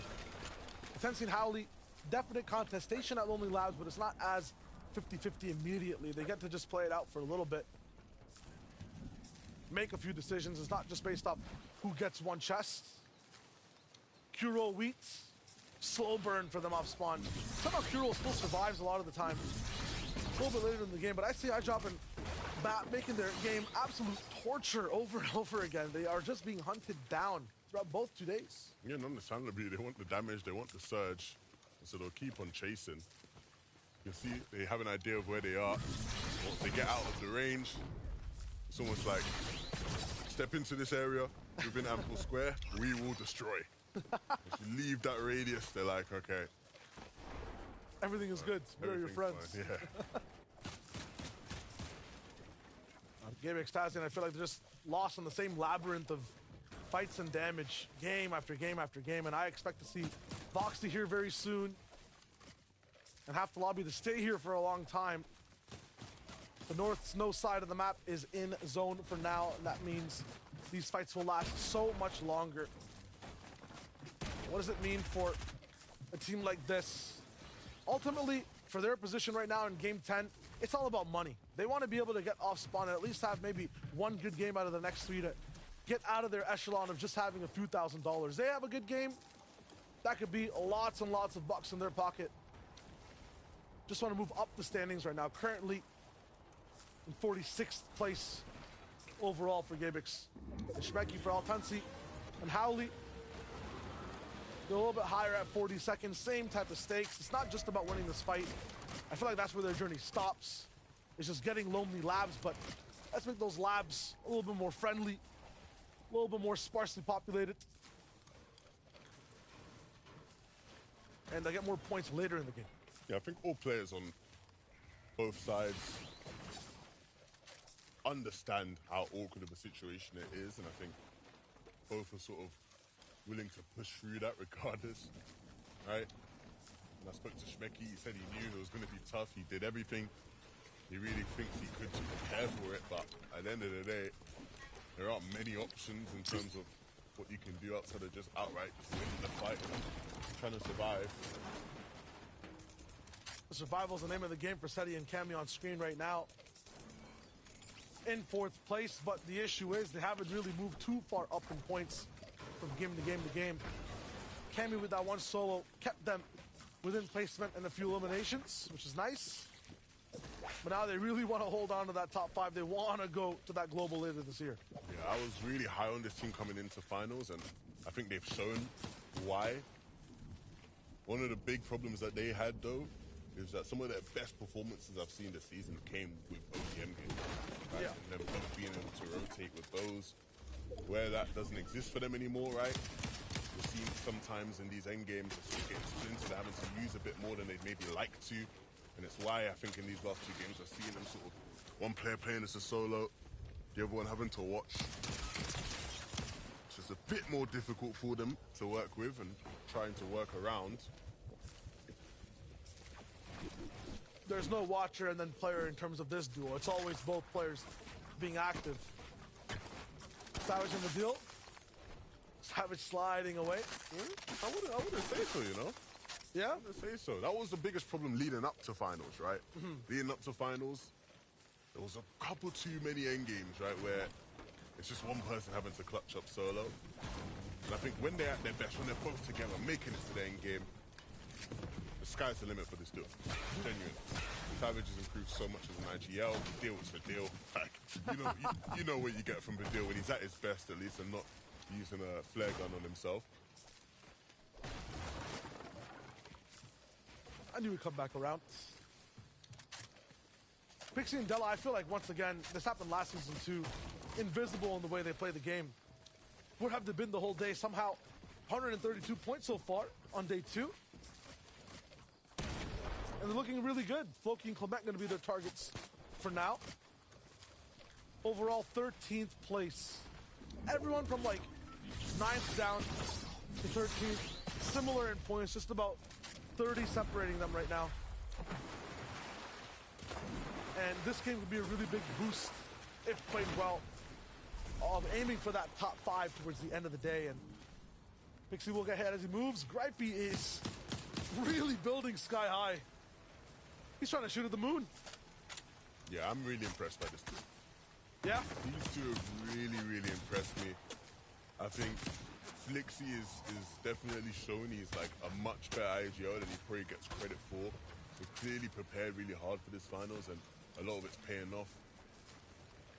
And if the vibes are high with these 2, I think the sky's really the limit. I'd love to see these guys playing on stage at the Global Championships, right? That would be a huge step up for them in terms of their careers, but one that's certainly well deserved, especially with how they played Mega City this season. I feel like one characteristic of this duo is they play that player 2 role very well. Every time we tune in with a main character, sometimes it's, and a lot of the times actually it's Flixie and Gripey who are taking the brunt of a lot of the damage. But they adapt, especially in end games. We're focusing on Mustache, and he's trying to get onto Gripey's walls. Completely denied multiple times.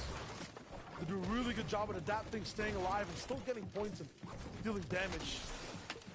Thomas HD, Malabuka. although we've seen them hit crazy shots, we haven't seen the dominance of those day one wins here on day two. Yeah, it hasn't quite clicked the same. And I think when you look at their season so far, that's what it's kind of been. One day, when they get the chance to play, GOAT status. Yeah. They're the bars, right? Day two, though, another day, still hitting some heights, but not quite as high. And I think where they've not had the pulse rifles to play with, it's probably affected that as well.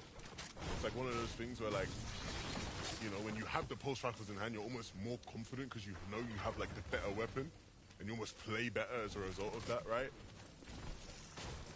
And in the case of Thomas and Malabuka, it's like, it's just unfair, right? With how good those guys are.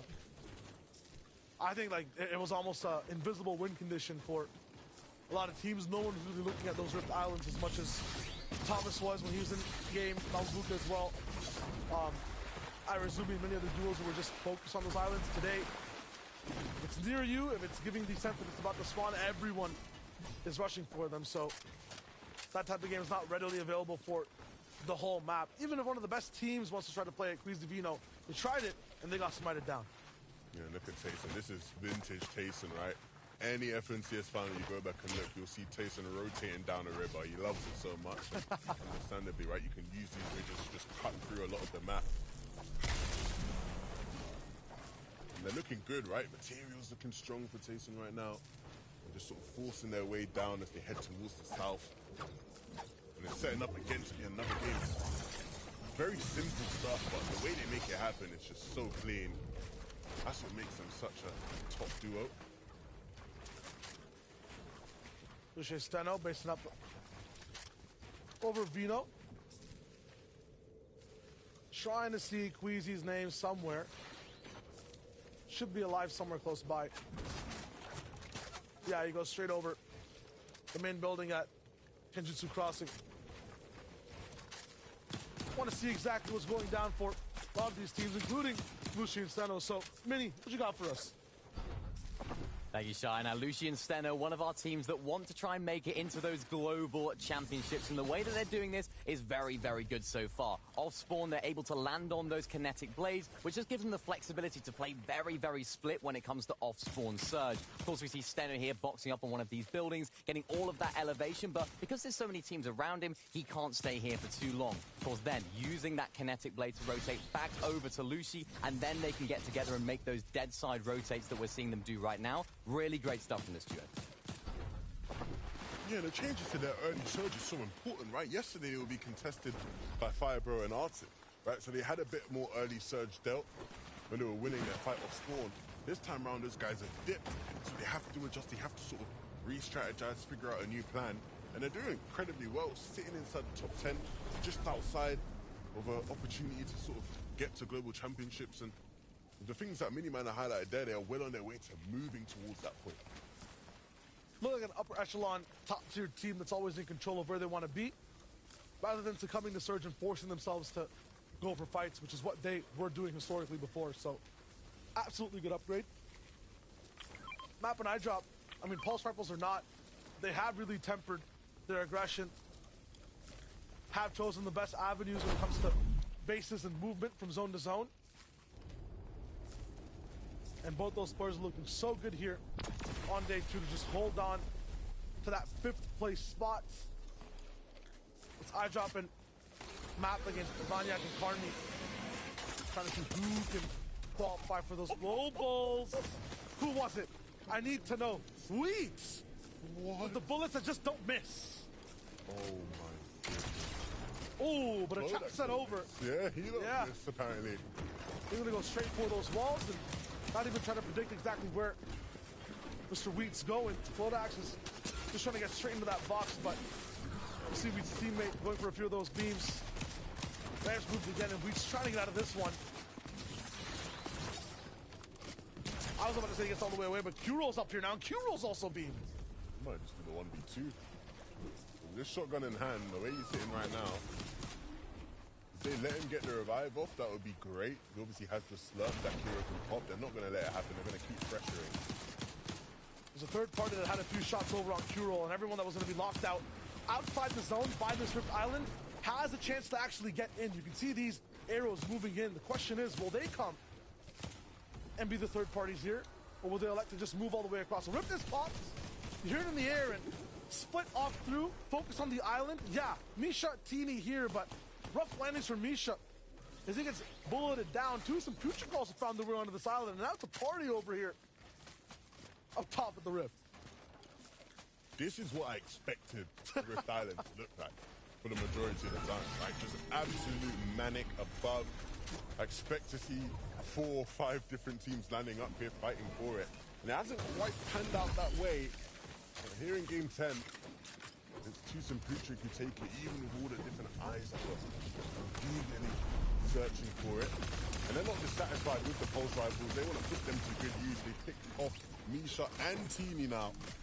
And they can start thinking about getting to the zone. Those rifles just look so strong when pitted against any type of builds in comparison to any other weapons, and they're in the hands of a team whose counterparts have used them to set records here in EU. If they can do a fraction of what Thomas and Malabuka did yesterday with those pulse rifles, I mean, landing from the same spot, caliber when they're at peak, sometimes similar.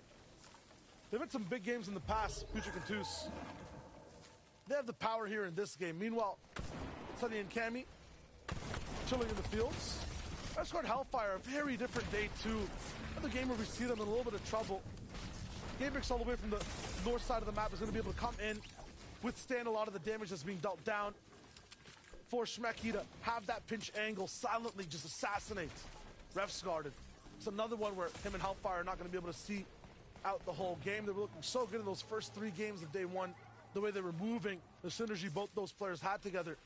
And today, based off all the changes everyone else has made, looks like they were not able to just keep up with the pace, with the time. Meanwhile, Thomas HD, not looking too good in this one. He's gone down what looks like on rotation. Malabuka is going to be the one to try to get him alive, but usually he's looking really good to be able to get his dual mate back. A lot of the times it's max mats, really good loadout, but his ammo's low, his mats are low, no eliminations, barely any heals. This is a big wall that Malabuka's back is kind of forced against. Very tough for him to get any reboot here in Mega City. Yeah, and I think it sort of links back to the big wall they're having to face mentally, right? They came into this FNCS so confident. Their plan was derailed by being contested. Now things have changed for them here in day 2, but their fortunes haven't changed much in the standings. They're still not in the kind of position they'd want to be in. And these are the 2 most desperate players in the lobby to try and win in FNCS. 2 of the best players in EU history to not win one yet. And now, in box, Malabuka fighting for his season, fighting for his game. Picks up Cosmo. Wasn't quite able to pick up the refresh immediately as the player is still on his back. I believe that's Jay in his face, and Jay gets the trade. And another game that Malabuka and Thomas aren't quite able to get it done. Liking the confidence from Jay there. I think if this is Jay from day 1, he pushes Malabuka away and just goes for the res himself. Plays a little bit more defensively. This time, chasing down the elimination, getting him out of the way first, then going for the res. It's a savage in the deal. Gonna have to traverse over this water. They might choose to go over and around it through Mega City here. It looks like that's what they want to do. They don't want to put themselves isolated out on the sea like that. They're going to have to use a lot of mats, and they don't actually have much mats to work with. You can see no wood at all. There's 300 in the brick and metal department. Looking to split here. So many different teams here on the north side of Mega City. This beach not a vacation spot for now. They want to get to an even better spot just in terms of damage. Darky and Drayson hit some of the hardest shots we've seen today. Once again, wrap above, saving his teammate and beating out his opponent in one fell swoop. Huge from Darky there.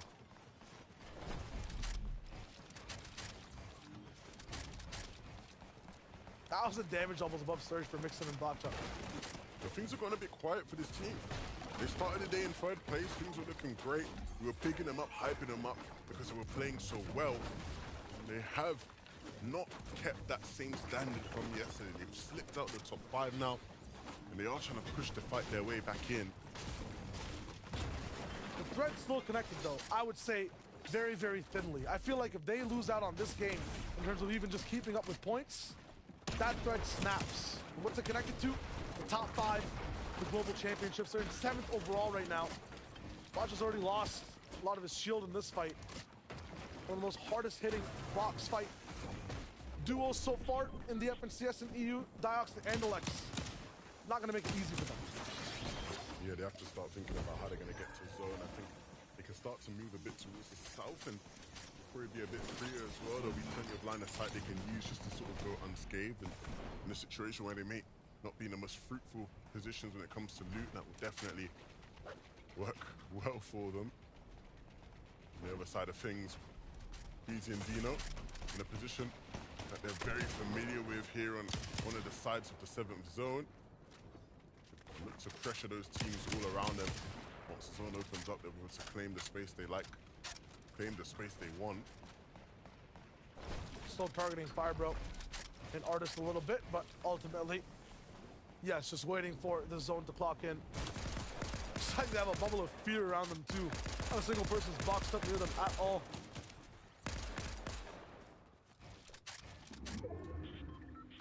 I'm liking how good Savage and Vidil look now before single digits above the threshold. They've done some work, but we're gonna have a lot more to do. Not only is there more damage to be done, there's so many players coming through now, so you have to pick the correct moment to edit through and get a shot off. Yeah, and the setup for this game looking much more like what we saw yesterday. We did think that after the win last game, there'd be some sort of change, some sort of monumental shift in their momentum. But right now, slipping back into old habits, and I think right now, they're going to desperately have to hit some sort of shot. I think Savage wants to try and hit someone gliding through the sky. It's going to be so tough to do.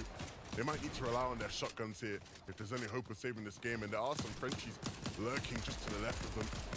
iDrop struggling there to stay alive, but moves back out of the way. And their spray might just be in vain here. That number not changing on the right side. 75 below still for Savage and Vidil.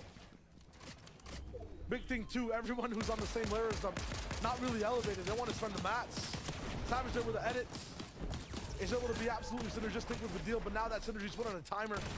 How far will they last in this game? How many mats do they even have to play with here? Not even just damage, they need a full refresh for this one. They want to have any sense of control. There needs to be a bigger sense of urgency. That's the problem. They were trying to look for opportunities to chop somebody out and drop somebody down, but it didn't quite happen. Fortunately for them, right? Surge stops ticking. The amount of players in the lobby is sufficient. They do have to start to think about that, because it can be a problem for them. iDrop, who we watched burn through all of his materials just a couple moments ago, currently now with 6 builds left, no teammate and no spare shields to work with. Just 15 HP, you can't even play around with the storm too much. This is going to be a tough game for iDrop to make anything happen in.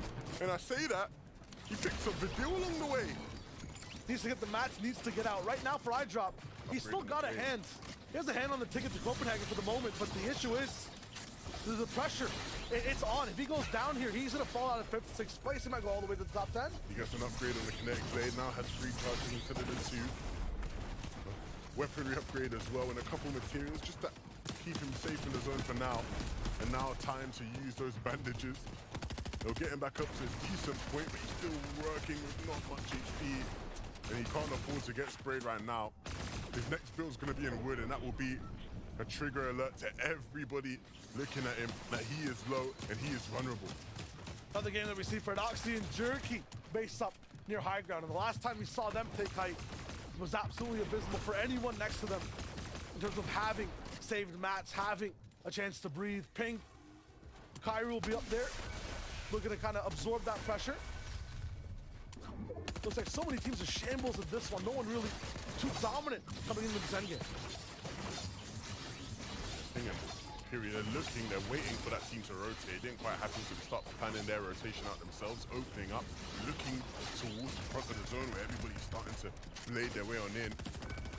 See a lot of players, so maybe blading a bit too early, just having to stop for a moment, take some time. iDrop doesn't really have much time, desperately trying to stay alive, but gets dunked on there and unfortunately snuffed out. Hurricane for Noxy, now in the driver's seat. Have time to actually have something happen to them, but now it's just going to be For Doxy, who has to play, will have a kinetic blade. Jerky not going to see the end of this one. Cammy and Seti will be able to absorb a lot of pressure down below. Mr. Savage, 400 below. This is just tough. We saw the deal go down. Mr. Savage looking a lot worse in this situation. Just doesn't have the AP, doesn't have the match, has some courage, but courage is not enough in this situation. Flixie and Gripey have to be happy. So many teams that are inside that top 5, that top 7, who are right hot on their tracks are falling one by one. This team was in the top 3, whose opponents have already gone down this game. Tayson and Mustache, they have a chance to just clinch onto that second to extend the lead that they have inside this top 5. Meanwhile, leaders of the region, absolute tyrants, Vino and Queasy, looking a little bit lost in the boxes. Vino there, bit of a blunder. All of the Queasy now, we're gonna have to see a different type of game from him. This is not gonna be an easy win.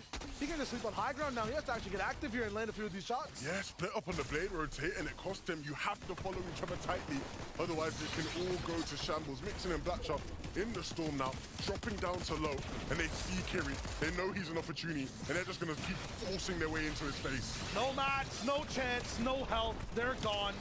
Flixie Gripey, another contender, falling right before them, and they look so healthy for the moment. Gripey taking a little bit of damage on the backside, and he finally goes down. Flixie now is left to do things as a solo. They only got 1 elimination while staying alive together. Now just hit that top 15. This is where the real placement starts to come in. The majority of the points, and it's also Flixie to keep the dream alive. Yeah, the problem is he doesn't really have much space to work with, just using the space he has. Now running around on builds that aren't his. Needs to be careful. Players in the backside of the zone. Connects with 1, but the wall is there to block it off. He sees the players beneath him. He doesn't know which one to hit, but he hits the flying shot. It's Pablo Wingo he takes down, and those mats mean everything for him. Blocked from getting into zone, but just here, bounce back zone as well will benefit him so much. Almost had a perfect lane, almost had the sun in his sights, but he's still trapped down. B-Ball up top, clouds looming, it's pulse rifles. Flixie from the right side is gonna be constricted, can't breathe, and he'll fall to Jay.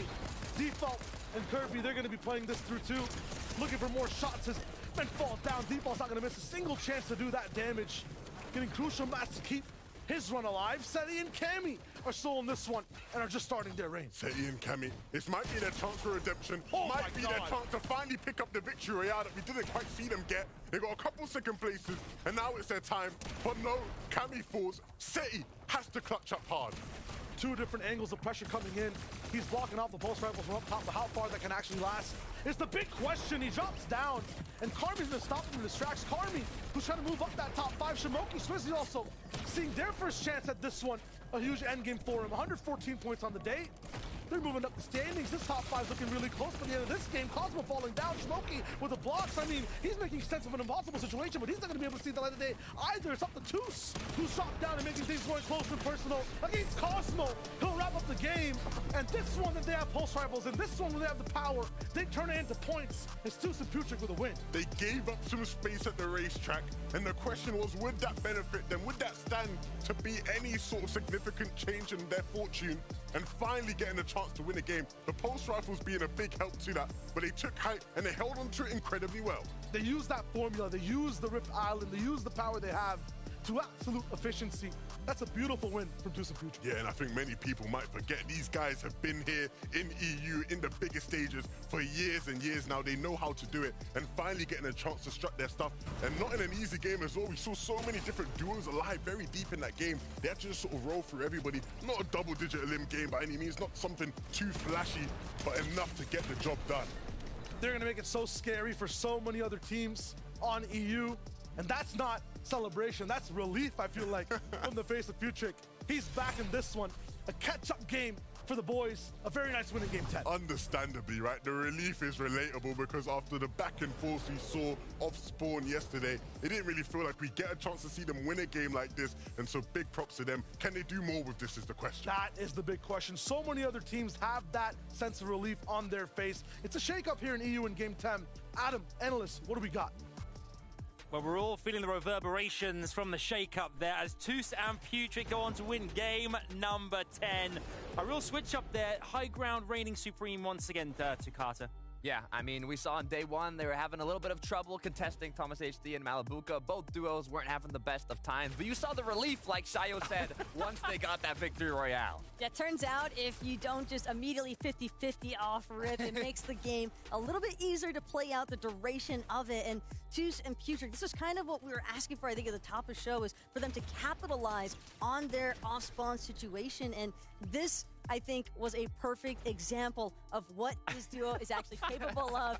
Featrick knows as well. If we have those overclock pulse rifles, we've got to make them work for us, and they did. You can feel it coming out of the screen, the energy there as well. Just as we said, the relief of not only just winning one of the games here at Grand Finals, but of getting those much-needed points as well. With only 2 games left to play, there isn't much time to get these points. Let's take a look and see exactly how the standings look right now, as we only have 2 games left. And as per usual, Queasy and Vino are rocking the top spot with 676 points. However, you can see we're starting to really see some changes, only actually minor ones, between 2nd and 5th here, with a few places up and down here and there. And Cammy and Seti still remaining firmly in the race here. 3rd position to Carter. They're looking good. They're looking great. I mean, they weren't 2nd going into the day, so they have dropped down to 3rd overall, but I wouldn't be mad with 3rd place, right? That's more than enough. It puts you in qualifying range for the Global Championship. Reminder, it is 5 spots available. And I actually saw Tayson and Murstache in that 2nd place spot, so they're going to actually add 1 spot on, so it will be top 6 so far. But looking at the highlights from Cammy and Seti, I mean, they speak consistency, and if they keep it up, hopefully they can maintain that top 5. And it's definitely still feasible for them to try and overtake Murstache and Tayson yet again for that actual overall 2nd place position. 9-point disparity is not really anything that Murstache and Tayson can feel too comfortable with. Yeah, what you need as well in this kind of part of the game, the tournament as well, you need to make sure that at least one of you can clutch up when necessary. And even though Cammy went down, Seti managed to go through, follow through, and get there to the end to get some points, which is really, really pivotal. Let's have a look at some more kind of teams that are coming through as well, who are managing to get themselves in a good position now on screen. We see 4th position right now, Gripey and Flixie as well. 27 eliminations, 434 points. They're looking like this could be global finalists right here. Look, they're in qualifying range, but you have to maintain it, right? You have to be able to keep it up. Everybody is so close in that qualifying range for global champs, that top 5. Everybody wants it, but you have to show who wants it the most. And again, we took a look at their actual rotation at the start of the show today, and it seems as though that's just holding true, because so far, out of 10 matches played, 80% of them have been south pulling zones, which has made it very feasible for Grippy and Flixie to just continue that maneuver over to Kenjutsu Crossing, making sure that they both have those kinetic blades, and it's being super impactful for them in terms of making it into those final moments of the last zone. Yeah, they really do here. One thing we should focus on as well is Storm Surge. Obviously, it plays a huge part in any tournament, particularly Grand Finals, where it's so imperative that you make sure you work it beautifully. And you can see Storm Surge here as well is being utilized by our teams in different ways. What can you tell us about the way it's being used today, in particular in Grand Finals day number 2, Takata? Yeah, so here we can see Ping and Kyrie, who saw that there was a south zone again close to Mega City. So what they chose to do is take some shots on an elevated position, but towards the congested side of that zone. So you can see here, hitting your shots, but it's all about the position you put yourself into to open up those opportunities to get those tags, Taka. Yeah, when you have elevation and being able to utilize those red eyes specifically, and like you mentioned, Takata, a lot of it was just keeping that focus on the teams that are trying to trickle in from the north side of the map. They knew, Ping and Kyrie, that it wasn't going to be very easy if they bottlenecked everybody, essentially, because where they were based up on the outskirts of Mega City just made it so much more feasible, X obviously being the indicator for where they actually chose to position themselves. So again, all these duos that are trying to make their way from Citadel, Anvil, Breakwater Bay, they're just essentially being trapped, forced into that congestion, forced into having to eat those surge tags, essentially. So some nice builds and shields being forcibly expended by Ping. And also a quick little shout out for Ping, because I believe he's tied right now with those 9 individual eliminations for most in a single game with Thomas. Yeah, we saw that actually earlier on today, and it's great to see, you know, as we said, this lobby it doesn't get much more stacked than this. It's Grand Finals, the best 50 duos right now, Major 2 are competing, and to get, you know, 1 elimination is one thing. I'd be happy with 1, but 9 is incredible. We've got lots to play for. Obviously, this is the penultimate game now, not long to go. Kind of the final chance here for players to really make a stand and get those points, get themselves in contention at least for global finals places, Takata. This is exciting times, but it's also nerve-wracking times. Yeah, I mean, the nerves in grand finals overall are always at an all-time high. So, you know, in these last matches, the players need to really show all the practice they've put in, the homework that they hopefully have done, and to be in qualifying range for that global championship. Yeah. Look, it's not about how you start. It's all about how you finish. 2 games left to go. Some of these teams can still make it happen. Okay. Do you think a team from the 11th to 20th right now could break into one of those top 5 spots? Is it kind of a done deal? Do you think there's still an opportunity here? Yes or no, Takada? What do you think? Anything's possible. We saw what Queasy and Vino have done from the high ground. Any team can make it happen. Even Thomas HD and Malabuka, they basically played 2 matches day 1 and they were top 10. Hey, maybe if those duos are able to find overclock pulse rifles and get some nice height gameplay in, you can make those 100-point matches happen. Yeah, the pulse rifles are dangerous, but so is our lobby full of players all desperate to get some points on the board ahead of that final game coming very soon. But this is the penultimate game. We are going into game number 11. Brace yourselves. Chaos is imminent. Here we go. Game number 11, and nothing's even closer to amazing than how things are going here in EU. That game, the catch-up one, makes everyone so much closer, makes these last 2 games that much more special, so you never know what happens with the top 5. The points are finite. The points are finite. The margins are thin, but that's what you want out of a competition with the stakes so high. All these players trying to get to global championships. It means so much, but you have to get it done in these last 2. This is pressure. More pressure than any of these players have faced even in the first game when they landed here in the grand finals, and I think this is about to be crazy. First place, locked down. The rest of the spots to globals, that's up for grabs. I have my eyes on Vanyak and Kami. Right? Can you hold on? They've been such a staple of grand finals lobbies in EU over the past year, but they haven't quite had that standout performance, that standout result that has catapulted them into the tier 1 of EU Fortnite. This is a chance to do it, right? Solidifying a spot for globals would be a chance to do it.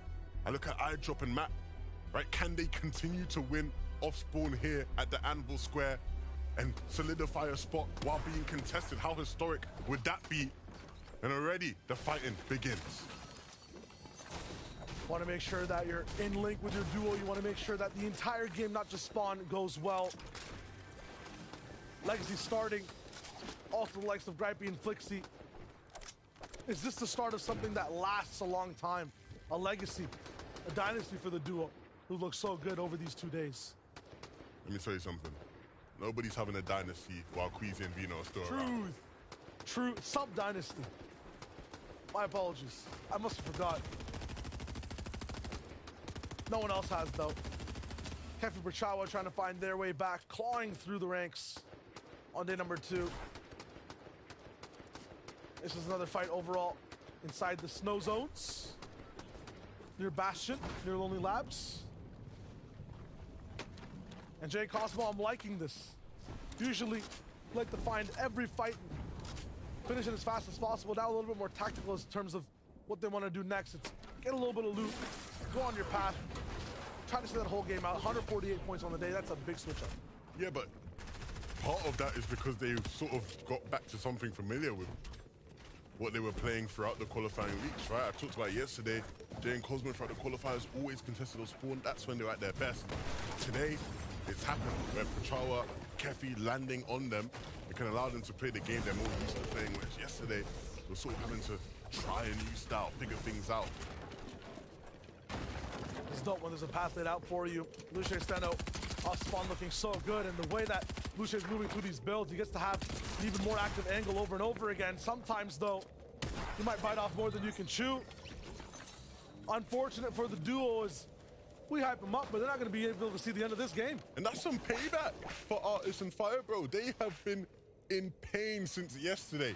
They got contested by Lucian Steno. They weren't expecting to be contested, and they really came out of it on the bad side. But here, in game number 11, turning things on their head, and like you sort of alluded to, Shayo, that is very huge in terms of the implications. Lucian Steno a team very well within the range of potentially getting one of those top 5 spots for the global championships.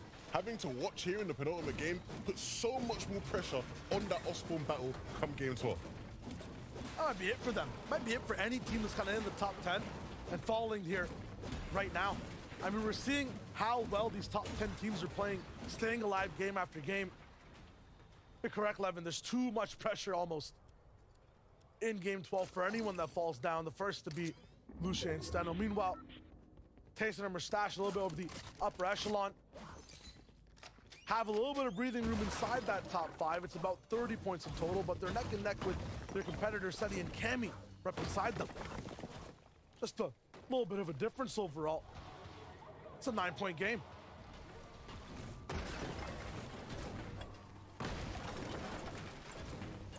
The fact that Twixie and Gripe are here contesting some of the greats in terms of how well of a 2 days of FNCS they've played is huge. And their goal is to just strive higher, get away from the bottom side of that top 5. 434 points in total accumulated over the 2 days. Their sights are set on Seti and Cammy. They'll have to fight through Fastroki, Paradoxy, and so many more duels before they get to fight the Titans in the endgame. Yeah, these guys, of all teams in the lobby, have really overcome expectations, right? If you had come to me and told me you had Grabby and Flixie in your top 4 in FNCS, I'd have called you a liar. I'd call you a liar, I would. But these guys have performed so well. And I think it just goes to show, like, that when you work hard, these guys are in every script lobby. They're playing non-stop, they're watching, they're reviewing, they're thinking about how to improve their play. And it really has showed in the way they've performed this weekend. It's not just luck, it's not just having pulse rifles every game, it's not just getting every zone. These guys have had all-round improvements, and that's so much fun to see. When it comes to heart, though, when it comes to a team that's been trying their best and given the opportunity to fly sky high, Paradoxy, Jerky on your screen have had some of the most powerful positions with the best loot in the game, but at the same time have been head-to-head with Vino and Queasy over and over again. Anytime they have height, they have power, it's Vino overtaking them and stopping them in their tracks. They started the day over in the mid-20s, have boosted themselves over towards top 15, but they need to make sure no one else gets in their way as they keep moving up throughout the day. Just 2 more games left. Savage and Vidil, I would say watching their game so far has been a coin flip. Sometimes absolute control, so good on Surge. They have position, they have a win under their belts. And the next game, Vidil trying to clutch out, Savage lost in the driver's seat. Which way will it go this game? Yeah, they have to have, you know, that sort of game performance akin to the best games they had throughout some of the qualifying weeks. It was so impressive then, and they have to sort of find that form now. Asa and Slove, we know what to expect from these guys, where it's just non-stop fighting, non-stop aggression.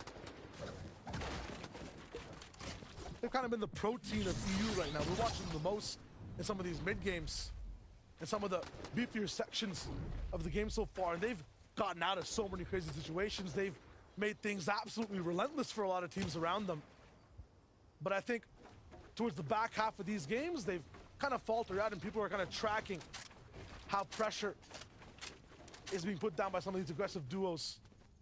And once again, Slove is down, so we'll see Asa trying to get him back up. Vanya did not see that angle, but look at the fearlessness from him. A lot of the times, I would see even day 1, Vanya would just box back up. Over here, he's ready to just clap back with a few more shots, and heals up, is ready to shoot some more. No, definitely not Vanya. That guy is always trying to take, always trying to fight. That's what makes him so good. Cammy and Seti maybe aren't as aggressive in their nature, but they still find them tags, they still deal that damage. It's why they're always going to be high up in those sort of rankings, even if they aren't high up in their limbs they have in total. And this is why rotating through this area is pretty strong, where you can sort of use these trees as line of sight, hop from bush to bush, take trades like this. If they have bush warrior, it's obviously very beneficial to sit in bushes. If you're not having that chance to get grassy with it, Mixon and Blacha will be sky high. We saw them utilize this type of high base over and over again on that first day, checking other bases around them, really controlling the space and getting the most out of damage on day one and day two. Sometimes Surge hasn't gone their way, but this seems like another game where Zone's a little bit away from them. A lot of people are going to be going by super fast. They'll be able to land as many shots as possible.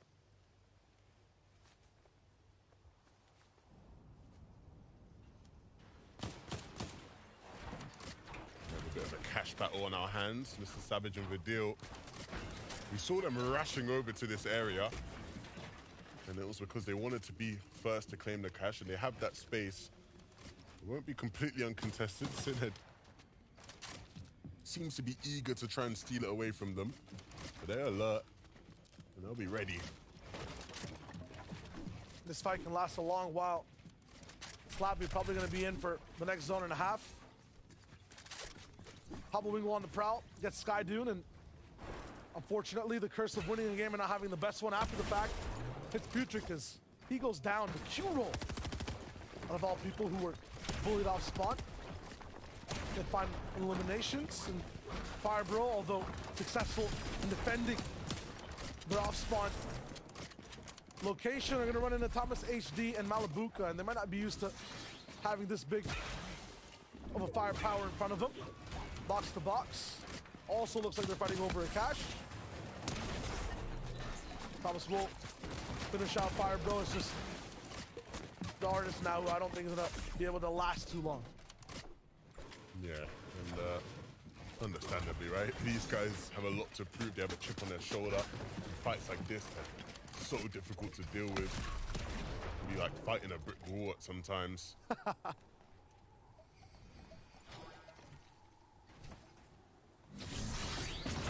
Artist lets go all the way away.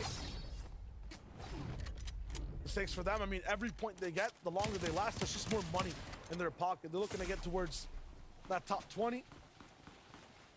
Get out of this bottom 30, bottom 40 position that they're in. Vino's with him side by side. Queasy also alive. Like celebrity appearances for them now. Checking in, seeing, we might win this game. Oh no, we're here though. Oh, Queasy's down, so maybe the deal just wasn't good enough for game 11. I hope we get a victory lap for them. I hope they just win the next game, so like at least it's like we finished. Win the FNCS. Yeah, like, that'd be at least we get that from them. That's what they're waiting for. Right now, probably just eating some food, having a good time. When you build up that kind of lead, you get that kind of leeway, right? Absolutely. No one even breaking 500 points yet. And as a reminder, Queasy Vino are at 676. Everyone's just about 10 points in tandem with the person in front or behind them. That drops off significantly after the top 5. Flixie and Gripey are in this upper echelon. 210 points here in day 2 overall. 434 in total. They're taking their time in Mega City. You can see the patience, the routine they put down.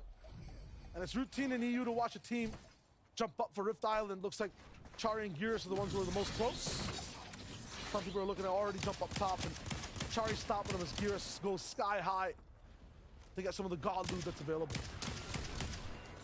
What will they be able to do with it is the question, right? I think game to game we've seen different teams play with the pulse rifles differently. Some teams maximizing its power, looking to soar to the skies, play for height. Beam teams below, some people just using it almost like they'd use any other weapon. It's just patience for a lot of the other teams that don't have access to some of the best loot in terms of power in the game. I say that, but legendary loadout Slurps for Seti. Cammy, I assume, is matching that. The only thing they're going to be looking for is just epic katanas or epic kinetic blades. Kuro looking strong with Wheat in tow.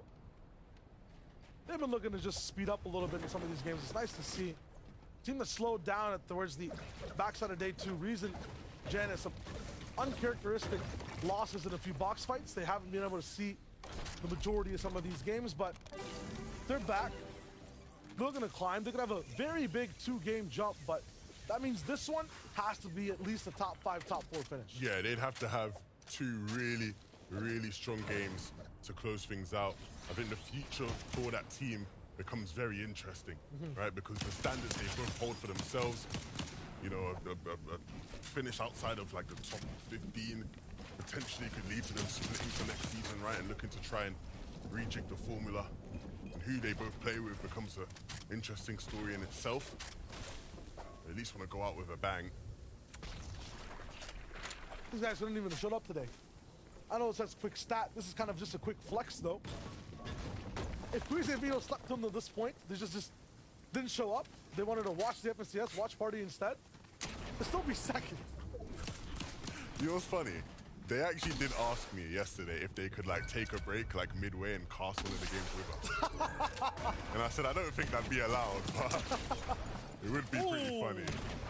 I mean, what would Vino have to say about this one? 160 to the face of Jerky. We're gonna see the 1v2 crack. Oh, the shields, and he actually just picks him up. A cheeky 1v2 on not just anybody in the lobby, on a team that is filled with firepower in Jerky and Fedoxy. Vino's out here just doing side quests. This man's not even playing the FNCS. He's looking for fights. And he's gonna get the reboot. This is why this guy is the best player in the world. Look at that, 160 to the dome. Jerky forced to sit down, and then just the tracking is perfection. As Fedoxy tries to skip away at the beach. Vino, man, a truly special player. The things he has done over the past year in Fortnite are absolutely unreal.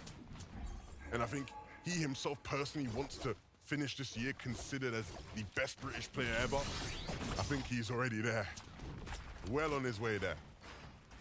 Absolutely. More accolades all across the field. Not just Vino, Map and iDrop. They've been doing some stuff, so let's check up on them with Mini Minor. Thank you, Shai. Now, iDrop and Map second on the day in terms of points. And how are they going to get into these global championships inside of that top 6 currently? They actually got themselves a combat cache going into this mid-game, getting really good Storm Surge tags. And how about 2 combat caches as well? They actually managed to get themselves another one, which hopefully will set them up for success going on later in the game. I've seen the reverse for these guys. I like the insight, but every time they have to fight for their game, that's where I feel like iDrop and Map are at their best. A lot of the times when they have these high spots, Vino and Queasy are alive, and the other teams are looking sky high, they have trouble just finding that execute, finding the finish.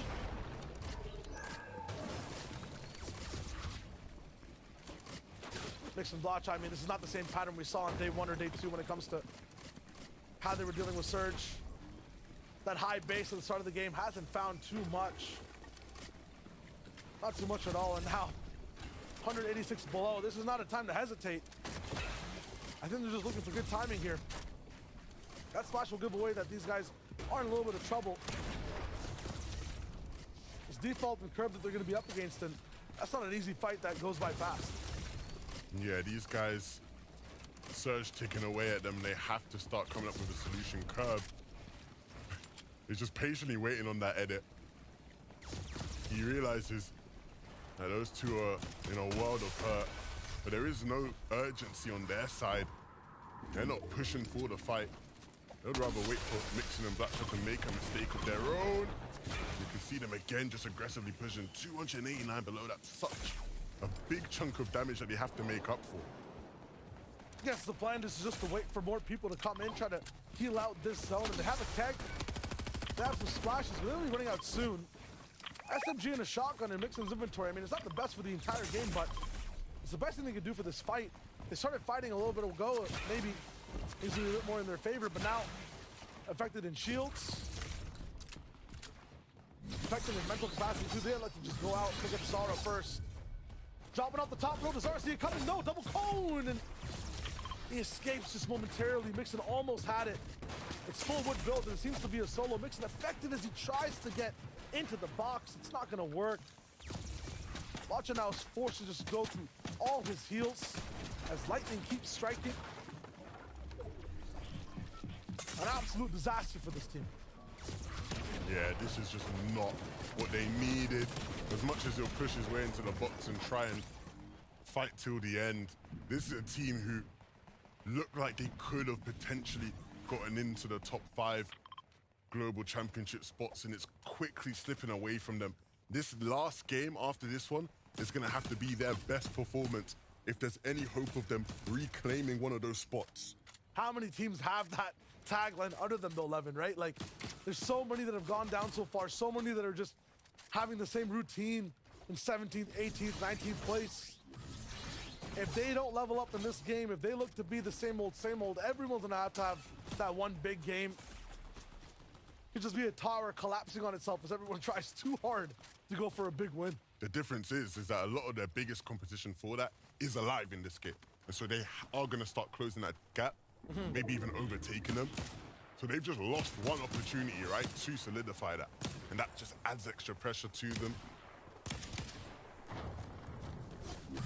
Vino setting records and setting the same rotations again and again. Sees Twy up top, and this man is so low. Vino could pick him up. I think Twy's gonna be desperate coming into the boxes too, probably low on surge, but never mind, he'll play it away. They found such a good line to get in. Old build, perfect rotation. Probably end up blading past the team that's in circle as well. And I guarantee that zone moves even more further left, so they'll have even more room to work with on the south side.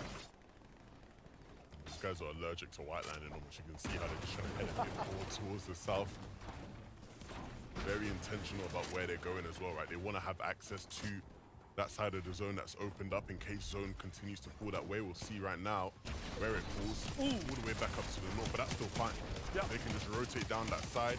It's a bit of a change in elevation that will mean that they're somewhat protected. Trouble, big trouble. Flixie's down, and it's just gripey. This will affect how far they can really solidify their spot in the top 5 before the last game. Gripey doesn't have the mats. He's running out of the firepower. I mean, has the blade, but even in health, he's in trouble. Gripey is the firepower in this duo, though. So there is still hope in this game. If you can make the magic happen. Sees Mappy falling beneath him and finds a massive shot and 2 players' bodies that he can just loot from now. An upgrade in weaponry, a bunch of slurps as well. And now something is actually possible from this one. An Omega refresh for him here. That is the definition of it, a mega refresh indeed. 4 slurps, golden out inventory, max mats. The only thing he misses is that legendary red eye. But it's gonna be fine. Not the same situation for Tayson and Mustaches. They're almost down and out. A tough rotation for everyone in the lobby. It is pulled towards the majority of the players who are gonna be absolutely pinpointed precision and aiming all their assault rifles, looking for any shots. And now all these duels are just forced into this ravine, locked down on low ground. Yeah, and you can see Tayson was just very close by to Queasy. He's a solo now. Vino just got dropped out. And you can see just how congested it is here. All these players, like you said, stuck in that ravine. And it's pulling backwards, so they're all going to have to start coming back through the ravine. Queasy using the flare just to get an idea of where his competition is. And his Bacon and Speed that are just there on the other side of those walls. He sees that just 1 or 2 layers above him. There is a free lane, but getting up there is going to cost something he doesn't have. That's materials. He needs to find a mega refresh of his own, but once again, 690 points. They got room to work with. Meanwhile, on height, undisturbed is Curb and default. As they're looking fine, double connected. Shouldn't really be shot out. Vino's not even here, so you don't have to worry too hard, but look at how much they're repurposing a lot of their builds to hold on to this high ground.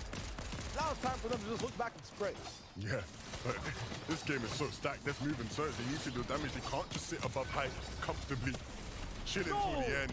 Seti and Cammy, they can't be comfortable in this game at all. They get pushed out of the lobby. It's Vadil that pushes them straight down and out towards the next game.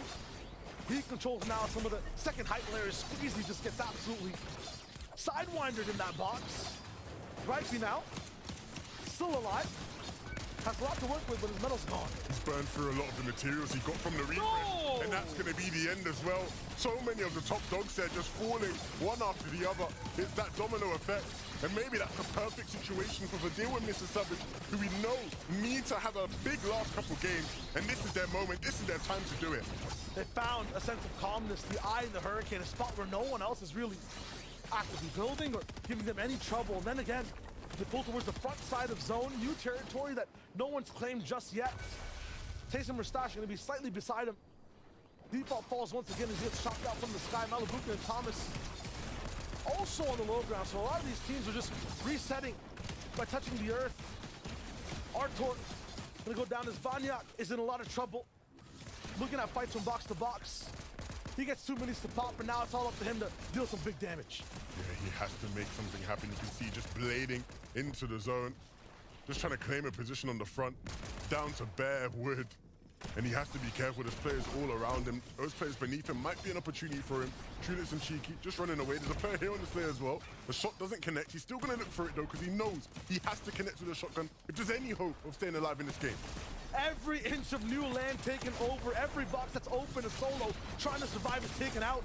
If you do not move fast enough, if you're not at caliber, you are gone. And Tayson falls under the stress test as well. Malabuka not going to be able to heal this one out.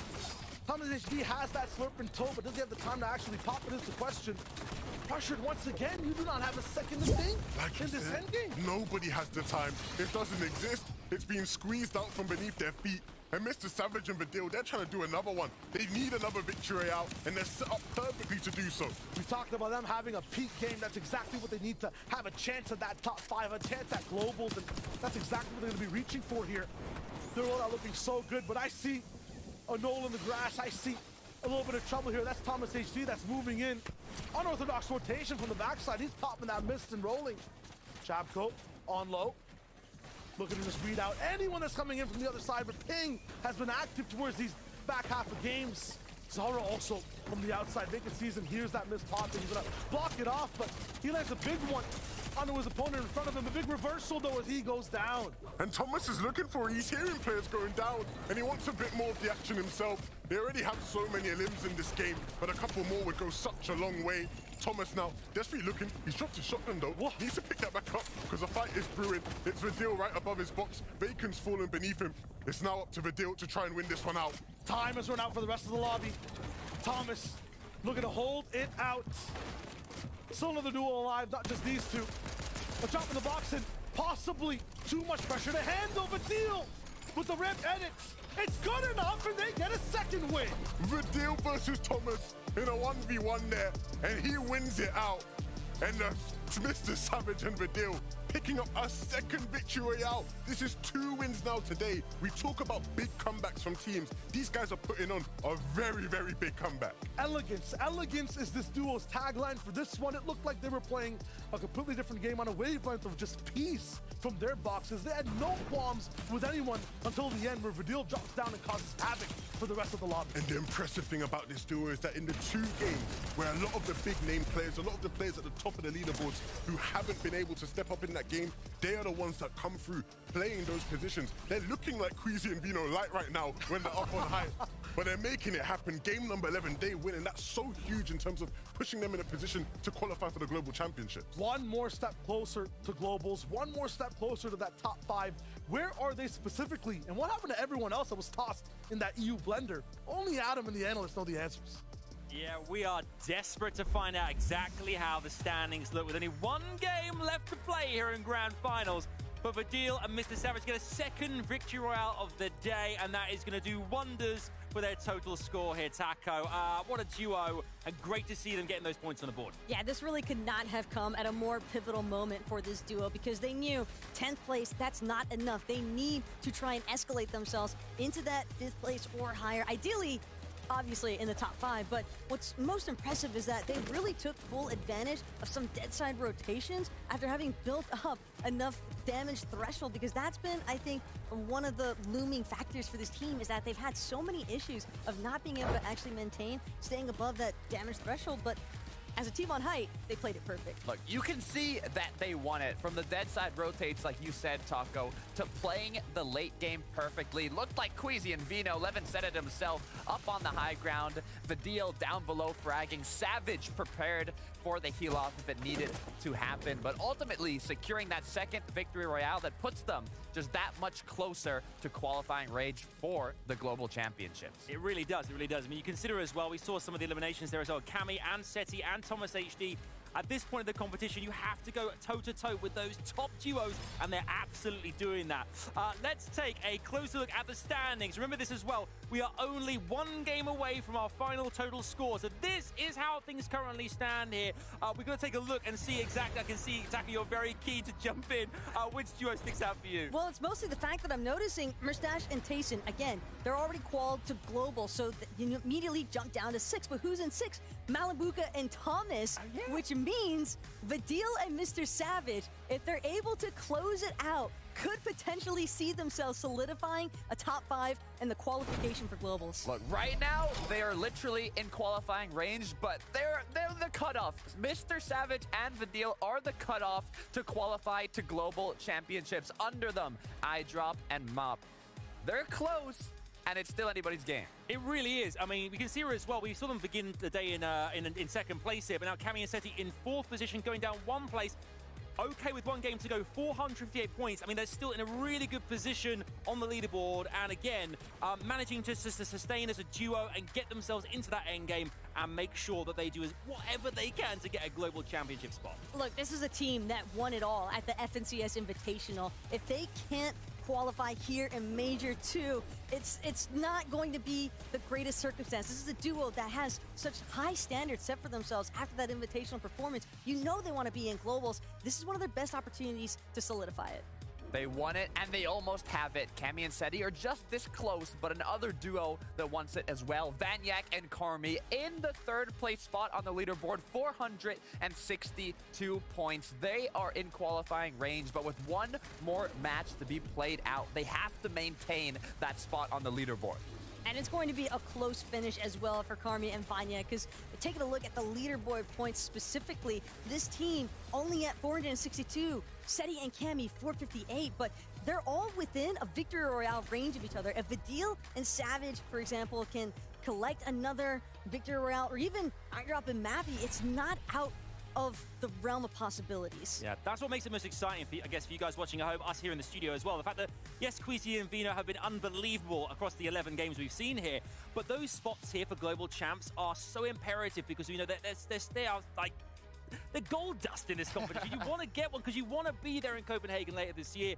And I think with 1 single game left to go here, it's looking mighty, mighty exciting here. Let's take a look as well at Gripey and Flixia as well in 5th position here as well. 20 eliminations, 402 points in total right now. Again, a team that has got into that top kind of like upper echelon of players. And again, they are massively in contention here. Right. I mean, Gripey was forced to clutch it out as a solo here in the most recent match, but you know, when you need to make it happen the most, it's in these grand finals. It's in that last match of the day. So now all these duos we've looked at, all these storylines that are in qualifying range, it really just all comes down to this 12th match. Will Cammy and Seti, the invitational champs, be able to get a spot in the global championship? Will all these other duos that are in qualifying range hold their position? Or will a duo like Blotcha and Mixin, like iDrop Mop, like Steno and Lushi take one of those spots?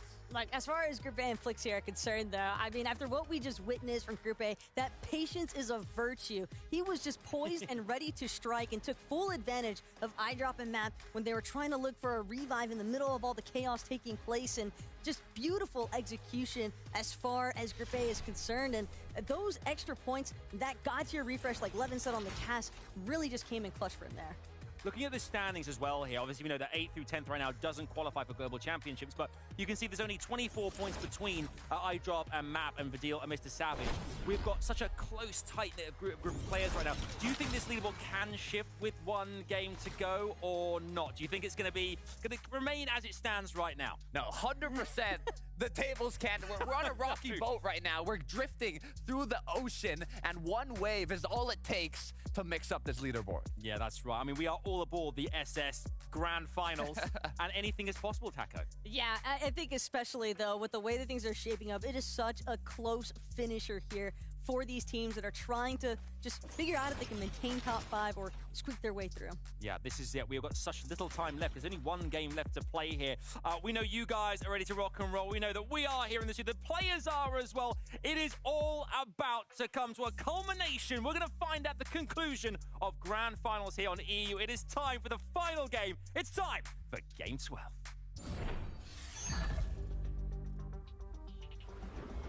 Two days of competition in EU, some of the most unprecedented things we've seen, and we're here now, 11-2K, an unstoppable force, immovable object, and 50 of the best duos in the world. I'm so excited, man. I'm so excited to wrap things up because so far today, we have just seen so many different names pushing themselves in and out of contention. One team's in one game, the next game they're out. They're in, they're out, they're in. Are you in? Are you out? You have to make your decision in this final game because the stakes are so high. The global championships are right around the corner. There is no more after this for this major. This is the last chance for a bunch of these duos possibly, as you never know what happens between now and Major 3. I honestly cannot wait, not just for the conclusion of today, but the implications after today, right? Because we know, players are desperate. Players are hungry to make it to the Global Championships. I would not be surprised if a lot of the players in this lobby decide, look, switching it up for next major, playing with somebody else. I want to find something. I want to find my partner. I want to find the Vino to my queen. Yeah. Right, that's what they're going to be looking for. Oh, but they're a dime a million, honestly. These guys, the way they play, what they've done today, 696 points. Huge and leading the pack in first place. Now, every off-spawn fight becomes a little bit more tense. You can see it's not 50-50 for one chest. Map and iDrop back it up a little bit, choose not to challenge. I want to prolong this as much as possible. Everybody in this last game, just a bit more cautious in their approach. Understanding that it's your last chance. Even if you aren't one of the players competing for the win, even if you aren't someone in contention for one of the top 5 global championship spots, there's money on the line. Big money, big money on the line. And if you've been grinding all season long, you ain't just gonna let yourself watch the money pass you by. You're gonna try your best to move up, even if it is just a tiny bit in the standings, to get that extra bit of Wonga. Tusen Putrick, who we saw win a game earlier today, here against their biggest rivals of the weekend. Let's finish today as we started it at the very beginning of EU's FNCS. A fight on a racetrack where both duos move super fast. Malabuk and Thomas HD, Tusen Putrick just want control, or maybe a little bit of nostalgia. That first day, every single game, they went head-to-head. Anytime they tried to escape a third party as well, picked them all up. But this one is tempered, a little bit more calculated. They want to leave a message here. It's not just about this FNCS, it's about the future, it's about globals. Yeah, as it stands right now, with Mustache and Tayson being in second place, the slot has moved down to 6th in terms of who gets the spot for Global Championship. But because Malambuka and Thomas are 6th, it's moved down to 7th.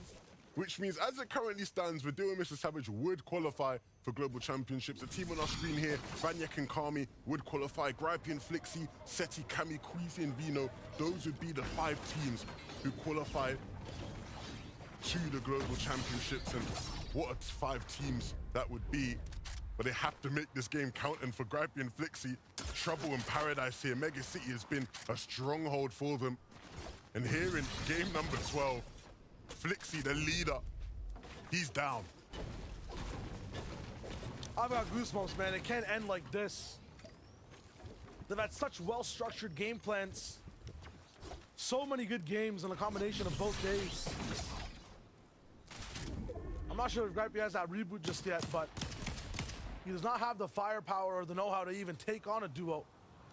And it's not endgame. He's not going to be able to just look at a box and get a mega refresh, so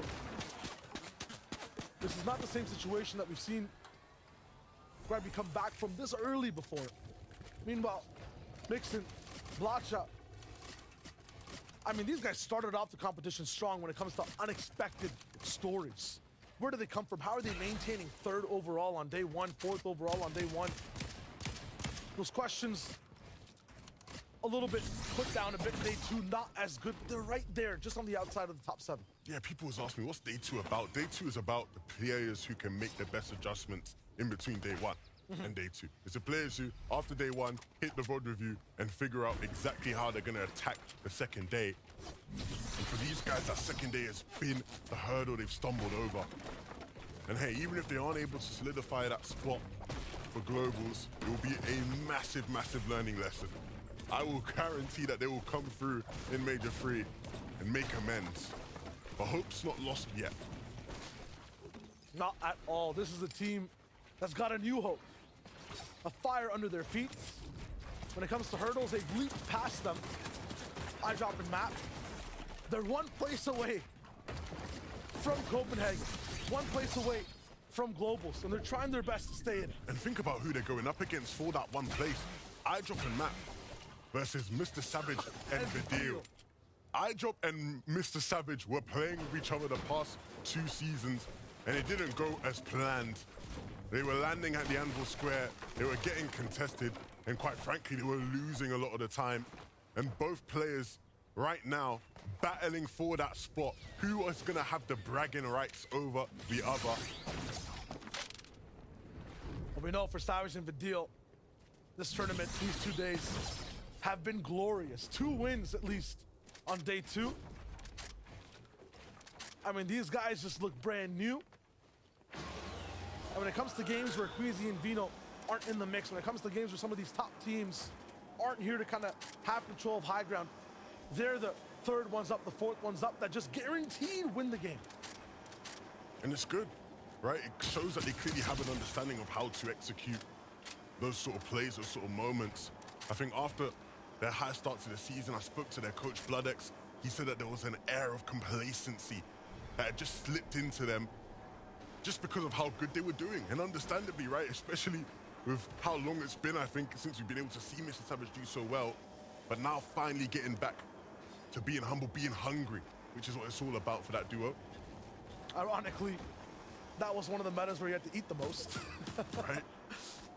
Now with that huge change, it's been a big step up to try to adjust to this type of gameplay. They should be good for this game, but they're going to be playing defense to stay inside the top 7.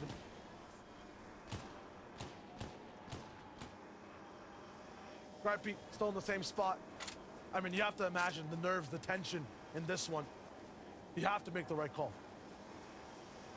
I think the key for Gripey this game is just keeping them up on surge where possible, hitting shots like that, and just trying to get Flixie up and staying alive as long as possible. He's forced to be on this hill and this hill alone, though. Not another bush that he can really go by to. If he wants to move, it has to be silently, so the kinetic blade is not an option. And you see, every time he tries to go towards Mega City, maybe get a little bit more loot, farm up, get inside the buildings. There's too many high bases inside the town that are actually stopping them. Santa Lucia, we talked about them having 2 perfect games, one of them gone now. This one has to be a loud entrance. This one has to be perfect for them all the way towards the end if they want to elevate. And they're going to be in this box fight. They have to force so many fights, make up. A lot of the time they miss 2 Elam points, and they are right now. That goes up against Vidil. They're actually breaking in to top 7 directly at the mouth. Vidil down, Savage alone. That is huge. It's going to leave Mr. Savage with a world of work to do. Mr. Savage doesn't have Vidil with him. How does he adapt? Where even is he right now? Santa Lucia are really proactive right now. This is Queasy, I believe, who they're shooting at. Got the shield down. That'll attract the attention of Vino, who should be close by. Savage moved around. Looked for a little bit more, but I guess got separated ultimately. Vino. What? Hot knife, butter, steam. That's all that is. Absolutely yummy, that play. Oh my goodness. It's just Vino things. It is just Vino things. Nothing he does now surprises me anymore. I just expect greatness. I expect excellence.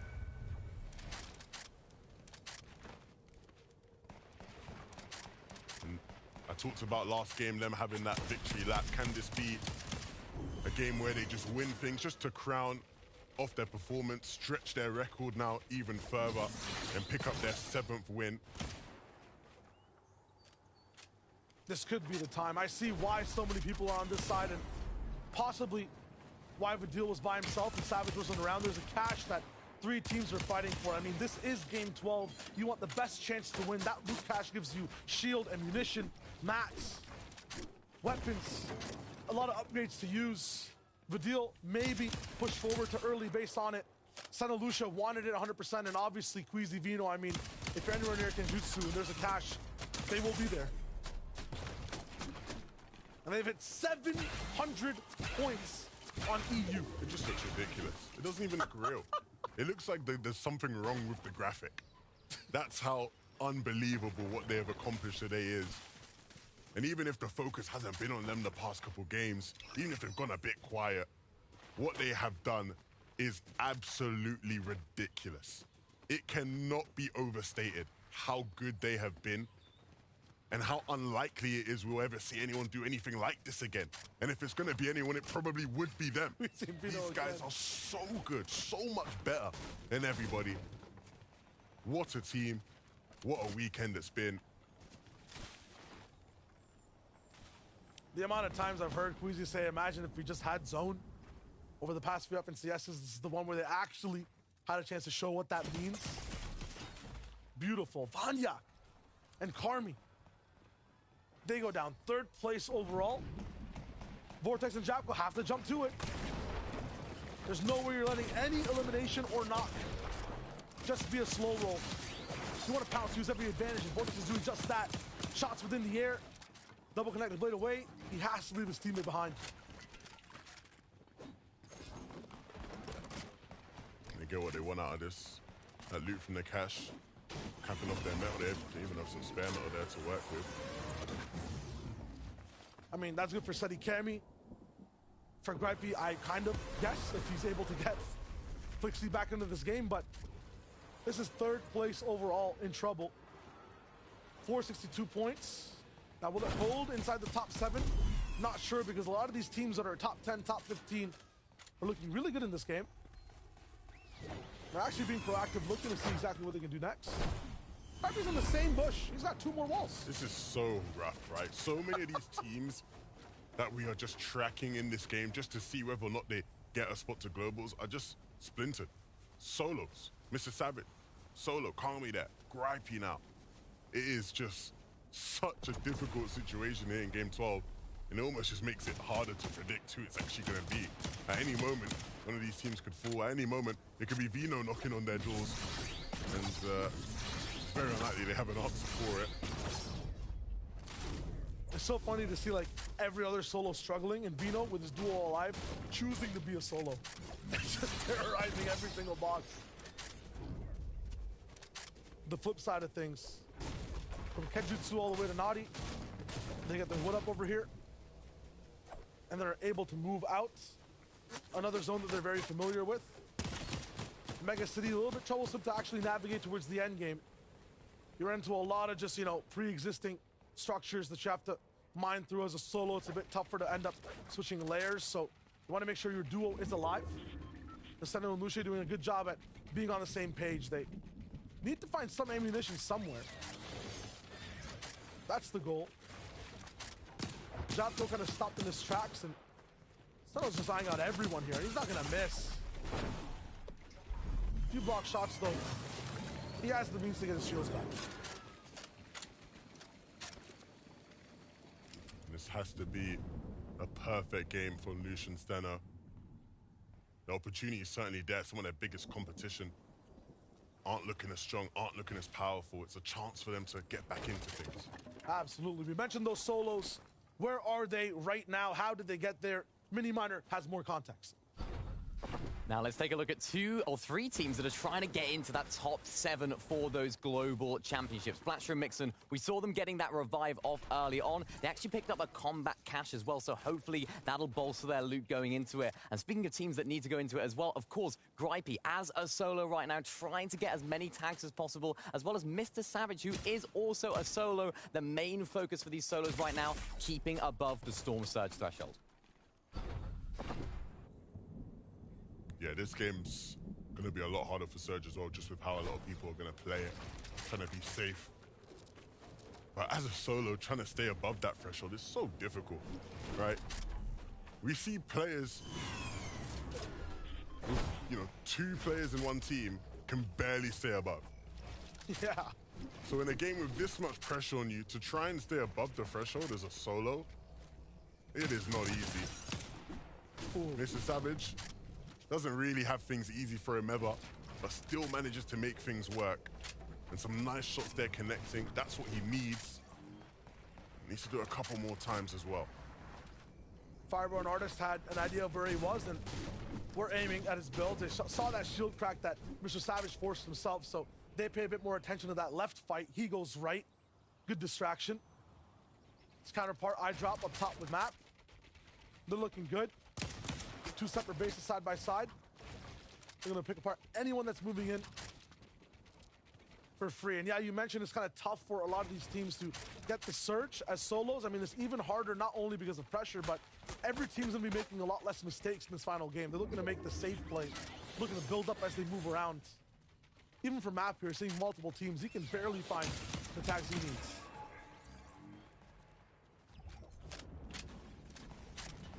$500 above that threshold, a much more comfortable position than what some of his counterparts will be in. Thomas and Malabuka, we always know what threat they possess. And it looks like this game they decided, look, we're going to go Mega City and claim the vault, something we saw them try to do at times in qualifiers. We didn't know whether or not it'd translate, whether they'd be able to do it and execute in the grand finals. But they have done it in game 12. And we'll see what that actually leads to. Teeny and Misha in the storm, just beneath that Rift Island. But they were the ones that were up on top of it, claiming those pulse rifles. But look at Mr. Savage down on Surge. The zone ticking away. You can see all those open edits. Players are going to be looking at him. And he's down to just tank the storm, just to try and get some damage, bait those teams into peeking. But they aren't taking the bait. He needs to start dealing damage, and fast. No. Mr. Savage falls.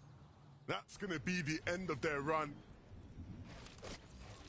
And with how strong iDrop and Mappy are looking set up in this lobby, the chances of them holding on to their position in the Global Championship qualification spot is not looking good. Gripey and Flixie fall now as well. Oh dear, Gripey, Flixie were looking so strong, so tough throughout the day, Shayo. And just in this final game, the game that they couldn't allow it to slip, they have. The day 2 duos filtered out on the 6th zone.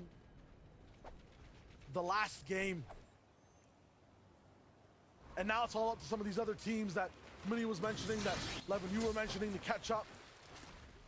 Sizable gap between Savage and iDrop and Mappy. It's about 20 to 30 points. Gripey down though. Vanyak down though. Seti and Cammy have a little bit of room to work with and elevate as well. That's mad. That's 3 teams. Three teams down. Of the teams. 3 of the 5 teams that had a qualification spot secured coming into this game are currently down, and they have to watch and hope. You see the pain in Gripey's eyes. He knows how big this is. And they just have to hope that the likes of iDrop, Mappy, the likes of Blatcher and Mixon don't have these huge games that take their spaces. Those are the realistic duos that can take over.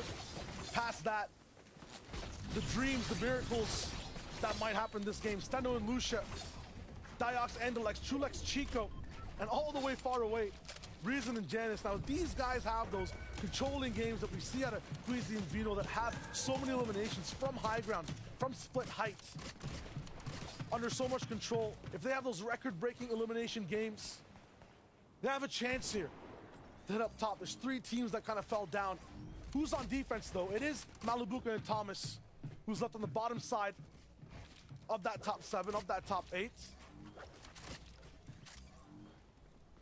Lucian Center may not know it, but this game could be the game that changes it all for their careers. This game could be the one that catapults them into the global stage, the biggest tournament they'll ever play in, potentially. But it just has to be a big game. It has to be. And right now, things aren't looking strong. Yes, their biggest competition is down, but they need to start thinking about how they can put themselves in power positions. It's not a case of just surviving the game. That's not enough. Not even hitting top 5. I think this needs to be a win for any of these teams that are 60 to 70 points away, or just eliminations padding up for that win. And that starts here, this 7th zone. That starts with having 3 to 4 eliminations already in your pocket, max mats, something special in your inventory, or just a prime position to be able to have control. You cannot just pass by. That is absolutely true. Kemi and Sunny, though, they're looking to just stay alive. They want to just keep their points updated. And of all the teams in the lobby right now, outside of Queasy and Vino, you'd probably say they're some of the best at it. Tasting the mustache in that category as well. Not looking too good on Surge, though, just 43 above. Jason will fix that very soon. So many teams not moving in. Lots of more space to take over towards the north side of this circle. 1 above, 7 below. It's just a matter of a few bullets. Malabuka and Thomas might be their target. They'll look over. Seno Luce, trouble! And you can't run into even a hair of it. They're down. They're gone. The next miracle story, Diox and the team seen on every box, might be the wave. Cammy taken out by Tayson. Just knocked them. Just a knock. But I don't know if Seti will be able to pick him up. He's thinking about it. At the end of the day, though, they're split right now. So he has to even just try and get to him. And as he looks to try and get to him, he'll take a big chunk of damage. Doesn't even have any shields or anything to put himself back up. Cammy's dropped what he had, but they are down. Cammy and Seti gone, but they were very sky high in terms of how many points they had. They were 4th place, 458.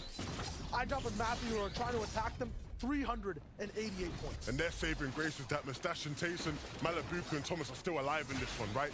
Those 2 teams doing as well as they are means the slots keep falling.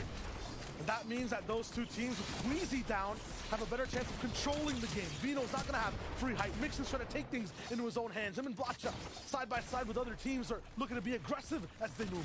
We talked about how these guys started to slow down in the second day. If there was ever a time to speed up, it would be now. Acceleration's definitely needed. And they're already fast. This is the fastest I've seen them getting into the next point of zone. They're faster than Pablo Wingo. How many times have you say that about any duo inside the scene in EU? It's iChop and Matt who are on high ground, though. I talked about Queasy being down. The classic sleeper with Vino being aggressive. That combination of wins that have gotten 6 out of the day is not going to be here. These guys can take it all the way home. And if coming into the finals, you would have told me that iDrop would come out better of the split between him and Mr. Savage. With how this season had gone, I wouldn't have believed you. Things weren't looking too good. They were a team in the Surge week that had to try and qualify through that stage. And now they might just be on their way to the Global Championships. One more test. They do have height, but they can't make a mistake. We've seen so many teams look for that chop down. This is game 12. Everyone will look for a win, and that starts on high ground. Vino will be on low, though. This is just a victory lap for him. He's looking for any chance to delay any other person's game and possibly even have a clutch of his own here towards the very end. Landed in a tree, a little bit of aggression from other teams, but he lands soft and is able to get his health back up. Yeah, and this is just a chance for Vino to remind us of why he's so good. iDrop's fallen, though. It's at the hands of Kuro. So it's going to have to be a big cut from Matt. iDrop has no chance to help his teammate. Matt's dropping down into boxes. Needs to try to find space. But look at his material shield. Look at those shields. He has none. He doesn't have anything to replenish himself. Needs a refresher now. Needs a miracle, needs a prayer. Matt with 2 hands together on the shotgun. Looks to see what he can do next. Red Eye reloaded. One player is just to pass by, and he needs that split-second shot to land straight to the head. 470 damage above. He can play with patience, but this is the clutch of Matt's career. moving forward, kinetic blade in hand, one more charge, but his shields get knocked out. Wood layer below him, so he can easily penetrate that base, but he elects to go towards the zone. Matt looking for his next target, but does not choose this box. There's knocks inside, but he's not going to choose to dive. Matt looking lost, confused, dazed. Where can he be? What can he see? Nothing for now. Somehow still alive. The target has so much fire, but not getting hit.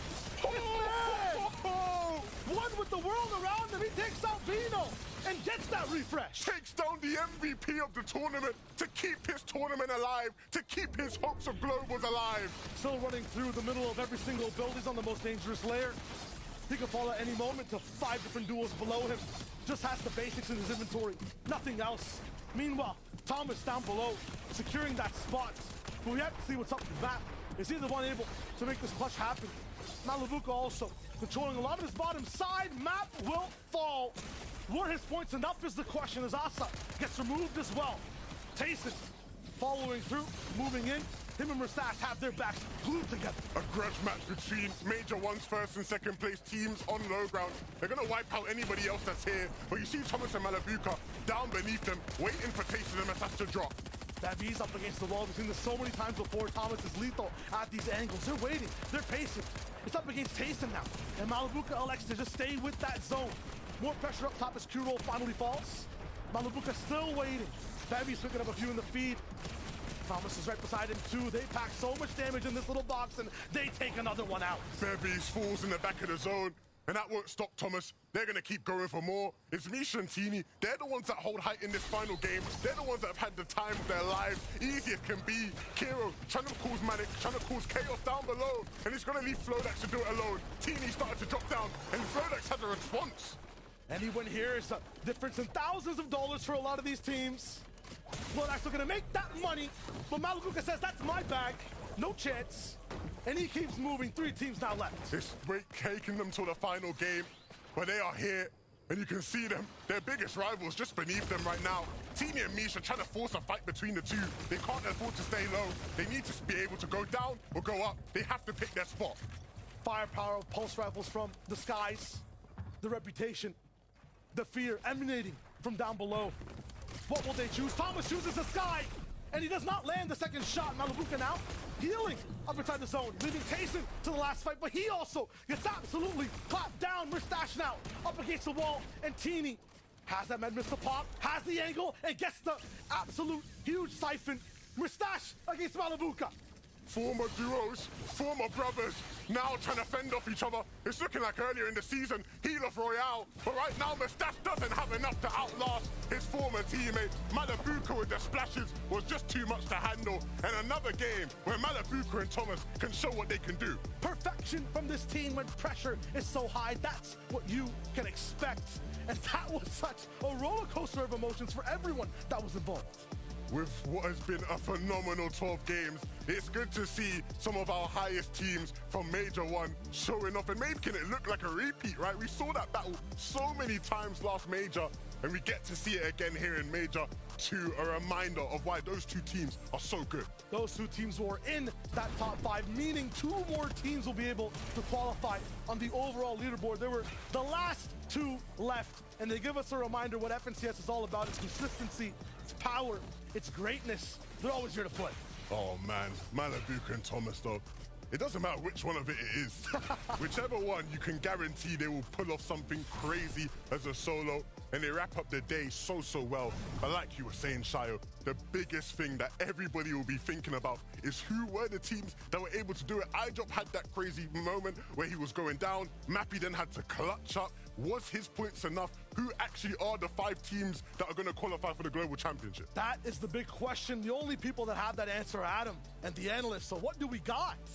We have ourselves an FNCS EU Grand Finals Duo Champions. It's official. It has happened. You guessed it. It's Greasy and Vino, your champions! Yes! Unbelievable to see. Absolutely deserved. They have been incredible all weekend long. So many victory royales, so many high ground takes, eliminations. Taco, well deserved all round. Beautiful finesse from this duo. Everybody knew that they had it in them. To see them finally solidify their reign over EU here in Chapter 4 Season 2, it's fantastic. But also, they broke records. 2 of them Venno just had to hit the hat trick. The individual eliminations record having finally been established by Venno with 38 in grand finals here. And guess who he beat? It was Cammy. Look, records were broken. There used to be a saying that high ground won matches, low ground won tournaments. Where did that saying come from? Because Queasy and Vino, they dominated this Major 2 grand finals from the clouds. It was incredible. It was the whole thing from start to finish was theirs. They felt like they were constantly in control. They always seemed like they had the strats every single day. They managed that high ground. Queasy sending Venno out to say, Venno, go do your thing. Go down there, get the eliminations, and just break records. And I mean, both of them together, they've previously won FNCSs. Now together, it's official and so well deserved. I mean, what separates them from the rest of the players out there, do you think, this weekend, this season? Honestly, it's just a statement performance from Queasy and Venno. This is a team that has nonstop grinded, nonstop been extremely critical of their gameplay, working tirelessly alongside their coach BloodX, and you can see the fruits of their labor coming into full fruition here today with the closure. Look, preparation, minimal mistakes, knowledge, mechanics, they have it all. They have everything. They made the least amount of mistakes in the lobby, and they dominated, annihilated their opponents. They did everything they had to take home that trophy. Absolutely. And it would not be a global championships as well this year without Queasy and Venno in it, would it? No, it definitely would not feel the same by any means. I mean, Queasy been feeling so confident after everything that they had amassed throughout these 2 days of competition. He even threw up the stream for the last game. Literally, like, they're just having fun at this point. You know, last game, like, you know, we already took home the Axe of Champions. Might as well celebrate it a little bit. Yeah, absolutely. And it's been absolutely incredible from start to finish. But let's go to the standings and see how things tallied up and who's going all the way. This is your results from our EU Grand Finals here at Major 2. And you can see Queasy and Venno. But look at the rest of the leaderboard here. Mustache and Tayson in second place means they were already qualified, so it goes down to the next players. And you can see here, Malabuka and Thomas Creepinto already qualified. Where do we currently stand here, Taco? Who's going in the finals? It's the heartbreak moment, though, for Vadil and Mr. Savage, because I dropped Mappy's clutch there at the end. That final refresh moment onto Venno gave him exactly the amount of juice he needed to finish out with a high enough finish to overtake in the leaderboard. Look, although it might be a little bit of a heartbreaking moment for Mr. Savage and Vadil being one placement off global championships, there's also a bright side to the story. This is the first time Mr. Savage has been top 10 in an FNCS Grand Finals since Chapter 2, Season 8, and I know this is just going to be that much more motivation going into Major 3. Absolutely great point to make there. 100% agree. And you can see as well the earnings as well. All of our players, accolades aside, the prize money as well. $910,000. We had it. $200,000 going to Queasy and Venno. But such an enormous amount of money for each of our duos in this top 10 here. Absolutely incredible stuff, Taco. Yeah, and again, I think it can't be stated enough. Looking at Grippe and Flixie, we are following along with them pretty heavily, especially throughout day number 2 here. So to see them make their way into globals in a pretty convincing fashion. I mean, we saw the player cam moment when Grippe went down, when he was forced into that solo situation, isolated, alone, trying to make sure to keep his wits about him. And again, they played out well just because of what they'd been able to amount throughout. Right, yeah, this is their best FNCS Grand Finals placement. I mean, top 6, $50,000. I mean, I'm not complaining with that. Yeah, not at all. Not at all. In fact, we should take this for a second, digest this, but let's head over to Levin and Shire and find out what you two have for us first. The rest of the regions around the world, what happened? Thanks so much, Adam. I mean, FNCS all across the globe, absolutely amazing, including EU, the absolute Godzilla's coming out of Kenjutsu Crossing, winning it over. We'll see them over at that Global at the end of the year. Asia, the 11, that was absolutely amazing to watch. Alba, Jay, they were able to make it through. Impressive stuff. I think we've seen that Asia has so much talent, and I can't wait to watch these guys do their thing at the Global Championship. Yeah, Oceania as well, Sunstog and on KTN. These guys look so good, so much fun to watch. I want to see how they actually rank up against the rest of the world, too. Yeah, Suns and Anon, they've been doing their thing for quite a while now, and picking up that victory in the FNCS is big, but I think even bigger than that for them, a chance to get a trip to Copenhagen and do what they can. Middle East, though, Cal, 7-man, these guys were able to win over there. I'm still waiting to see a Middle East team really rock the boat at an international competition, and I really hope it's these guys. And, you know, they got the passion, absolutely, and it's just so much fun to see FNCS across the globe. Lots more to break down, though, so Adam, what else do we got? we have something so unbelievably special. We've had some fantastic guests here across the course of our FNCS Grand Finals weekend, but right now we are delighted to be joined by one of our champions. The almighty Queasy joins us. Congratulations, Queasy, to you and Vino. It's been amazing. I mean, a cliche question, but how are you feeling? You are officially the FNCS champion this season. How do you feel? I'm feeling good. I've wanted that pickaxe for a long time, so I'm super hyped to get it. Yeah, and rightfully earned. But honestly, Queasy, I have a question, or actually several, that are a little bit more intended towards Venom. Maybe you can help answer them. But what type of shower head does he use? What blanket does he sleep with? How many pillows are on his bed? And what kind of food does he eat? I've heard he doesn't eat much before the tournaments. About the shower, I don't know. I have to personally ask him, but yeah, I don't know. He's just the best player, I'm not gonna lie. That's great. Now look, from the Heartbreak to Invitational to now taking home that Axe of Champions in Major 2, you have a position in the Global Championship. I want to know, what are the next steps in preparation to continue this power forwards? I mean, we just moved forward. We new meta, new season, everything's new. I think with the addition of this season's coach, Bloodix, I mean, you can see what happens. I think it's just a dream team. We've chatted a lot for this weekend about records broken by yourself and Venno. It's been incredible to watch unfold. But the victory royales are coming one after the other after the other. For you as a player as well, in that situation, seeing that you're getting these victory royales, how do you feel that moment? You know, how are you managing to always kind of retain composure and win every one of those? I think 5 in a row, which was so impressive. I mean, we just do the same thing every game. Basically, we repeat the same thought process. We got it down to like literally the best we could. We've played scrims all season. We worked so hard. I think I just don't know. We just played so good. It was unbelievable. We loved every single second of this. Where can we find you online, social-wise as well? QueasyFN on Twitter, Queasy on Twitch, and please follow BloodX, Venno, and GXR Elite. Love to see it. It's a team effort, 100%. One more time, congratulations on FNCS Major 2 EU winner. Congratulations to Queasy and Venno. Love to see it. Congratulations, dude. Well done. Thank you. I couldn't say congratulations enough. Like, congratulations, because it's such a massive feat as well. It's that performance deserves it. Thank you. I thought so too.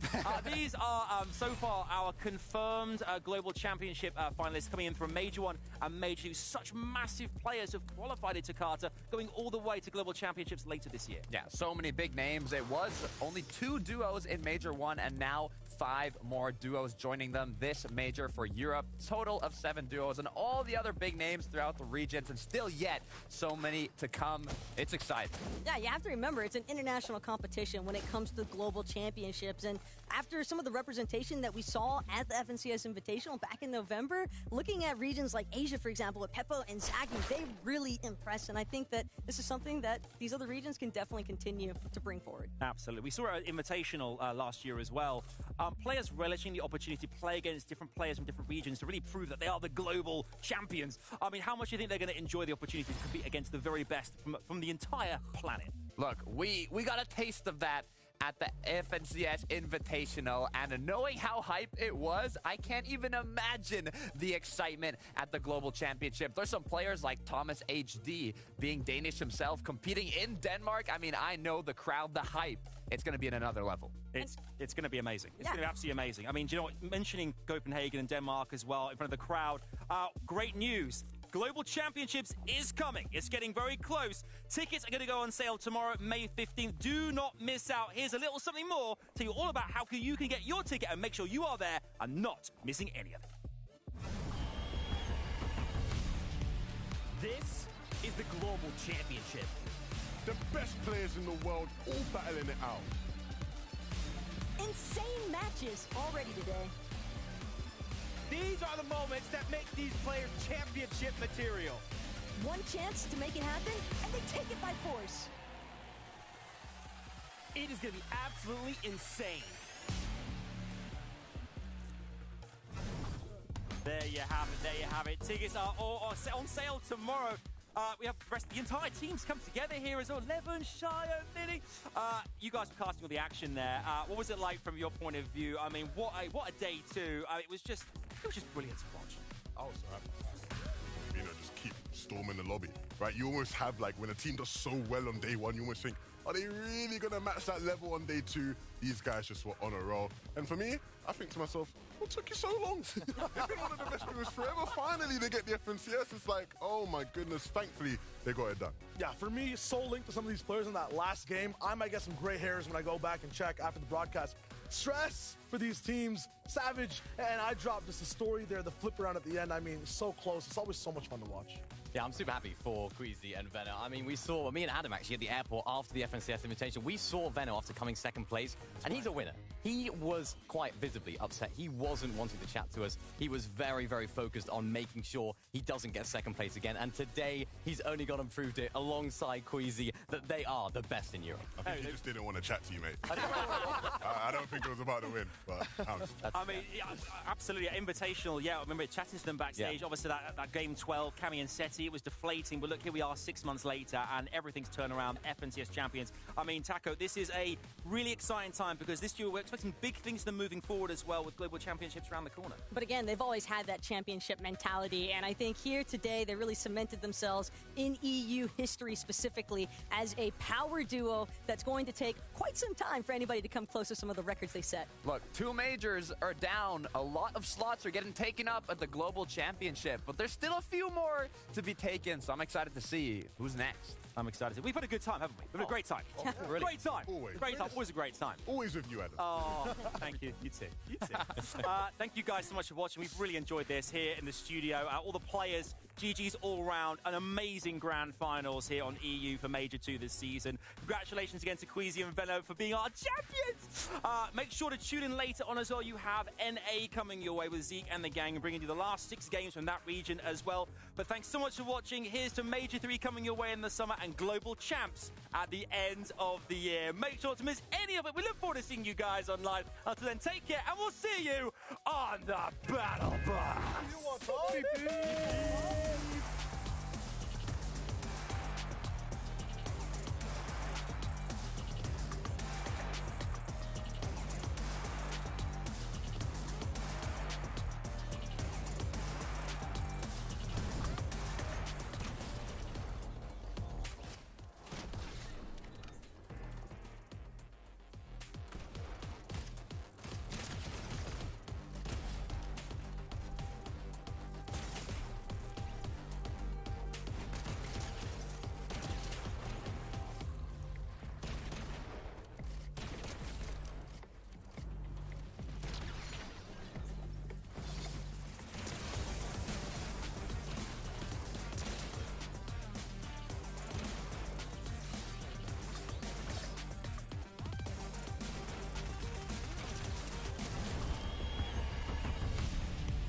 This is the Global Championship. The best players in the world all battling it out. Insane matches already today. These are the moments that make these players championship material. One chance to make it happen, and they take it by force. It is going to be absolutely insane.